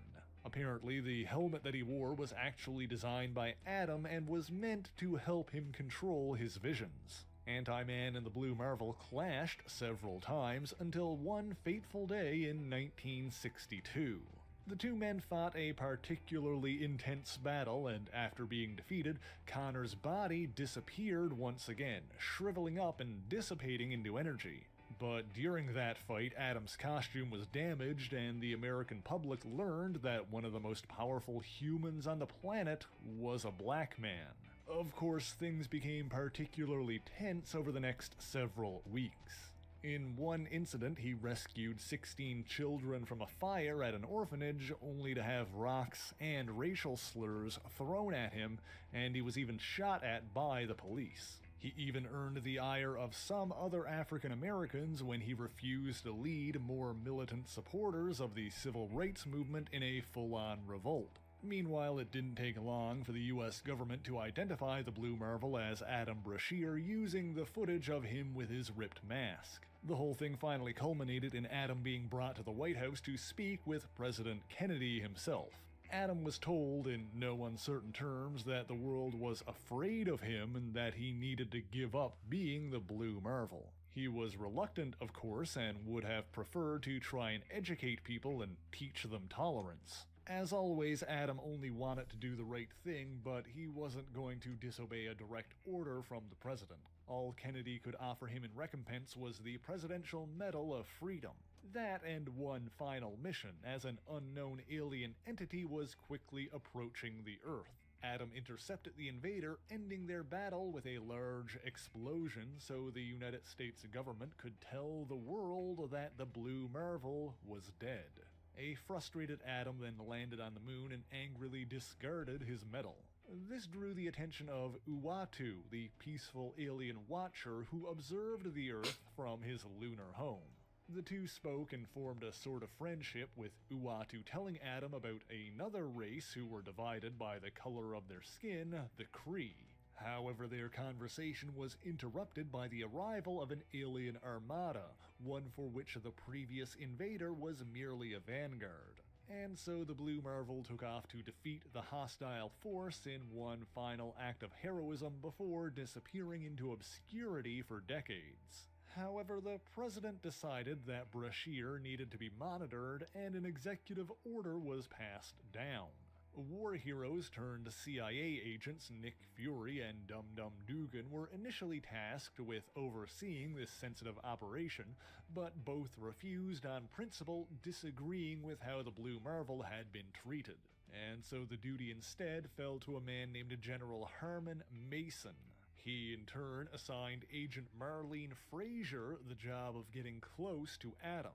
A beautiful blonde woman from Mississippi, she had no real experience with how racism and bigotry affected African Americans. In preparation for her assignment, she delved into the writings of many notable black authors, but there were still some things she couldn't yet understand.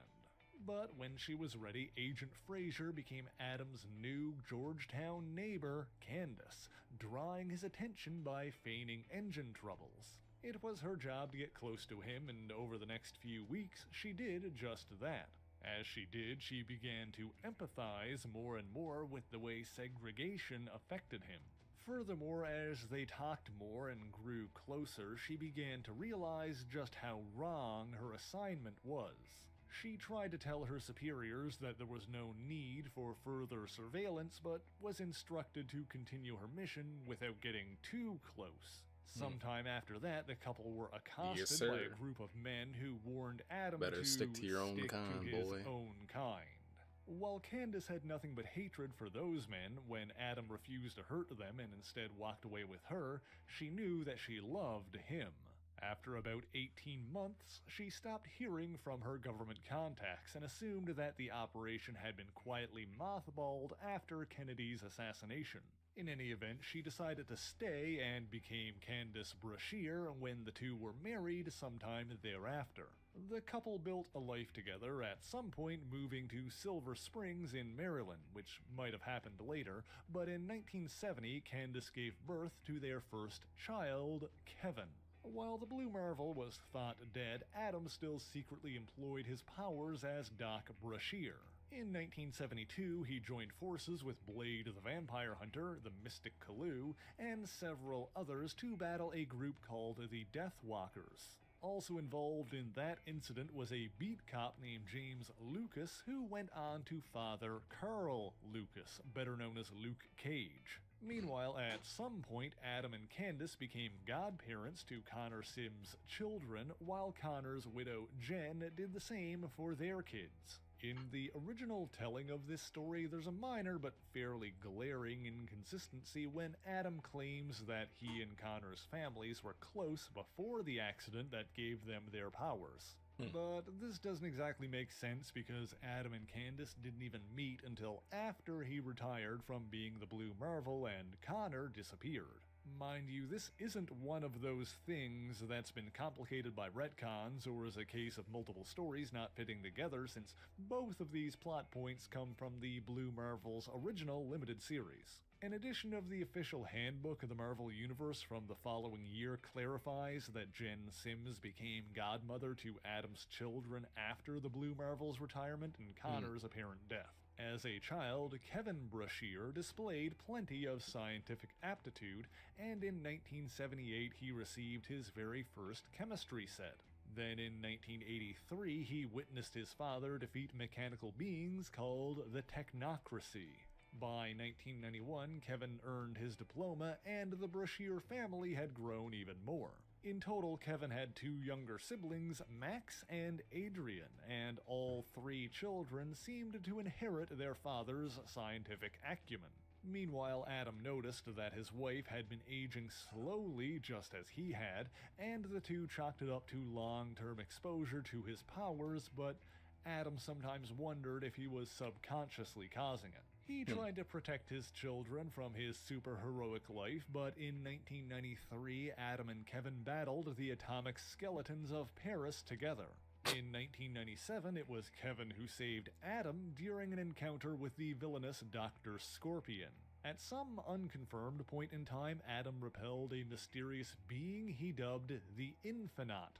While he wasn't sure what it was or what its motivations were at the time, the Infinite's sheer mass would have threatened to destroy the planet if it fully manifested on Earth. In 1998, during its second attempt to do so, Adam and Kevin worked together to again prevent it from coming through in Machu Picchu. In 1999, they encountered the Technocracy once again and prevented it from unleashing a Millennium Bug. And thus things continued like that until the public debut of the Fantastic Four heralded in a new age of Marvels.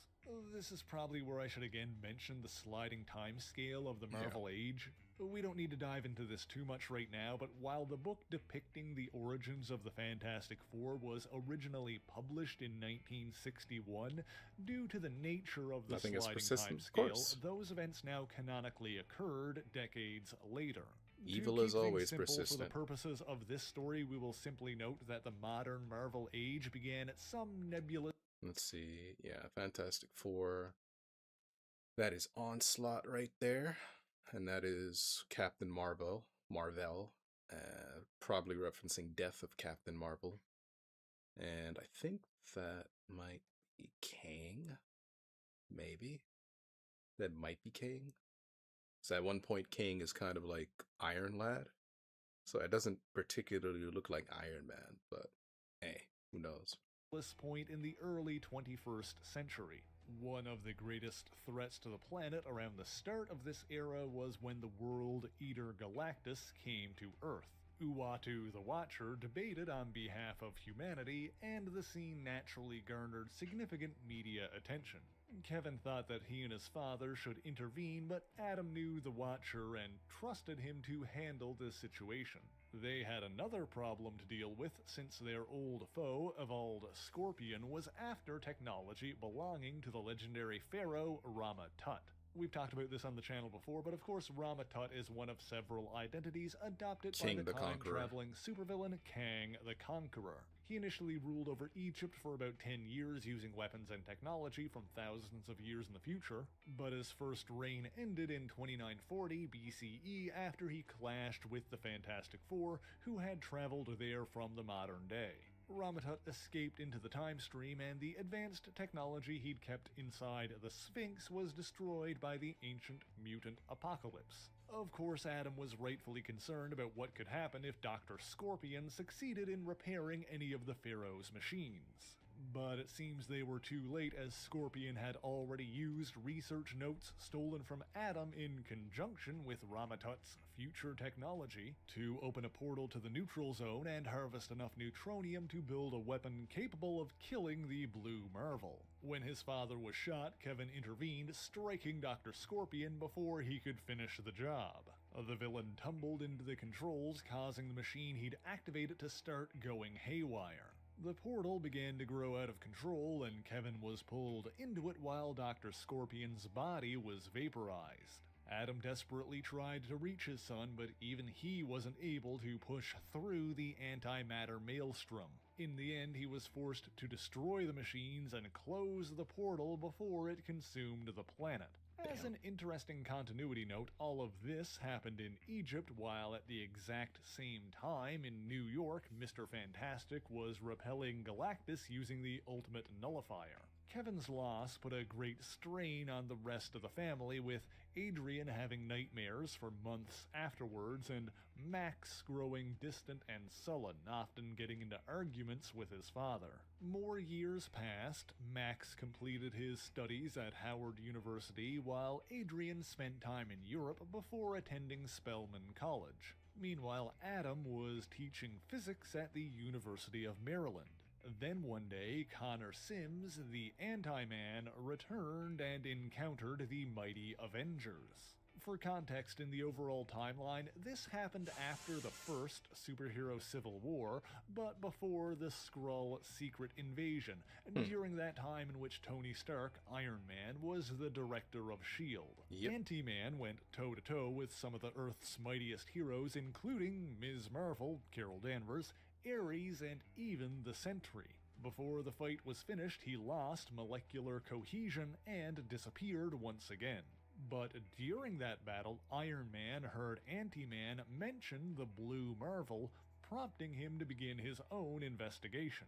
And as director of S.H.I.E.L.D., one of the agents in his employ was Dum-Dum Dugan, the same man who declined an executive order to spy on the Blue Marvel back in 1962. Dugan hadn't aged because after a fatal injury in 1966, his body was preserved in suspended animation while his mind was broadcast into an advanced life model decoy, but he didn't even know that yet, and it's not super important, so don't worry too much about that. Anyway, Dugan pointed Stark to one of JFK's Joint Chiefs of Staff who was still alive. From there, Stark learned about the cover story to fake the Blue Marvel's death, as well as Agent Marlene Fraser's assignment to spy on him in the following months. He confronted Marlene, or rather Candace, while her husband was at work, and told her that the world needed the Blue Marvel once again.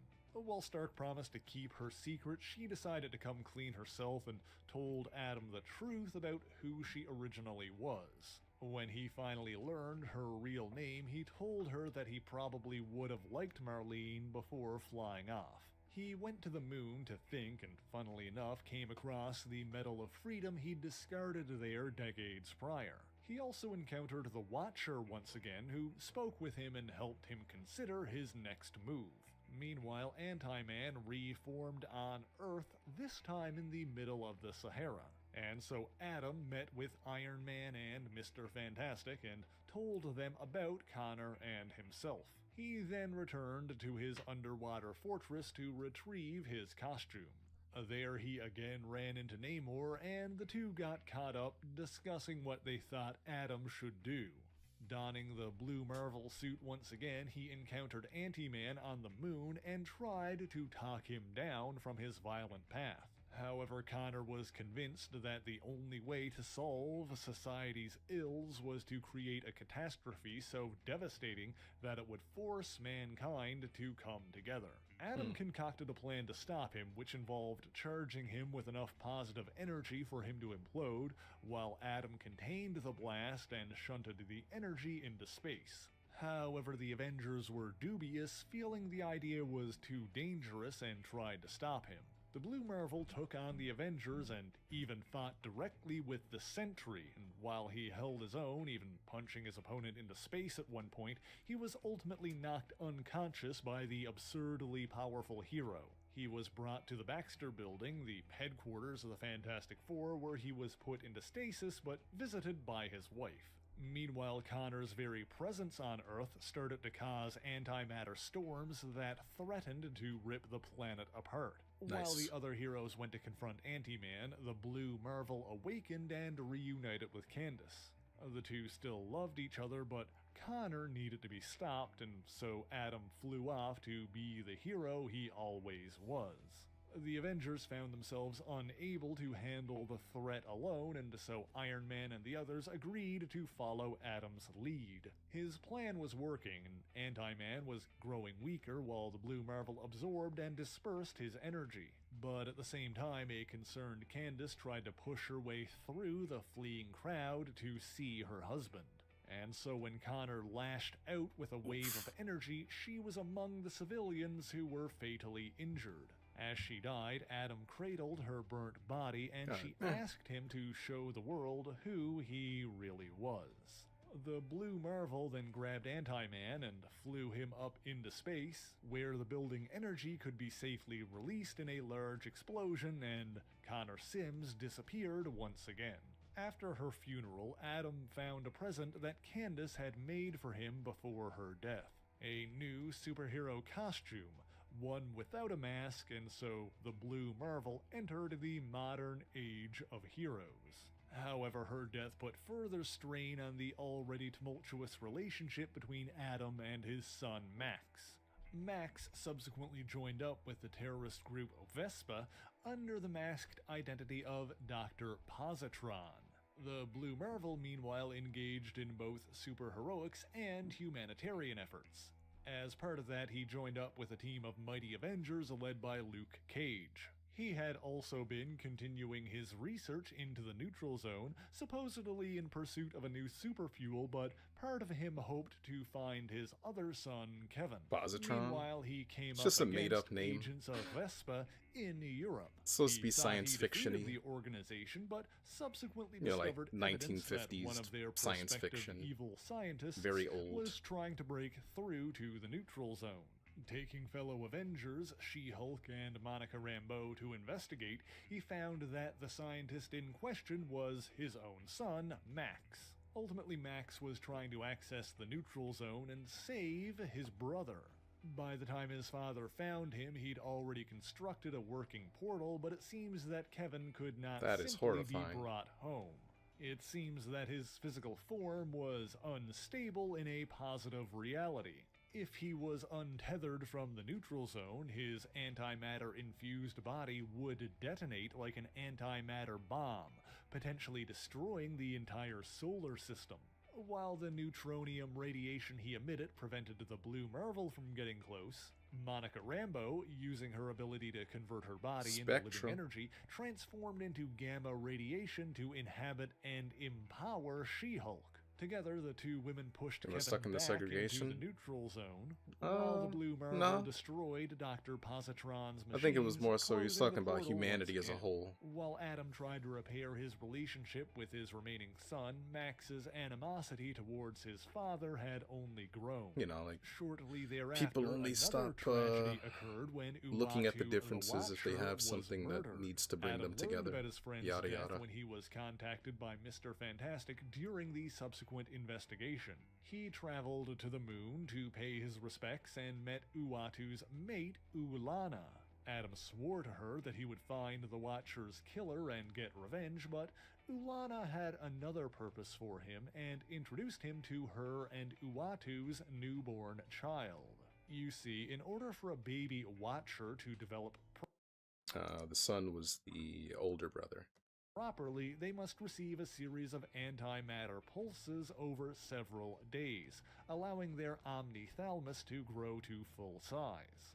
This is a duty normally carried out by the father, but with Uatu gone, Adam was perhaps the only person on Earth stuck in the capable neutral zone. of performing it. Essentially and an so antimatter while the zone. other heroes investigated Uatu's murder, Adam became his child's godfather and welcomed the new life into the universe. Following this, Adam continued to search for a way to bring Kevin home, even using his exploration armor to delve into the neutral zone for brief periods. It was actually Max who found Kevin once again, but this time he approached his father for help. Max was even able to get an audio message from Kevin warning them about a threat from beyond. It seems that this was in reference to the Beyond Corporation, whose CEO, Jason Quantrell, may have actually been a rogue Beyonder. We've talked about the Beyonders on the channel recently in the Molecule Man video, so check that out if you want to know more about them. As for the Beyond Corporation itself, that is a bit of a can of worms, so maybe we'll save that to address fully another day. In either case, Adam and Max successfully retrieved Kevin from the neutral zone, making him the first human to survive a return trip from outside the Omniverse. He only remained on Earth for a few seconds, but when he returned to the Beyond, he brought Jason Quantrell with him. Regardless, Adam and Max began to repair their relationship and even worked together during subsequent crises. One such instance was during a series of incursions that led up to the destruction and subsequent renewal of the multiverse. We don't really need to get into the nitty-gritty of that again, but the interesting thing here is that the multiversal reset affected the entire Omniverse. Yeah, he means Jonathan Hickman's Avengers Secret Wars, where the entire multiverse essentially got destroyed, and Doctor Doom, Doctor Strange, Molecule Man took what they could and made Battleworld, and then Reed Richards and Franklin Richards were able to use Owen Reese's, the Molecule Man's powers, and make a new multiverse. That's essentially it. Causing the neutronium studied by the Blue Marvel to shift into a new structural configuration he dubbed ISO 8. Adam also joined Captain Marvel, America Chavez, the Black Panther, and Monica Rambeau, who he grew close with, as a member of the Ultimates, a group dedicated to solving problems on a cosmic scale. Goated series. Read it if you can. During one of these adventures, the team traveled to the neutral zone itself. By this point, there was a bit more understood about this realm, that it was an exospace bordering the edge of the Omniverse and the unknown beyond. And there, Adam again found Connor Sims, the Anti-Man, who had reformed in the neutral zone. Despite his earlier attempts to forgive Connor for his actions, Adam went mad with rage and attacked upon seeing him alive. However, he was stopped by his son, Kevin. It seems that Kevin had evolved into a sort of cosmic guardian of exospace, and he convinced his father to try and cure Anti-Man instead of killing him. And so while he couldn't forgive Connor, Adam brought his former friend back to Earth and imprisoned him in the Ultimates headquarters, the Triskelion.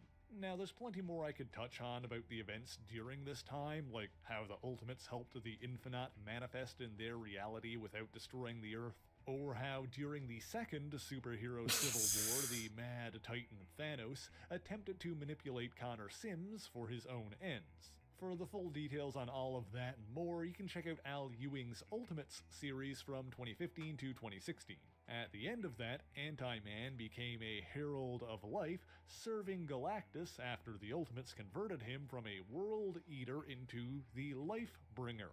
Connor Sims was last seen sacrificing himself to restore Galactus to this benevolent form after cosmic entities attempted to change him back into a devourer. For the full details on that and more adventures of the Blue Marvel, you can read Ultimates 2 from 2017.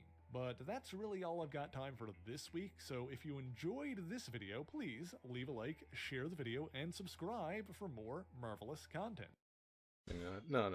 I mean, well, if it touched Earth in its unstable form, everybody dies. But since they kind of, they kind of helped him out. Anything in Marvel can essentially be solved with science. Can essentially be solved with science. That's kind of the whole thing. Can be solved with science. And the Ultimates was basically where some of the best scientific minds came together for a time and just, solved problems.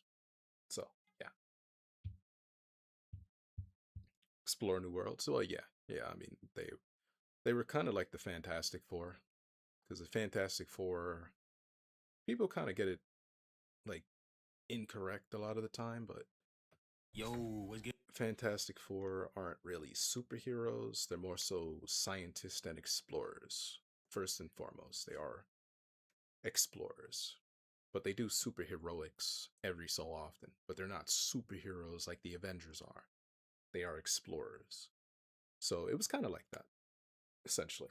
It's kind of like that. It was a super team of explorers who solved problems through science and understanding of cosmic concepts. And it was a really good run. Very much so. It only had I think it only had 24 issues, which it would have been nice to have a much longer series, but it was a good series. Marvel just hasn't reprinted it more than once. Yeah. Good, y'all. Today, we're going over Absolute Batman 16 and 17 because last month I was doing jack all instead of uploading on this channel. But at least we get a longer video today, so yeah. It starts off seeing Bruce on a Friday working at his job. He gets woken up by his coworker who jokingly asks him what he was doing last night. Funny enough, the topic of discussion while they were working was Batman.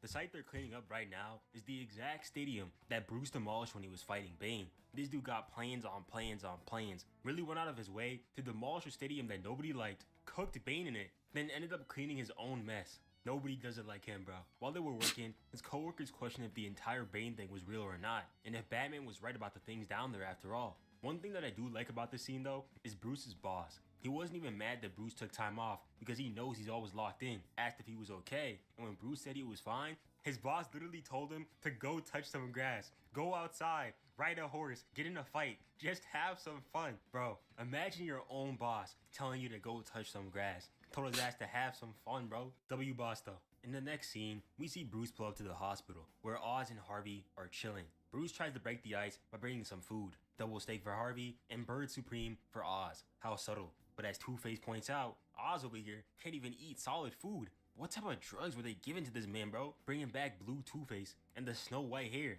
And if you think Harvey was mad, Oz was even worse. Can't even blame him though. I'm over here unable to eat solid foods, looking like this, and you bringing me sandwiches? At least Selena gave them cold hard cash before she dipped. This was out of pocket though. Did she leave you anything, Bruce? Your usual? Broken heart on a roll? Damn, both sides were participating in that one too. Look at the eyes. Bruce didn't come here to fight, but it doesn't matter anyways. His friends got caught up in the shenanigans and are now forced to be seen as monsters. He can't even look them in the eyes. Can save an entire city, but not his friends. Yeah, that's right. Go. Walk away. Big fucking hero. You're not him. The worst thing you can say to a man is tell them that they ain't him. Either way, Bruce can't rest on this for too long. He then heads over to the Gotham Museum of Natural History. And at what seems to be like the ancient Greek section, he uses the talisman given to him by Diana to call her over. Pulled up fast as hell. Serious as shit too. First time seeing her in this art style, and I gotta say, she looks amazing. Bruce immediately gets down to business. His friend Waylon was changed, now being half human and half croc. Diana's culture has myths where beings can go from human to beast and vice versa. So he's kind of hoping that there might be like an artifact or something here that could help. But Diana says there's nothing here that could help Waylon, at least on this plane. In the other realm, however, they may be able to find something. But it'll be a deadly journey that will take a few weeks at least. And this panel, bro, one of the most serious ones I've seen in this series. And it's him saying, I have a job. Employers across the world wish their workers had half the ethic of Bruce. Luckily, time moves different in the other realm. But there will be lots of dangers ahead. Bruce doesn't care though. If there's any way to help his homeboy, he's gonna go right now, and they do. The place they end up going isn't Hades, but somewhere that exists between like the surface world and the underworld. So like purgatory, but the other way around. I'll be honest, I don't really know. But yeah, just know they're somewhere in the middle. The being they need to challenge is named Acrolis. He guards a bridge very far from here, and since Pegasus doesn't rock with filthy mortals, they gotta walk all the way there. Bruce almost seems offended, and I'm offended for him. Imagine how cool it would be to see Bruce flying on a hell horse. The duo then starts their long journey, and man, you can't do shit here. If you look at lightning, you're gonna get murked. If you listen to music, you're gonna get murked. If you trip on sand, you guessed it, you're gonna get murked. The one time that Bruce was concerned about looking at something in the eye, Diana was just like, nah, it's just being polite. Why would it kill you? I don't know, because everything else will? Never in my life have I been more jealous of someone in hell. Got Diana holding his hand like a little kid. Where is his manners? Where is his honors? And why does he get to experience this and not me? Throughout the next 2 weeks or so, they continue on, talking about their experiences. Bruce also shares his backstory about his father's death to her. A very sensitive topic, which really goes to show how close they become. On day 16, they make it to what seems to be a grave. On there is a king who died fighting Acrolis. The coins on his eyes, though, are a payment for Charon, or Charon, I don't know how to say his name. A ferryman that gives passage to Elysium, where fallen heroes dwell. Batman wonders if the coins really work, and Diana says that some think they do, and others think they don't. And still, others believe that they serve as a dream bridge, offering visions. But now is not the time to wonder. They finally made it to the bridge. And after one more night of rest, they'll run Acrolis' fade. It's also important to note that while 16 days have passed for these two, only one day has passed in the real world. Poor Alfred was stuck on feeding duty. It's not that heavy, he says. Sure, if you're 24 years old and built like a brick. Finally, someone acknowledges how fucking huge that nigga Batman is, bruh. I thought I was going crazy. Had Alfred stressing for his life. He thought he was next up on the menu. Waylon looks a little different every time I see him. Half dinosaur, half crocodile, half human, half whatever the hell. Now, you might be wondering. Yeah, this is absolute Batman. So you know, a lot of Bruce's friends got turned into the like, you know, the nice little villains. So homies he visited were Harvey Dent and you know, Penguin, essentially, you know, Oz. And that was Killer Croc. And the origins are a little bit different because they yeah, instead of just getting turned into villains through means like having acid poured on you by you know, rival or criminal gang mafia, yeah, they were in an underground facility where they got experimented on, and that's the result. What makes Acrolis so special? Why are we fighting him? Diana tells us that he's the Lord of Transformation. His bow makes 2 legs into 4 and 4 into 2, and the land that he guards is filled with beings that he's changed. Bruce is looking like me right now, absolutely confused. Bro thought he was going to be fighting against crooks and politicians, and now he's going up against the gatekeepers of hell. Diana understands this though, and she gives him this potion that will protect Bruce against Acrolis' magic. He wonders if he has what it takes to help his friend, but Diana says that everything that he has lies inside of him. And after Bruce falls asleep and before she goes to bed, she ends up putting a couple of those coins we saw earlier on Bruce's eyes. That night, we see that Bruce had a dream. And who else does he meet than his dearly departed dad? Young Bruce is looking tough under that costume, but look how fast he jumped into his father's arms. They end up taking a walk together where Bruce is finally able to speak his mind. He tells his dad that he's a hero. He was able to save him, Ozzy, Wei, and the rest of them. But when Bruce tries to be a hero, he feels like he ends up hurting everyone that he cares about. However, his dad disagrees. He doesn't view what he did at the zoo that day as saving Bruce. In his eyes, saving Bruce was what he did every day before that one, teaching and being his father. Bruce doesn't understand, but his father reminds him that he's an engineer. Building isn't just about cutting the ribbon, but the commitment that it took, visualizing what it could be and working day after day to make that a reality, even in those moments when it seems impossible. Telling Bruce to get out there and build. But all Bruce can say is how much that he missed his dad. Real cool panel right here too. I haven't covered it yet, but this is the bridge that Bruce built for his school project. Nice callback. Shout out to Diana too, bro. Heard Bruce tell his story and immediately gave him a way to find some more closure. When Bruce wakes up, he tries telling Diana about his dream, even though she probably already knows what happened. But she says that there's no time. It's time to fight. Diana will be able to help with the fight, but the artifact that they need must be given to Bruce when he beats him. So they make it to the bridge, ready up, and tell Acrolis to step his ass outside. Quite a design if I do say so myself.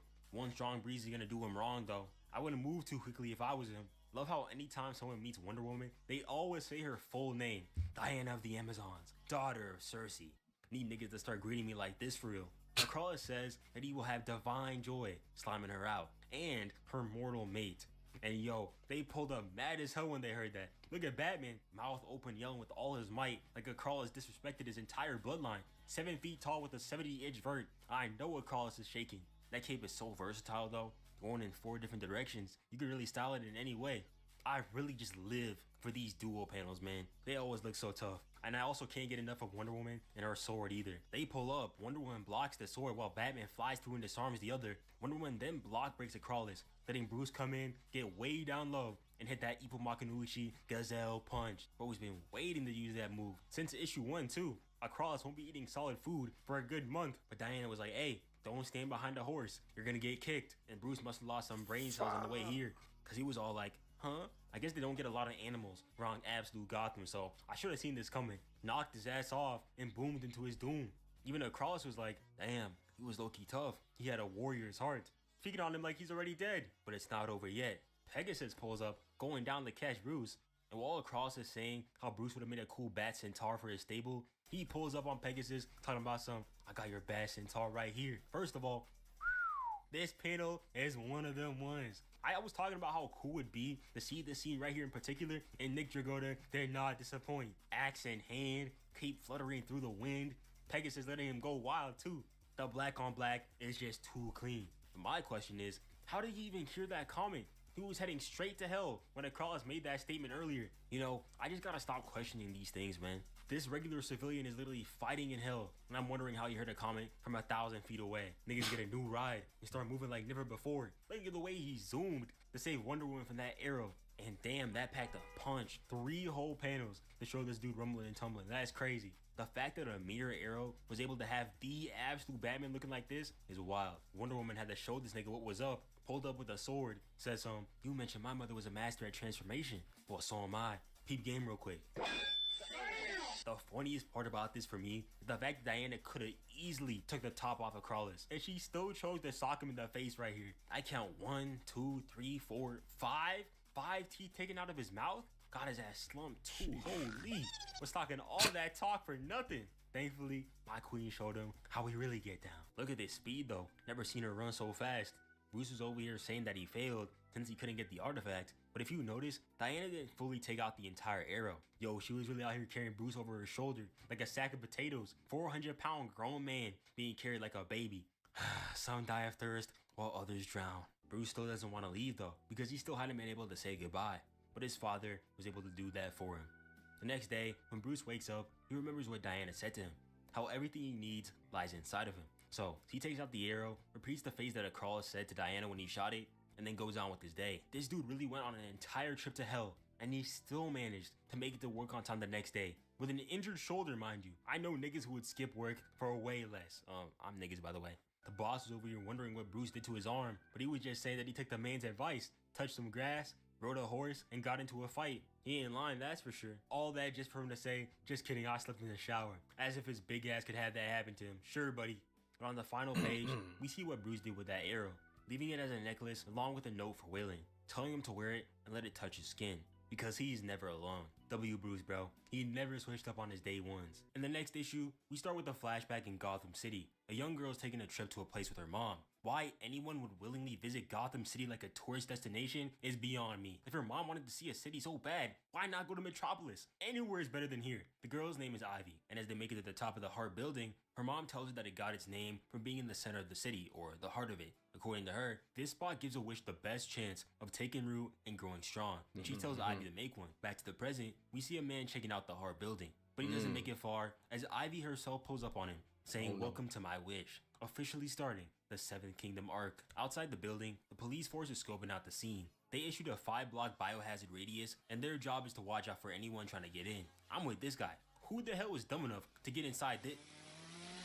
Oh, of course. I was wondering how Batman would make it through those lines. Man. That ass wasn't enough, so he went ahead and got an upgrade. That's a cool ass chainsaw, man. I rock with the heavy. Alfred is here too, at least in the background. He tells us that Gotham PD sent 7 of their best with some augied up MUC. I don't know what that is, and neither does Bruce, but it's a weapon that uses sound waves to separate cells. Sounds painful, and if that doesn't work on Ivy, then I don't know what will. Bruce says that he has eyes on the officers, but Alfred is confused. On his screen, there's no human life anywhere, and that's because they're already dead. These creatures are like a fusion of Plants vs. Zombies. Whatever they are, they ain't human anymore. Speaking of which, let's go back 1 week to check on Bruce's friends. The art style makes him look so young here, bro. He looks like a kid. Bro, he's 24 years old. Bruce is in a sewer looking for Waylon, but he's nowhere to be found. Shedding his skin isn't a good sign either, because that means he might be getting bigger. But he chooses to believe that the arrowhead that he gave him earlier is helping him out, and that he's still his friend. And that sentiment isn't just safe for Waylon. Bruce feels the exact same way about the rest of his gang, but they don't feel the same way about him. Ozzy's goons tell him to fuck off when he tries to pull up. I guess that means that he's out of the hospital, but look at this stare down. You can see the hate in his eyes. He also tries saying hello to Eddie, even coming in with a good riddle, but that didn't work either. And according to the hospital, Harvey is nowhere to be found, like he just vanished. As he walks through the streets of Gotham, looking tall per usual, Bruce says that he needs to anchor himself. Nothing has changed, at least nothing that matters. But everything feels different. Even Batman. After that Bane fight, the people love him. He's theirs now too, but in a way that he didn't see coming. Off topic, but I definitely buy some absolute Batman merch like this. Especially the hoodie. That's an instant add to my cart. Someone told Scott Snyder to get on that, bro. Batman was never supposed to be about the story, just the means. But now he's everywhere. And sometimes he sees that bat and has no idea what the hell he's looking at. Back to the present though, we see Bruce moving crazy with them chainsaws. Alfred is over here telling him that these things have both plant and human DNA, and that the spores in the air probably have a mutagen, so whatever he does, do not take off that mask. Bruce then proceeds to take his mask off, fire one of the plants with an electric attack, then cut it up. Using an electric attack on a grass type is definitely a decision, but if it works, it works. I'm still kind of confused on why he took out the mask though. Actually, when you look at it more closely, you can kind of see that the thing on top of him takes it off. But I bet he was happy about it either way. Didn't bring an extra mask just so he could use his cape to aura farm. Him and Superman going bane for bane with their capes, bro. Either way, he's still not done here, much to Alfred's dismay. It's gotta be a pain guiding Bruce through things like this, bro. That nigga will not listen to you. Batman says that he's seen something like this before back in Arkham. If y'all remember, back in issue 10, he ran headfirst into Ivy when he was trying to escape. He tells Pennyworth to search up a name for him, Isley. Speaking of which, we get another flashback to the Lady of the Hour. She's now 23 years old, working in Gotham as her wish has finally taken hold. She has a lab, research, funding, all for the sake of genetic cytological engineering, aka injecting human stem cells with plant DNA. Sounds like a lot of work to me, and wow. Do I even have to say, bro? I don't even have to, bro. Y'all know exactly what I'm thinking right now.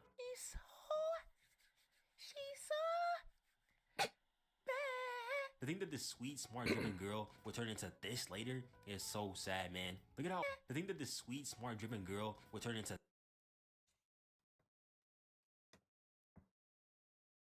What the hell? Wow. Ew. Brother, ew. Brother, ew. Brother, ew. She looks like the villain from Code Veronica. Later.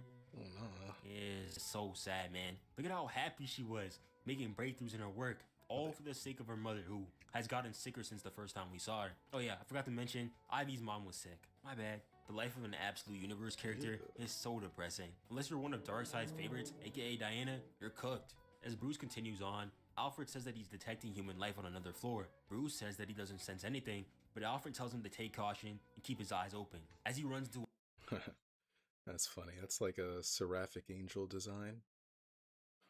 a lore accurate angel. Luckily, Bruce has literally been to hell and back, so I knew this was gonna be light work for him. Alfred goes on talking about Miss Isley, or my bad, Dr. Isley. MD, MS, PhD, homegirl had the whole shebang. Whole bloody alphabet, as Alfred calls it. Thing is, she supposedly died at the age of 25. In an obituary written by her mom, it was said, "You've climbed farther than we can follow, to a land of better angels." Quite poetic, considering Batman's opponent. Can't go one day without blowing up something. Batman also ends up running into Barbara Gordon, who is somehow still alive. And it's funny because when they were talking about that MUC whatever thing of hers, Bruce was acting like he knew exactly what she was talking about through his own merit. Was over here telling Alfred to speak English earlier when he first heard about it. He thinks he's slick. Barbara tells Bruce that she was sent here to stop whatever's going on. Me. So he can join her as her partner and they can work together as a team. Yeah, we get off that, bro. I feel bad for Barbara though. Pulled up trying to save the city, team got cooked, then Batman shows up, steals your weapon, then launches you off and disappears. Batman saw this and somehow decided to keep going. Said I'm fine, but the eyes never lie. He weirded the hell out. Ain't stopping him though. He continues his ascent. As he goes on, we get more insight into Ivy's work. They were trying to stop her, but she was so close to finishing her work. She figured out how to make human cells with like new DNA, which is absolutely wild. But her sponsors don't care about her goal. They're just trying to do what's good for them. She ends up deciding to take her research elsewhere and do what she needs to do tonight. Back to Bruce, we continue with his little flashback. He keeps telling himself to stay grounded, stick to the routine. The routine doesn't want to stick with him. He tries going to his monthly meeting with Joe Chill, aka his father's murderer, but Joe doesn't show. Apparently, he just doesn't want to meet with Bruce anymore, like ever. Saying this like he had a choice in the first place. Back home, things are changing as well. Seems like Commissioner Gordon and Miss Wayne have a little thing going on. Can I blame the commissioner? Hell nah. He's probably been plotting since Mr. Wayne kicked the can. I'm trolling by the way, but I really wonder how Bruce feels about all this. Everything is changing, but not in the way that he wants it to. Is it Batman that's changing things? Or is it him? What's the real source? In this beautiful page right here, we see different perspectives on Batman. The Red Hood is talking about teaming up with him. Dick Grayson over here is hitting on him with this nice lady that we've never seen before. At least I think we've never seen before. I definitely would have remembered if I did. You can tell she's a doctor because she's rocking the government mandated white coat. I hope we see more of her. And of course, we see the man himself, Jack Grimm, the prodigal son of Gotham. Not even fazed about Batman. Quite interesting that he's eating a cake of the city. After a long climb, Batman finally makes it to the top and we see her. Absolute poison ivy. Fit goes hard if I do say so myself. Don't know about like this thing though. What the hell is this? I ain't even gonna ask. Dr. Isley? Bruce questions, but Ivy just says that she used to be a lifetime ago. Alfred then tells him to lock in and blick her down, but it's too late. She was on that. Tied him up and snatched his weapons. Not even snatched, she made it disappear. Talking about some, it's okay. Nothing here will hurt you. I'm so damn sure. Let me just ignore the walking Venus flytraps and whatever the hell these things are supposed to be. Yes, ma'am, I believe you. Bruce ain't going down though. He gets ready to light her on fire. Ironically, this is exactly how Dr. Isley died, being locked up and burned to death in her own lab. No way that wasn't planned either. Someone definitely had something to do with this, and I think I know who. We also get these panels of Bruce destroying the Batman merge table. Gotta feel for this guy over here. Imagine you're trying to make a living off the newest trend, and Giga Nigga over here just decides to wreck it for zero reason. Well, not zero reason, but he doesn't know that. Anyways, let's just say that fire attack did not do jack. Had me thinking we was about to be finished when Bruce hit that stare down, but when I saw the random ivies all over the place, I knew we were just getting started. I could never be Batman or a superhero, period. I would have folded right here and now. All that forest and you expect me not to explore? Don't make me laugh. Ivy tells Batman to let it go. It's time to let go. But he's like, nah, fuck that. Y'all ain't real, let's box. Type of shit I like to hear. But when he turns around, he immediately wishes that he hadn't said that. Look at his eyes, bro. This is fear that he hasn't felt since Big Bang. Ivy clone over here looking at me like she agrees. And wow, this design is definitely something else. She's beautiful, but at the same time, she scared the shit out of me. She got all these human features, but when you look close enough, you realize that she's not human. Her feet are like literal vines. The flower cape goes hard though, and I know there are gonna be certain niggas, me, in my comments talking about, oh yeah, I'm still going. I definitely would. And you know what?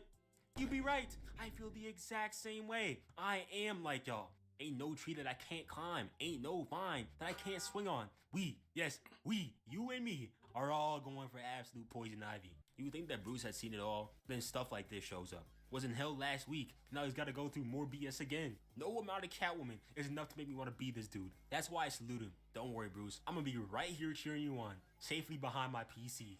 You really might be cooked here, man. I don't see a single way out of this. Them chainsaws ain't gonna do shit either. Gonna have to call up Denji at this point to bail him out. Cause what the hell is this? What am I looking at? Someone tell me, because this is beyond me. Honestly, I got zero words, bro. Nothing I say is gonna get me closer to understanding how Bruce is supposed to make it out of this one. What I will say though, is that I'm really rocking with absolute poison ivy right now. I wanna see what else she can do, and I'm looking forward to it. I'm also looking forward to Martha Wayne, because in the epilogue, we see her meet up with the absolute Court of Owls. Now, I don't know much about him right now, but I do know that they have mainline Batman in hell. So I'm interested to see what they do. Also, why does a full-time mom have ties to an ancient secret society? I guess we'll have to wait and see.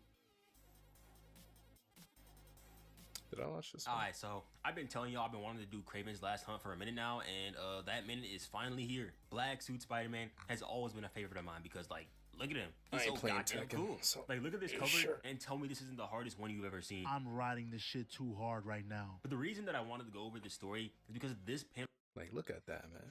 Look at the fit, man. Mind you, that's not Peter. That's Kraven.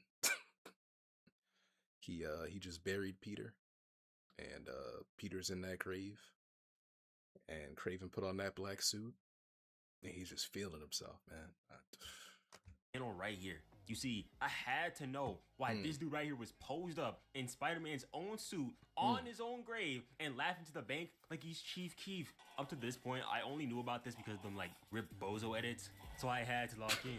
So we start off meeting Kraven the Hunter, a being who is more man than beast. Kraven has grown old, and he knows his time is almost up, but he just can't die yet. There's only one person who has bested him as the Hunter, and until he defeats him, he can't rest. The story then cuts over to Spider-Man, who is watching a memoriam over a crook named Joe Face, someone he used to exchange info with sometimes. Spider-Man was trying to act like he didn't care, since he's seen many Joe Faces over the years, but no matter what he does, the costume will never change the man he is underneath. He's Peter Parker, and Peter Parker cares about others. He ends up giving the crook some money to pay for a proper burial, then swings off. At this part of the story, Peter's been through a ton of ups and downs. People keep dying, people he cares about. Uncle Ben, Captain Stacy, Gwen, and recently, Ned. No, not the CEO of Sex, this one. It's really making him start to think about his own morality. As Spider-Man, he goes out facing danger day after day, but he never thinks about dying. Does he think that he's somehow immune just because he's Spider-Man? He's gonna die. But not yet. Unfortunately for Peter though, Kraven is closing in, and oh my god, this scene right here was disgusting. Like, I get the, like, acclimating yourself to your future environment is good for, like, training, but seriously, bro, what the hell? Dude willingly jumped into an infested spider pig, started eating the spiders alive, and while doing this, Peter wakes up from a nightmare that literally had the same scenario. Niggas be real demons. Peter then heads out into the night to swing about the city. His head is pounding, his stomach's in a knot, and all he wants to do is crawl into a ball and hide. But he can't. He has to keep moving. Kraven is also on the move, saying how the spider has always thwarted him, mocked him, humiliated him. There's no way a man could have done this. No man could beat Kraven like the spider has. He believes that Spider-Man exists as a test, a challenge, and he cannot rest until he's proven himself the best. I really be thinking I'm Dr. Seuss when I write this shit, bro. As Peter continues, he knows that he's been feeling upset since Ned's death, which is normal. But even with that, even with the sickness he's going through, he feels like there's something sinister going on, like someone's out there, waiting for him. Love how they use the red panels to kind of illustrate that this is supposed to be like an intrusive thought. One part of him is being the regular witty Spider-Man, and the other is the scared and upset Peter Parker. And Peter was right. As his spider sense perks up, he evades the first shot, but in a rare moment of sloppiness, he gets struck by the second. The thing is, that wasn't a regular bullet, it was a dart. Peter now realizes who he's going up against, but when he looks up, he starts seeing ghosts. Out here looking like Sam Darnold. This wasn't even a fight, bro. Spider-Man was getting his shit worked, but he got smacked with a stick. A genuine stick. He's getting hit with Zonka level attacks, and he couldn't get up. That's twice little Cashman. What the devil's wrong with me? Spider-Man knows that he's been drugged, and as he's getting weaker, that inner voice starts getting louder, slowly realizing the situation that he's in. He can't break free, his head's pounding like some 808s. Usually you get knocked out, shipped off, then find a way to escape, but then he sees Kraven bring out a rifle, and he realizes that he's cooked. This isn't the Kraven that Spider-Man knows, the one that uses his bare hands to defeat him. Kraven isn't after a mere win today. He's here to take his honor back, restore glory to his name, and as Kraven fires, everything goes black.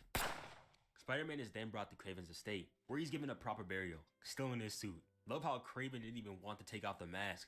He cares more about Spider-Man than the man behind him. As they lower Spider-Man into his grave, Kraven personally fills up the dirt above it, seeming almost saddened for a moment, before breaking out into an audacious grin. This is how niggas smile when you beat that one toxic player that always cooks you in game. It doesn't even matter if you beat the dude if he was AFK or nerfed. A win is a win. Spider, spider burning bright, in the forest of the night. What immortal hand or eye could frame thy fearful symmetry?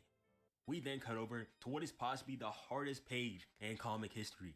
Kraven, in Spider-Man's own suit by the way, posted up in the rain over his grave. Niggas got his arm folded, just paying respects, like he didn't send him on an all expenses paid trip to Uncle Ben. Then he had the audacity to take off the mask and laugh. Something that I find interesting about Peter's death though, is how Mary Jane immediately felt that something was wrong. Like, she was just chilling in her room, waiting for Peter to come back because they were like newly married, and she could just feel a disturbance in the force. Either woman's intuition, or MJ's just like that. Maybe both. Low-key feel bad for the rat though. Bro got no diff by a boot. Now, you think that Kraven would be satisfied after murking his greatest op, posing on his grave, then laughing on it. But no, Kraven couldn't just beat Spider-Man. He had to be Spider-Man. He had to show this dude that he was superior in every way possible. So what does this maniac do? Well, he does what any normal psychopath would do. Drug himself into fighting a spider phantom in his spider lair, then goes out cosplaying Spider-Man and whooping ass. He actually ends up saving Mary Jane, who's getting hit on by these weirdos. But MJ immediately realized the man in the suit wasn't Peter. Kraven then goes on to decimate some more low-tier crooks, beating so much ass that he injured 15 of these guys and even killed a man. And Kraven's feeling pretty good. He's slaying the spider, he's hunted down his prey, he's proved himself superior in every way. But there's still one more thing he must do. You see, there's this villain going around the sewers called Vermin. Spider-Man was only able to beat this guy thanks to the help of Captain America, and Kraven knows this, even mentioning it while he and Vermin battled it out. In the end though, Kraven is able to beat the beast on his own, carrying Vermin from the sewers triumphant. Side note though, Kraven's sheer aura had this random dude dumping his liquor out of fear. Can't even blame him. We then cut over to Peter, who's curled up in a white space. Realizing that he's still alive, he meets Ned again, before remembering that he's just a figment of his imagination. He starts to recall MJ, the spider. He's the spider. That's who he is. The beast. The all-consuming thing. But is that all he really is? The spider is fearless, strong, and can win, unlike that weakling coward that is Peter Parker, the one who can die. But Peter realizes that the spider isn't truly who he is. It's Peter Parker. That's all he was, and that's all he'll ever be. Kraven may have beaten the spider, but he hasn't beaten the man. He always thought that Spider-Man was larger than life, that he was magic, but there is no spider. There's just Peter, a normal guy tapped on the shoulder by fate. Peter Parker may be his weakness, but he's also his greatest strength. And using his love for MJ, along with that indomitable will of his, he digs his way out of his own grave, giving us the hardest Spider-Man panel I have ever seen. Lightning striking in the back, holding on to his own tombstone. Aura is off the charts. Spider-Man then heads inside of Kraven's house, finds out that he's been impersonating him for 2 straight weeks, and heads off. Not to be Kraven though, no, but to MJ, his wife. Mind you, it's crazy that this man was just there for 2 weeks underground and like, he's not hungry or anything, he's fine. Bro's been out for 2 straight weeks, probably smelling like dirt, and they were still getting busy. Fresh off the wake up too. They really love each other, man. MJ tries to convince him to take some time off to process everything. Like, I don't even blame her. Dude can barely speak, but Peter knows that he needs to settle this right here and now. So they hold hands before he swings off to get his get back. Kraven's facial expressions in these comics are so hilarious to me, man. Like, look at him. Bro was over here showing out all 32 while waiting. And the second he sent to Spider-Man, his smile fades so fast. Like, I'd like to think this entire time he's just been standing there, smiling and waiting for no reason. Spider-Man hops down, immediately wailing on Kraven, but Kraven doesn't fight back. In fact, he does nothing at all. In his mind, he's already won. He's proven himself superior to Spider-Man, beating him, beating his opponents, doing a better job than he did. The fact of the matter is, Spider-Man is only alive because Kraven let him. They then head down to where Vermin is imprisoned. Kraven gloats over how he was able to defeat him alone, unlike Spider-Man. Then he throws a match inside his enclosure that Spider-Man quickly deals with. Spider-Man is obviously angry, but Kraven just doesn't care, smiling with that big ass grin on his face. Kraven then releases Vermin, letting him attack Spider-Man. Peter tries to reason with him. When that doesn't work, he tries going on the offensive. But halfway through beating his ass, he realizes what he's doing. He doesn't want to play Kraven's games anymore. So he stops and just takes the beating, allowing himself to get his ass kicked. Seeing that Spider-Man was once again unable to defeat the Beast, Kraven tells Vermin to cut it out and go free, which Spider-Man just can't let happen. Nevertheless, Kraven helps Spidey up, leading him up the stairs to the window. As he realizes that Spider-Man is actually quite a good guy. Spidey obviously doesn't care that he's helping him though, and tells Kraven that he will be back. But Kraven assures him that he will never hunt again. And as he watches him swing away, he says goodbye. Finally at peace, finally proving himself to be the strongest hunter, he's able to off himself without any regrets. And that's where his story ends. Throughout the story, Kraven kept mentioning the spider, and I've been trying. Yeah. He just murked himself until he got brought back. Many years later in Grim Hunt. And then he made a clone of himself that he raised as his son. And then that son is now Kraven now, technically. Trying to figure out what he meant by all this. Yeah. What is the spider? Then I went back to Peter's revival scene, where you can kind of see himself being freed from the spider.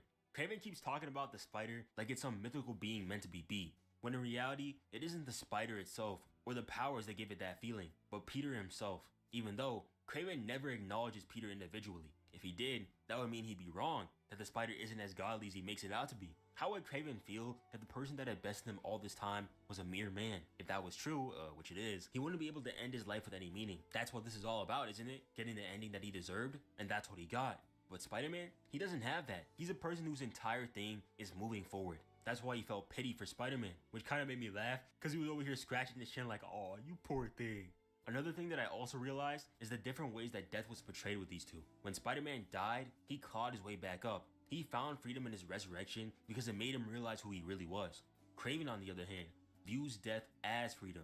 It's the goal that he strives towards. This story really shows what makes Spider-Man so special. Kraven may have been able to wear the mask, but he wasn't Spider-Man. Peter Parker is Spider-Man because he understands the responsibility of it. He's not doing it just to prove that he's better than anyone else. That's why, even after everything that happened, he still went back to save Vermin and get him the help he needed. Shout out to Kraven, because even after he messed up Spider-Man's rep, he wrote an entire confession basically saying, "Yeah, I killed him for 2 weeks and impersonated him. My bad, y'all. Say what you want about the man, but he has honor." Anyway, I think that this was a spectacular story. I only knew Kraven as the dude from like the Spider-Man 2 game, so seeing this version of him really gave some nice characterization. And of course, seeing Spidey's indomitable will on display here was amazing. Him digging himself out of his own grave, some of the hardest stuff I've ever seen. But yeah, that's it for today. Comment some more banger Spider-Man comments, bro. I'm loving these right now. And yeah, see y'all next time. I just want to see this trailer. It was the summer of 1890. I was drawn to the shores of the West. Welcome to the first ever Steel Ball Run! This epic trek will be the first ever to have its participants cross North America while on horseback! So all of my life, horses have been by my side. Pick it up, take it and see what happens next. That ball he threw. Oh, are they actually doing the sub and dub at the same time? Hand it over! No! Don't finish, damn it! My legs, just then I was standing. I will ride a horse again! Fascinating. Not only the balls, but their wielder too. Yeah. It's called technique, you troglodytes. I see how this will unfold. I will cross the continent and win using only the legs I was born with. To get that prize money, I'll beat them at their own game. I knew it! Just look about it, taking me all the way! Here I go! No matter how the days ahead may unfold, the Steel Ball Run will be a race the likes of which the world has never laid eyes upon! Amazing! Look at this sea of faces! Whoever does win this race will be a hero to the whole world. Now, we're at the finish, so let loose! Our victor will receive a peerless prize, 50 million tons! Victory hinges on a single truth. The strongest legs prevail! Keep swerving and see where it gets you. The one who will beat Gyrosception at his own game! It's me, Johnny Joestar!